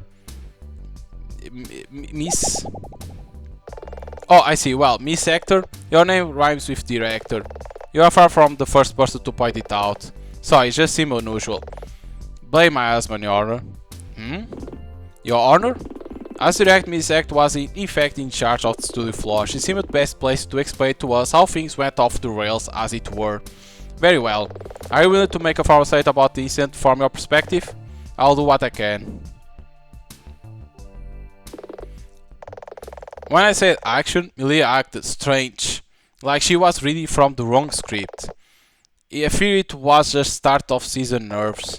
She seemed to exchange a few words with her bird Starna, and suddenly launched into her transformation sequence. The light was dazzling. I was totally blind. Then I heard what must have been pyro effects. I started to panic, but kept sucking down the fresh air until my vision came back. When I could see again, Jonas was gone and Emilia was standing there. Maxie was injured. It was a mess. I can't help but feel that I'm just finding technicalities here. Still, it's all I can do, at least for now. If you can create enough ambiguity in the mind of the judge. Okay. I think it's gonna be this one. Because we know there is something in here, the script. Schedule is not this.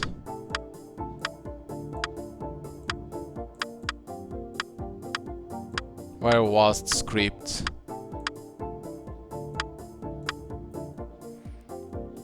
Director said the plans at the studio often change in short notice. It's not script. Okay.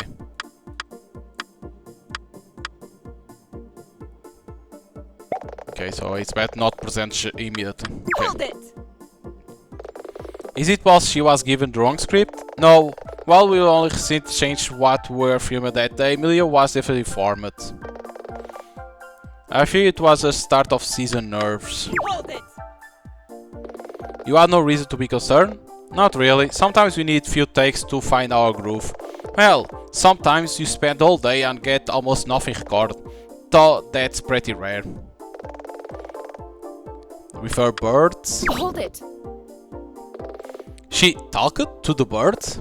She does that, but that's part of the show. We dub words over Starner's quacks.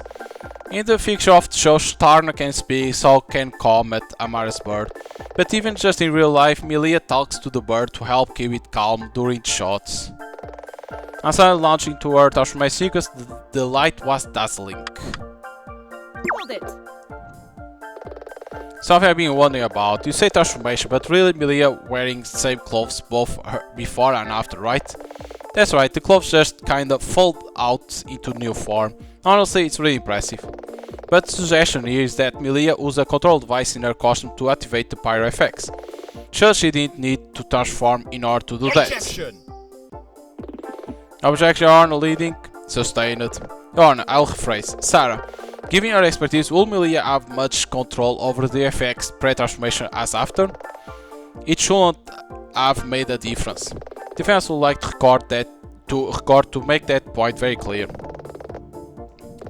Well, that's a small victory if nothing else. I was totally blind.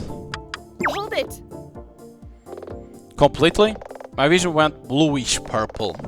I couldn't see my hand in front of my face. In the moment I was terrified of permanent damage, but it seemed to pass pretty quickly. I don't get it. Don't you do these shots somewhat frequently? We have different brightness ratings for safety. On days with a lot of effects, a very bright flash, we issue the crew special effects sunglasses basically. But you didn't have those on this particular day? I can speak for others, but certainly I didn't have mine. She's right, no one we spoke to mentioned having the glasses. Then I heard we must have been Then I heard what must have been pyro effects. I started to panic, but keep sucking down the fresh air. I only want to see one thing in here. Ventilation. This will fail during the brownouts.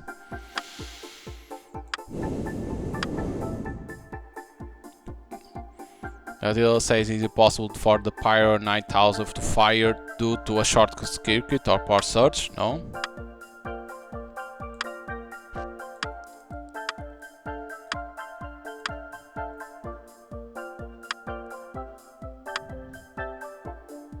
Smells strongly of kerosene. So it had to add tools.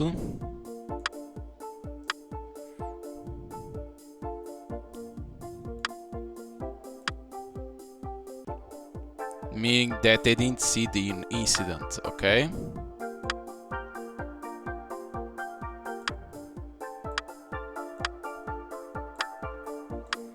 Okay. Only to read that. Until my vision came back, sucking down the fresh air. But that has kerosene. You can't suck because the smell of kerosene. How could I have been sure it was pyro effects and not something else? Weren't you blind?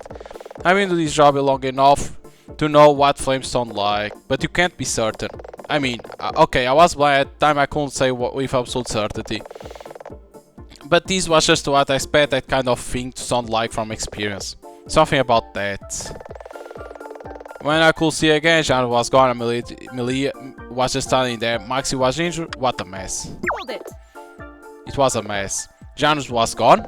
I'm not even sure how to explain. Once my eyesight cleared up, the spot where I'd been standing was empty. But you were blind. Could you have run out of the studio? I only lost my sight for a brief moment, and the studio is pretty big. Plus, it's not easy to move silent among all those cables. Cables are equipped on concrete floor. So, it has to be in that's sucking air. But what she seems to line up with the rest of the crew told us. There was something what she said that isn't right. I think he's sucking air. It has to be. Let me always save. Because depressing.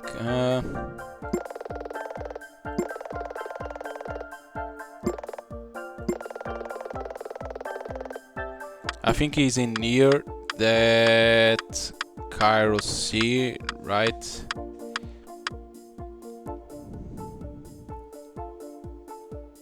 Objection! It has to be this, because if that was in there, so she can't smell, it's full of kerosene. Miss Hector, I'm wondering about something. You described in vivid detail about how you were blinded by the flash, and then heard what you believe were the sounds of FX system firing up. As best I can explain. But in that case, haven't you missed something? You mentioned what you could see, you mentioned what you could hear, but not what you could smell. Your Honor, the Pyro 9000 machine is fed by a mixture of chemicals, where the most prominent is kerosene. This burns with a very obvious odor, along with substances like cortites to create the studio effects. The burnout around this time knocked out the studio ventilation system, like that coolant refresh the air. That will surely cause these scents to permeate the air. Miss Hector, do you recall something kerosene in the aftermath of the incident? No, actually I don't. This is preposterous. We interviewed everyone on the scene, every single person. Not one person mentioned the smell of something so pungent as... Wait, no. Your Honor, it appears the opposing bench agrees with me on this. Thanks, Chad. If no one in the room could smell like kerosene, you can stop now, Mr. Aquila. I understand your point. Your Honor, silence, Mr. Hawk. This does indicate as a shadow on the events that took place. However, a promised set being left out of the position is not in and of itself conclusive proof. But I'm not dismissing your point, Mr. Aquila. Merely suggest that this line of question may have run its course. Do you agree? You are running high here. Let's quit while we are ahead. Yes, Your Honor. Defense rests with regards to this witness. Very well. Miss Hector, you are dismissed. Mr. Hawk, let's keep moving. The progression calls Lotta Eiffel. Can you confirm your identity and your purpose for being here? I'm Lotta Eiffel, Studio Security. Miss Eiffel, Lotta will be satisfactory, Your Honor. Very well. Mr. Hawk, can you provide context for calling Lotta to stand, given that we heard all present were blinded? Is she some sort of expert witness? Your Honor, I also want to call another witness, Maxi Leroux. However, she was hospitalized by the incident and could not make it to the court. However, her actions were recorded in CCTV camera footage. So I invite Lotta, the studio security person, to walk us through this evidence. I see. How was she involved? It relates to events on night before the incident. Okay, it's go time. Lotta, I would like to comment for court record on this image recorded the night before the incident. Your Honor, defense reminds the prosecution that CCTV footage is not typically a sound basis for conviction. Without a material witness, unless the footage itself is beyond reproach. And having seen this footage is grainy, low resolution and of extremely low frame rate. The prosecutor concedes this. However, we wish to review the footage anyway. Very well. I spoke to Maxi this morning prep for this, I'll see what context I can provide. Go ahead. Order. That's the studio soundstage. I see Maxi. This was the night before everything happened. Maxi said she was present in the studio on the night in question, we know that. And said she was working late, that's not uncommon, she was in her salon. Which has a window that looks out onto the trailer yard, does it not? That's right, we know about that too. But she made her way to the soundstage. Max told me that in the tunnel some conditions going outside. Your Honor, surely this hearsay? Lotta can testify as to the experience of Maxi Leroux. It goes against convention. As Maxi is not ready to take the stand, I will allow this to continue. However, I want the prosecution limit your statements to what is verifiable in the footage, or directly told you to by Maxi herself. Mr. Aquila, please speak up if you feel the prosecution does respect this. Understood, Your Honor. Hopefully that will keep Shad in check. Maxi told me that in the thunderstorm collision going outside between flash of lighting, she saw Millie outside through the window. Your CCTV does not show the trailer yard outside, also there are other qualities to this photo that could be discussed, but they are more observable in an early photo from the same camera. Order. Lotta, can you describe what you see in the picture? Lotta? It looked like Milia in her magical girl costume. Order. And what does she appear to be holding? Unaccept, Your Honor, prosecution is leading the witness. Your Honor, we have spoken to an expert at VRP Studio. Millie is holding an ammo pack for the pyrotechnics equipment on the studio soundstage. In fact, if I am aim to play the footage its entirety, so it shows getting the ammo pack.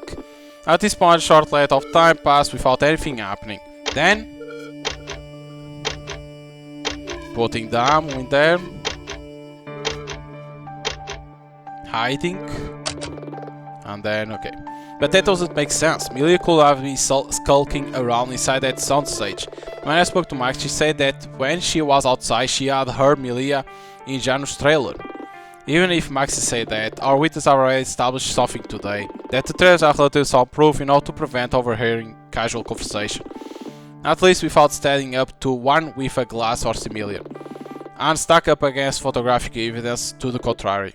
Your Honor, the prosecution poses a difficult to accept but seemingly self-evident conclusion at this juncture. That Millie, knowing and willing, prepared the machine to incinerate her husband. Oh my god, he didn't say that. That's a lie, says Miss Nordin. But it is impossible. Miss Nordin, I will have order or I will hold you in contempt of court. Wait. Could Millie have even done this? We must have some evidence that suggests Milia will have started to carry out this plan. Will have difficult to struggle to carry.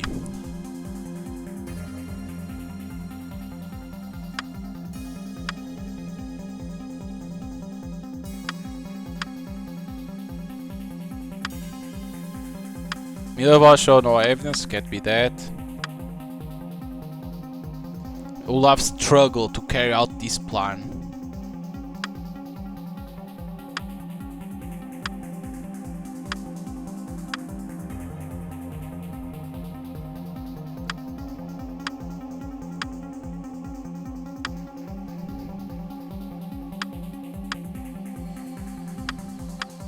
No.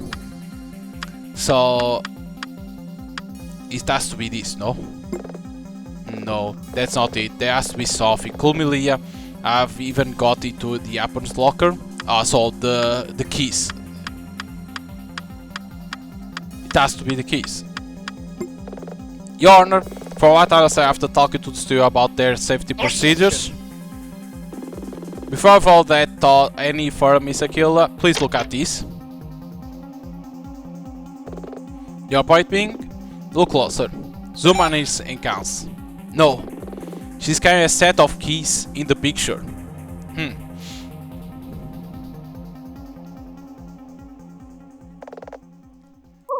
Crying. Please, Miss Norden. Miss Norden, please turn to face me. Miss Norden, Milia. Yes, Your Honor. They are talking to each other, but we can't hear.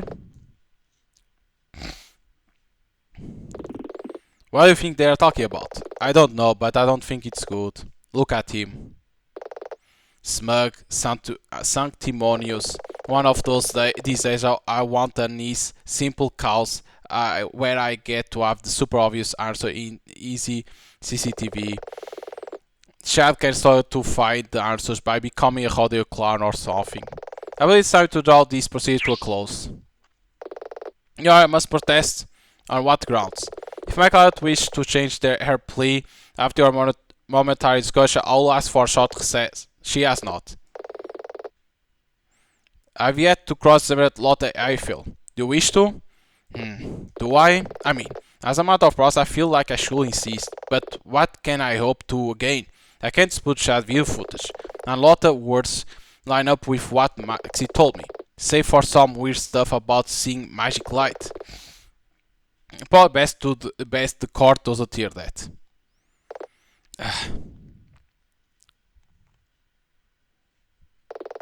Sometimes you get the bear, sometimes the beer gets you. Excuse me? Defense rest, Your Honor. In that case, the idea that Milia was able to harm the studio equipment fire at the right time, thus isolate her husband, is far-fetched but plausible. After reviewing the facts of this case along with the compelling evidence put forward by Mr. Hawk, it is clear that any reasonable person will consider Miss Norton guilty of murder. I'm so sorry, Milia. We really tried it.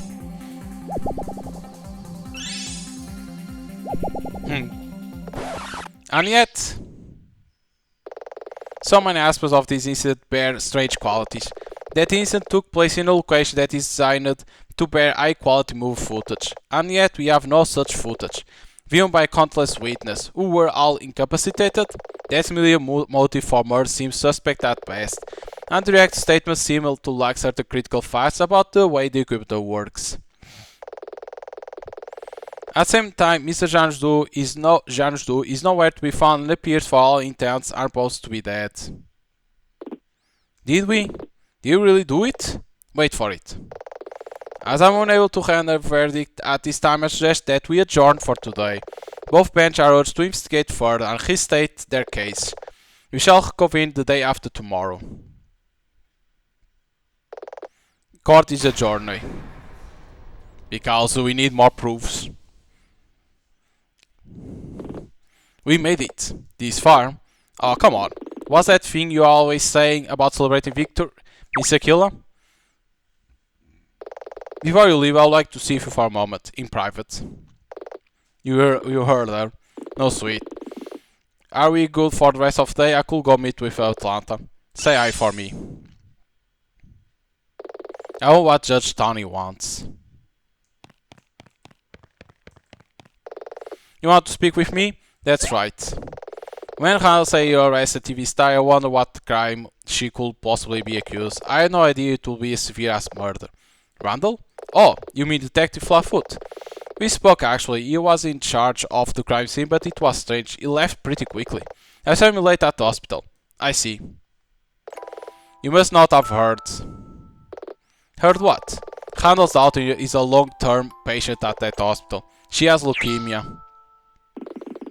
But he has good reason to make a swift exit. Oh gosh, I had no idea. If he seems a little abrupt, well, now you know why. I'll keep it in mind, Your Honor. So, right now my focus is entirely on the welfare of my clients. You certainly have a knack for picking a forlorn hope, Miss Aquila. Aquila defense law has open door policy, for Your Honor. Admirable. There are two types of people who will take on a case that's so seemingly ironclad as Melia Norton's. You'll have to be either hopelessly naive or you just believe her. That was uncalled for. Miss Aquila, I do what I can to foster an air of fairness. Do not mistake that for arrogance. I've been doing this now for a long time. From up in that chair I've gazed down into the well of the court, into the eyes of countless defendants of all ages, genders and backgrounds. In that time I've seen goodness that cowered in darkness, and evil that strolled amid the light. And when you look at Amelia, I see something else entirely. That girl appears completely lost, and that does not tally with the matters of which she stands accused. Lost like innocent? I'm not prone to using up more of the court's time on a mere whim, but there is more to all of these events than meets the eye, so of that I am entirely certain. When you sent Ania Miller to jail, did you look into her eyes? I did. I remember her face and name, like everyone I've sent down. It seems only proper. Did she look lost? No. When Ania confessed, she spoke confidently. I had no reason to doubt her words. I see. That is in the photo that you remember in the beginning, that there is a photo of Ania? Miss Aquila, let me tell you a story. About another protégé, a golden child who studied at the feet of the master. This young woman worked directly for Tyrone Kestrel, the DA, as a prosecutor. They were inseparable, and together formal, they worked like this for years. Then saw after a high-profile case, a victory. Even this young protégé left the prosecute profession altogether. This young woman, was that Anya Miller? Very good, Miss Aquila. Anya walked out on the prosecutor's office and never looked back. It's my understanding that she and Tyrone Kestrel haven't casually spoken since. What was the case about? The last one at which she acted as prosecutor? Oh, it was a businessman who stood accused of murdering his son. Krantz, that was his name. It was quite scandal at the time. Why are you telling me all this? Because you started a bright career, Miss Aquila. Truly, you are a rising star, but you are fiercely loyal, and I just want you to reflect on this, on being sure that loyalty isn't misplaced. Your point being, Anya was your teacher, as she always had the manner of a big sister. She was a great attorney, but for all of that, she was a person, as flawed as anyone else. Try to keep that in mind. I wish you the best with your ongoing investigation, but for now, I take my leave.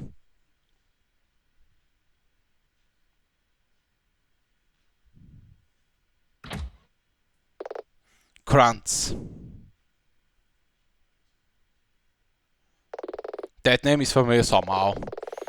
Anya walked out on the prosecutor's office and never looked back. It's my understanding that she and Tyrone Kestrel haven't casually spoken since. Anya, what happened? What did you do?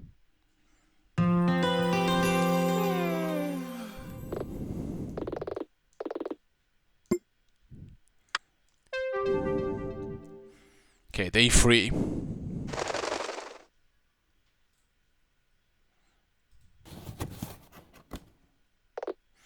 What?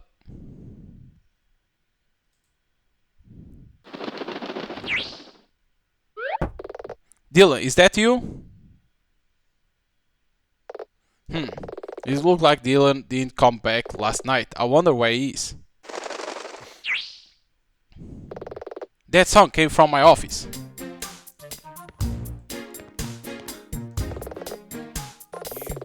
Anya Miller? I wonder where she is. What the? That's Amara's birds. How did it even get in here? I got better things to do. Guess I'll have to try and catch it. Come here, birds. And his picture.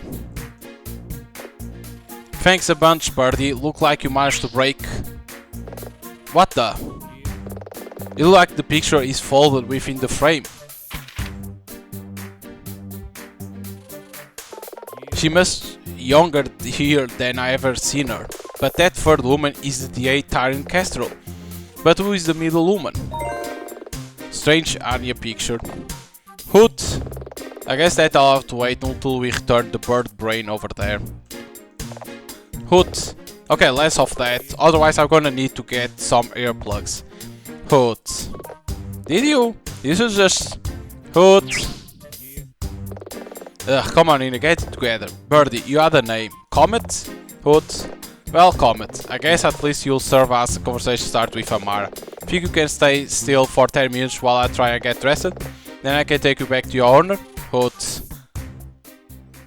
I like the bird's answer to her.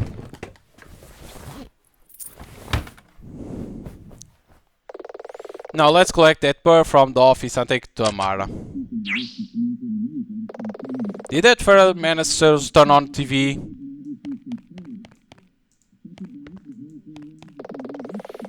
I warned the public not to approach any bikes they spot in groups within city limits. Repeat, the mayor has asked citizens to not approach group of bikers if they spot them within city limits, and to be on their guard about similar related series of explosions that have occurred this past week. Wow, I hope Dylan and Atlanta are okay. Okay, my feather Fred, time to get you back to Amara. Hoot! I'm willing to bet she'll be at the studio. Let's start there. We have the bird with us. That's amazing.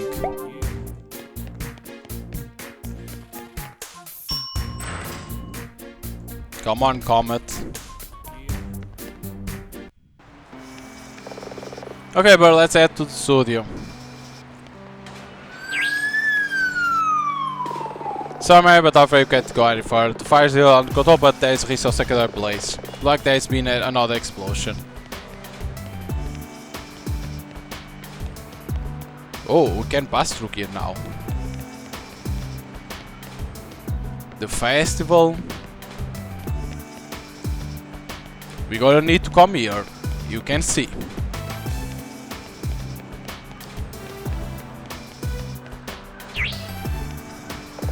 Oh, great. Between the wreckage of these weird explosion and the construction vehicles, there is no direct way through to the studio. Maybe the long way around? We'll need to go through Centrum Park. Hoot! This should be okay. If we just keep going, we can cut through to the other side. Hoot!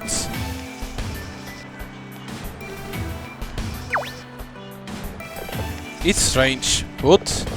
It's just kinda quiet. Usually if you come to the park in the morning, you'll see joggers, cyclists. Actually, this one time, Anna and I'm talking to a bird. Hoot! Let's just get this on. What was that sound?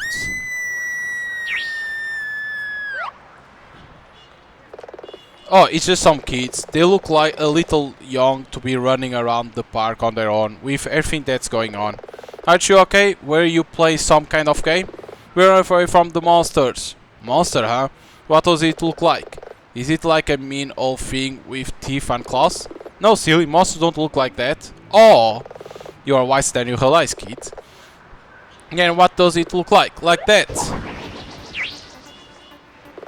Oh wow, they were being serious. Hoot! Kids, get behind me. Grah! What even is that thing? Out of my way. Not gonna happen. Ugh. Oh wow, that really stinks. Lady, are you okay? Ugh. Ugh. Never come between the slime and their breakfast. Now move! I won't let you hurt them. Kids, is your mom nearby? She lives just outside the park, back this way. Run, now! Don't stop to get to her. Ugh, go! You're gonna regret that. Oh no, monsters. What the? What is going on? If only I had brought my Dragon Fantasy Arena cards.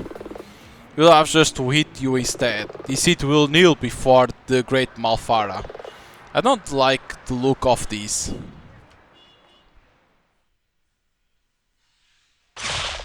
Guard your tongue, foul fiends. Who said that? It was I, Comet.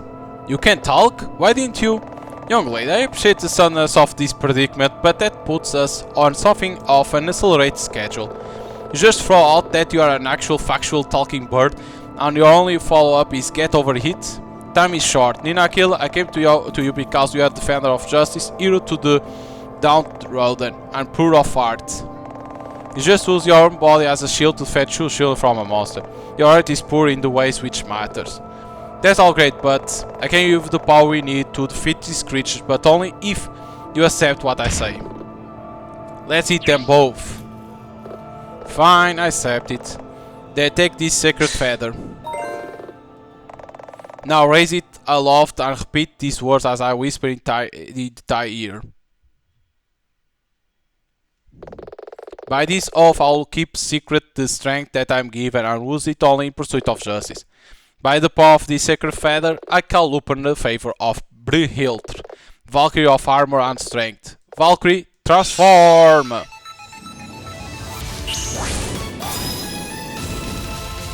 And we are transforming.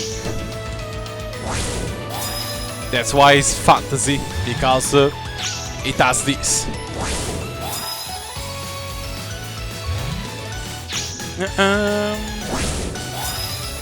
The music is good, the music. And art style is like, it's amazing art style. Look at this.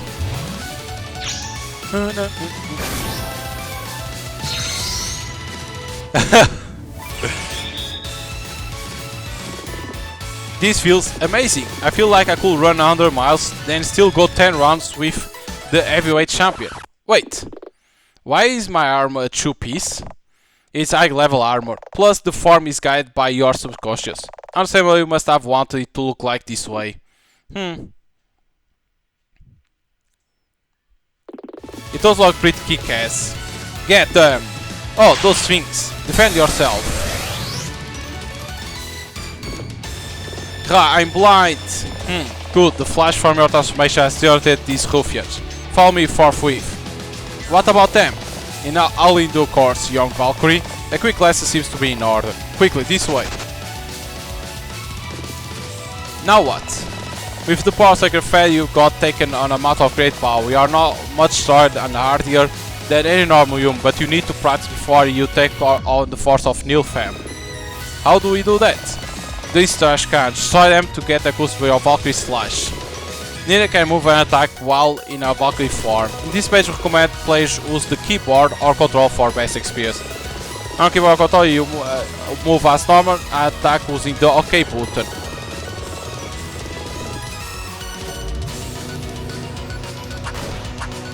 Hiya!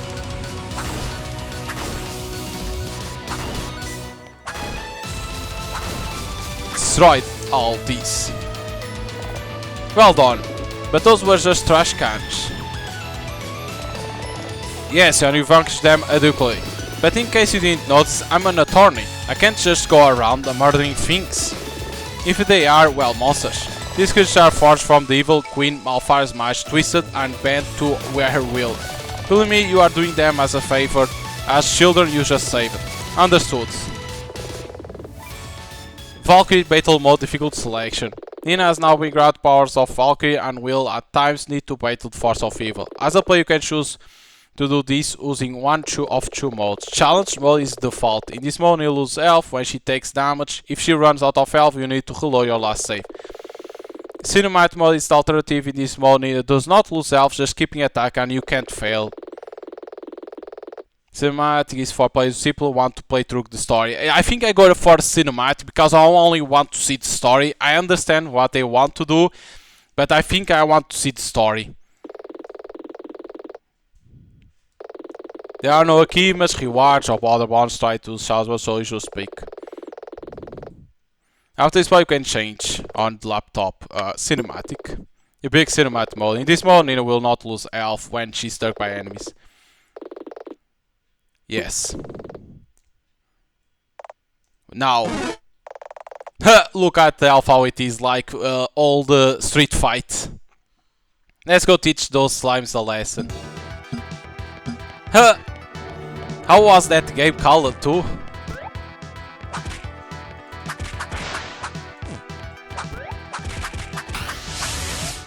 That's a goal.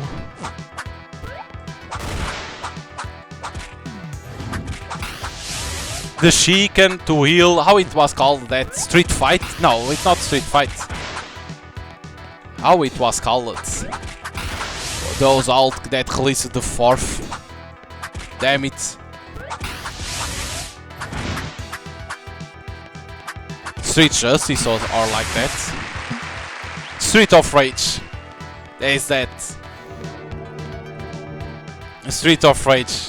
These resembles.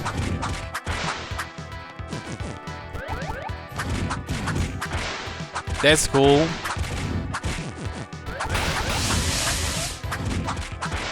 I like that. I play a lot of Street Rage when I was young. That leaves the Shiken to heal.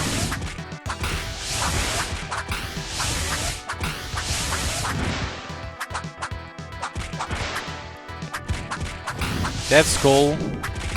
It is one thing that I like from Nina Aquila, is that they put certain mini games that resembles old games. On season 1 they had like a card like Yu-Gi-Oh! That was amazing. One of the minigames. She's chubby as hell. Look at that. Stage complete. In this one they put this one minigame. That's cool. Streets of Rage. Marvel, simply marvelous. My name is Steven. How do you feel? Ah!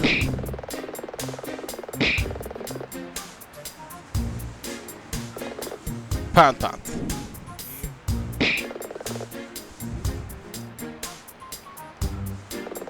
How do I feel? How do I feel? So it's real? Why, yes. All of it, I mean, mostly. Now she sees that's true.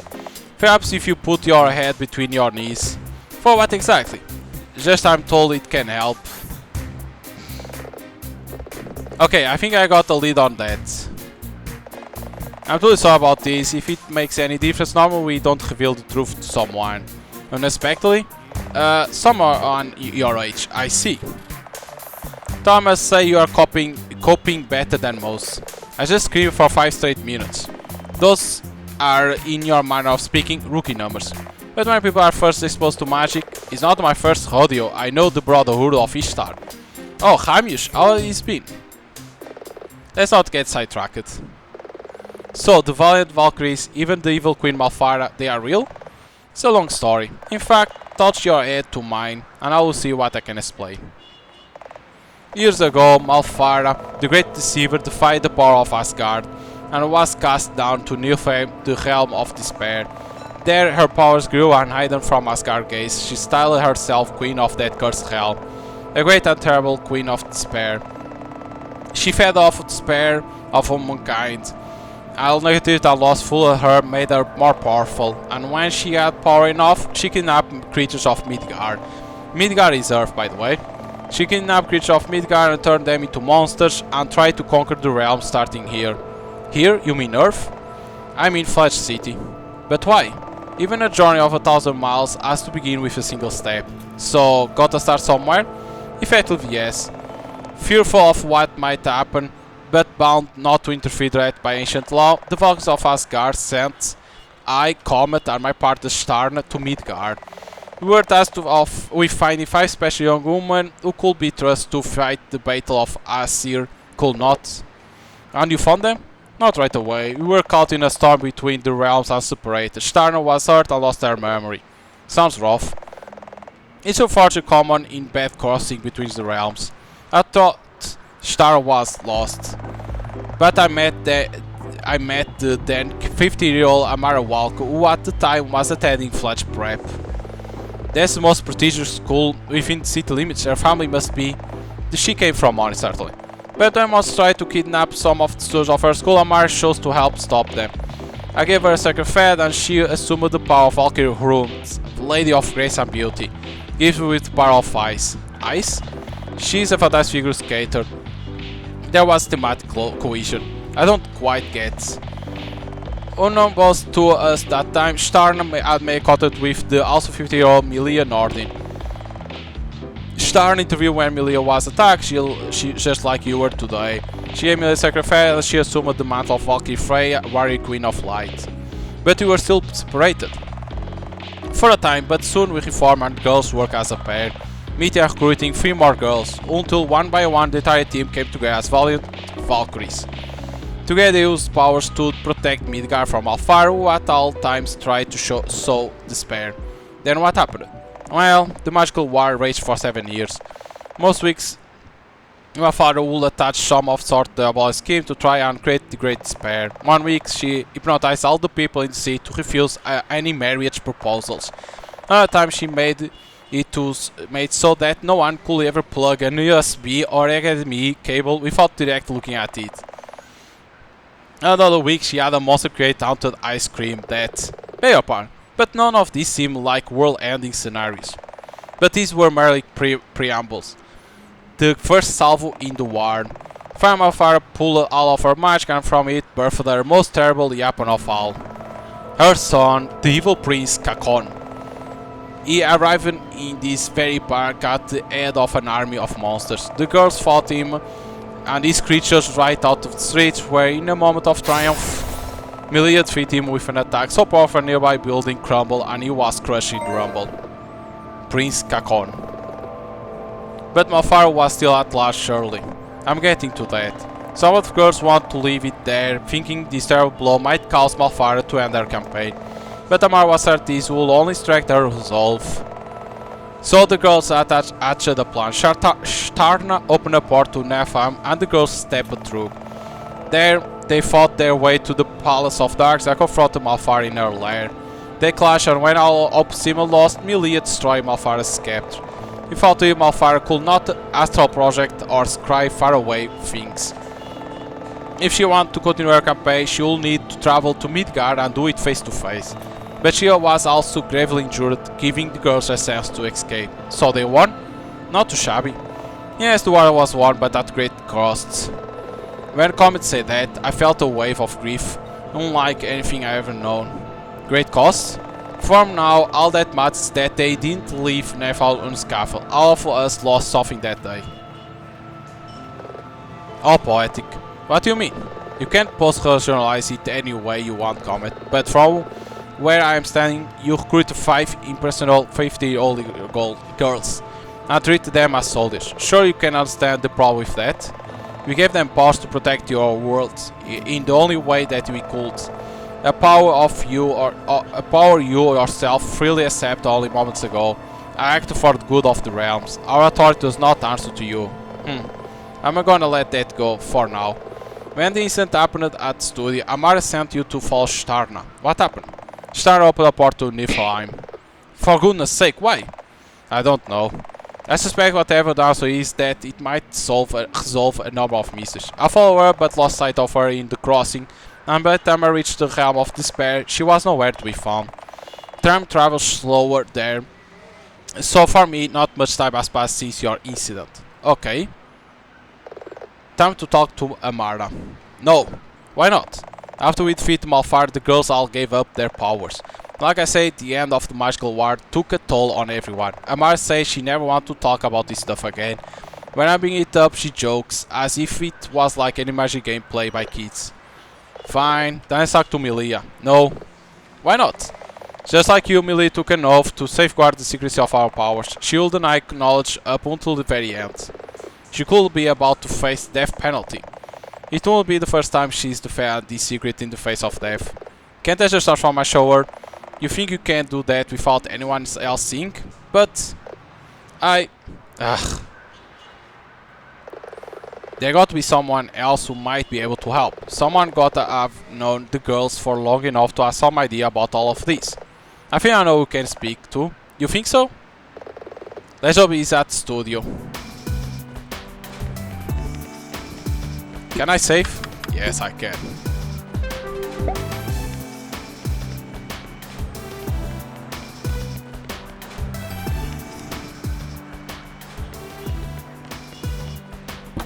Go to the studio.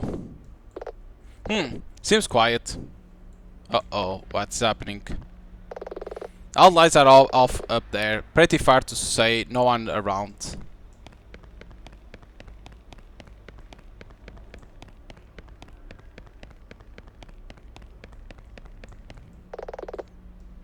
Nothing? I thought we will see something.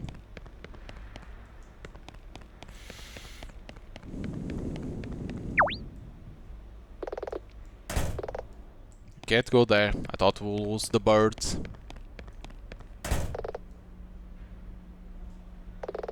I guess Lotta hasn't opened yet. She'll be along soon, I'm sure. If we hang out for a little while, she's bound to turn up. Now she see that everything is real. Hey, comment. This was of Malfire, right? Of her correct in the show, yes. What's the difference? Well, in real life no one knows how Malfire truly appears. You don't know what she looks like? But I thought you said Valkyries confront her face to face at the end of the war. Malfire is a mistress of illusion. She can use that to appear however she wishes. So we have no idea if the Malfire we picture really is her true appearance.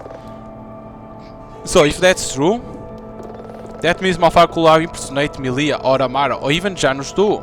Huh. Sorry to wreck your tray of thought, but that's not how it works. Why not? In our experience, Malfire can take the form of a person, but she's unable to duplicate or clone someone perfectly. Someone you know quite well. So she could vanish into a crowd of people, but not, for example, impersonate your friend or co-worker or spouse. Thought that that had the chilling effect of always making us wary of new people with whom we got involved. I see, that must be a problem. The show's not complete fiction though. Malfire feeds on people's despair and tries to create more. With her magic, she can curse innocent people as well as kidnap people and animals and turn them into monsters. Who plays Malfire on the show?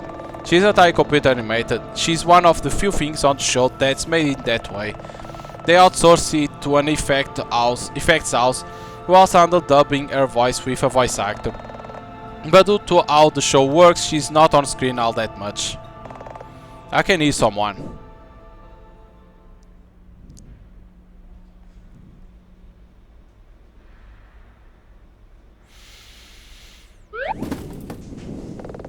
Let's talk to Lotta. Good morning. Hi there. Continue with your investigation? I will, but the doors to the south stage are locked. I am looking for Hank. I see. Hank told me to staff to take the morning off due to everything that's happened. I think that lawyer wants to talk to him, so they should both be around. You mean Shad Hawk? That's the guy. I unlock the doors.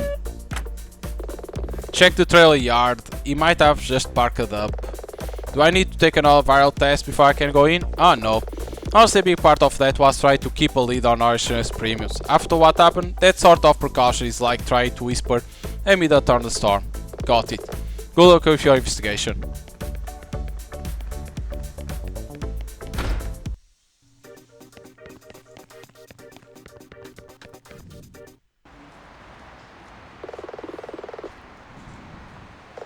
Let's see.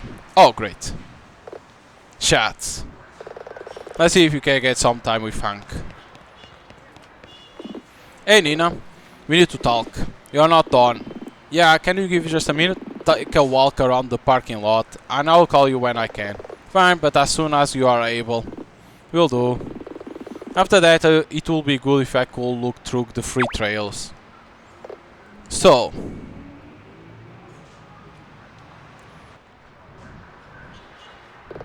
Shad wants to look inside the trails. Are they open? I guess regardless of all this magical girl stuff, I still need to keep investigating the case. Plus, I wonder what else I can find if I take a moment to look around. This Milia trailer. Still seems like I'll need the key to get inside. Maybe once I can open them up. Okay. So let's search.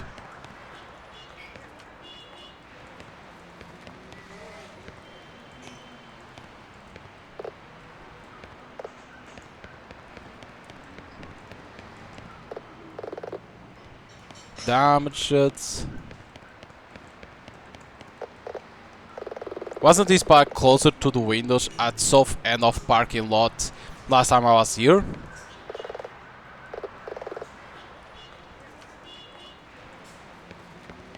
I think it was.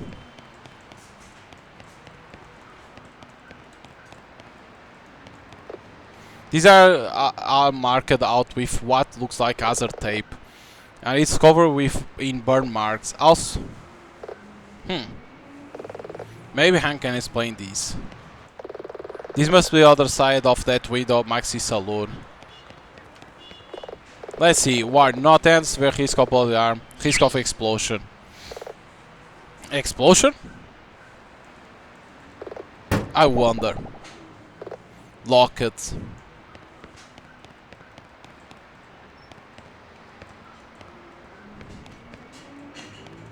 Because this doesn't work, these things.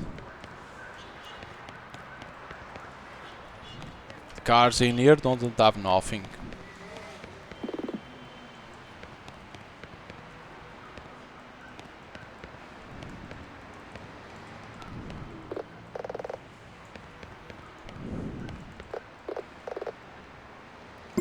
Do we need to see the evidence in here?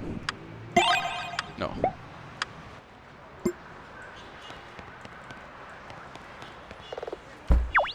It's locked too, right?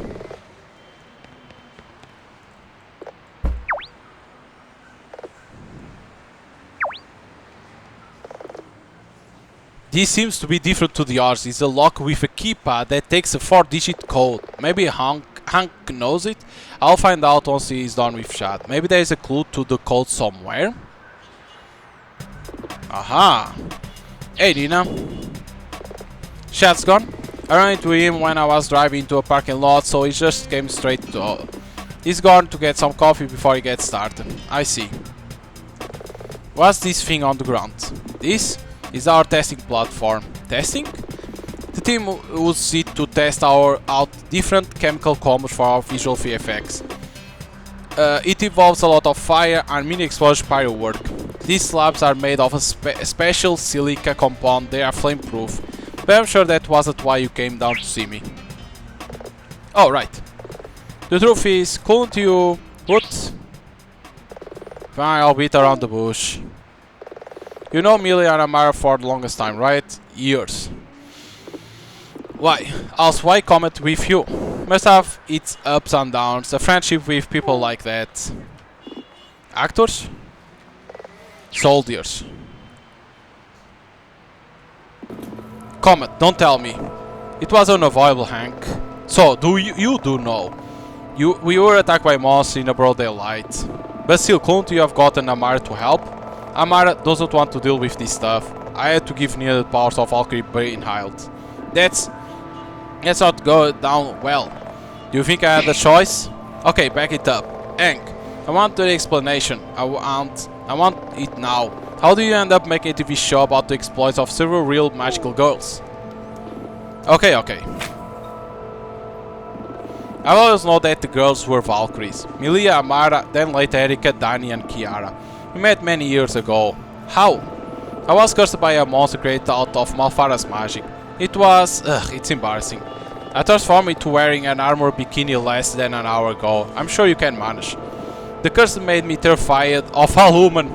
While under it they look like nightmarish monsters.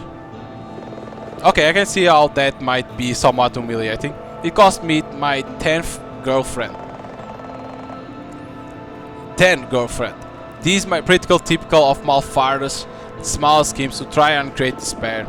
It lasted a week, during which I nearly took up my own life, but the Valkyries saved me. They destroyed the monster and I was free of the curse, but in doing so, I soon found out who they were. It was a problem. I started to see why you were so determined to protect Milia. I told girls that for saving my life, I'll do anything I could to help them. However, at first there wasn't really much I could do. We were still busy with the magical war. But when that all was over, the girls gave up their powers. Problem is, being a magical don't exactly pay. And you can't put on your resume either. Suddenly they were just normal bunch of young women in their early 20s, with no job history. So you create a TV show about their secret double lives? Surely that will violate their oath of secrecy? It's actually the ultimate disguise. Now I will assume the actor who plays a superhero on TV was actually a superhero. The girls are literally years of adventure upon which to base stories. We could do 10 seasons before we have to start making new material. Plus, Milia and Amara are unique people. Amara is Amara, Milia has her own eccentricities. Like her habit of vanishing in the middle of the night with her motorbike. People expect actors to be eccentric types, so it just works. We shall just create a show bible from a summarized version of their adventures. And so we bought it right away. I heard the flirty dozen and got to work. But only Amara and Milia joined you? The others took different paths. Did my ears deceive me, or was there a tinge of sorrow in how he said that? But in any case, now you know how this all came about. Why was Shad here? He wants to look in the trailers. Do you want to? I really need to talk to Amara, but if Shad wants to investigate the trailers, I should probably do as well.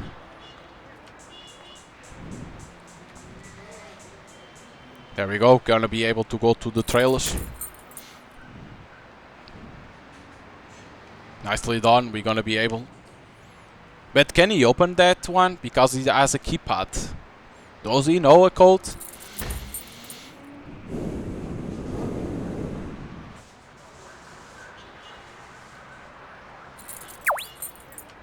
Of course not. Oh, that's right, I forgot.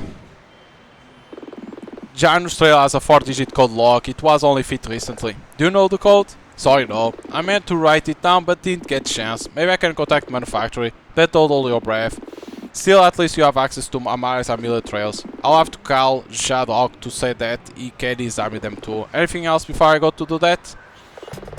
Actually, there was an awkward question thrown up by the trial. Hank, now you ask about your keys. The CCTV showed me using a set of keys to access the Apron's locker. But Cat Will said the only keys belong to you and her. She had hers in her possession and wasn't at the studio that night. I see you are going with that, but I can't help you. I keep that in my jacket. That's this jacket I'm wearing right now. It normally hangs in my office, but I was wearing it while I was on a date. Oh right, Milia mentioned that. I hate to intrude on your privacy, but if I don't ask you first, then Shadowhawk almost certainly will. Can your date corroborate that? Can they confirm that you are out? Who were with? I want to avoid this, but I guess it's always going to come out eventually. I was with Devona. Your coworker? You don't approve? I didn't say that. Look, Devona might seem a bit flighty, but we have worked together for years and she always been there for me. But it was just our first date, so I don't want to jinx it. We walk out to a nearby sushi place, then the movie theater. We have the tickets. Okay. Afterwards, I saw her to a cab, then I walked home. Got it. So I know it might be unavoidable, but please only tell those who actually need to know. Understood. Anyway, if that's all, I'm going to call Shad. Best of luck with the trailers, and with the magical godlike powers. Very funny. I guess now we investigate the trailers before Shad does. Okay, let me separate here the video because it's getting long. I'll be back.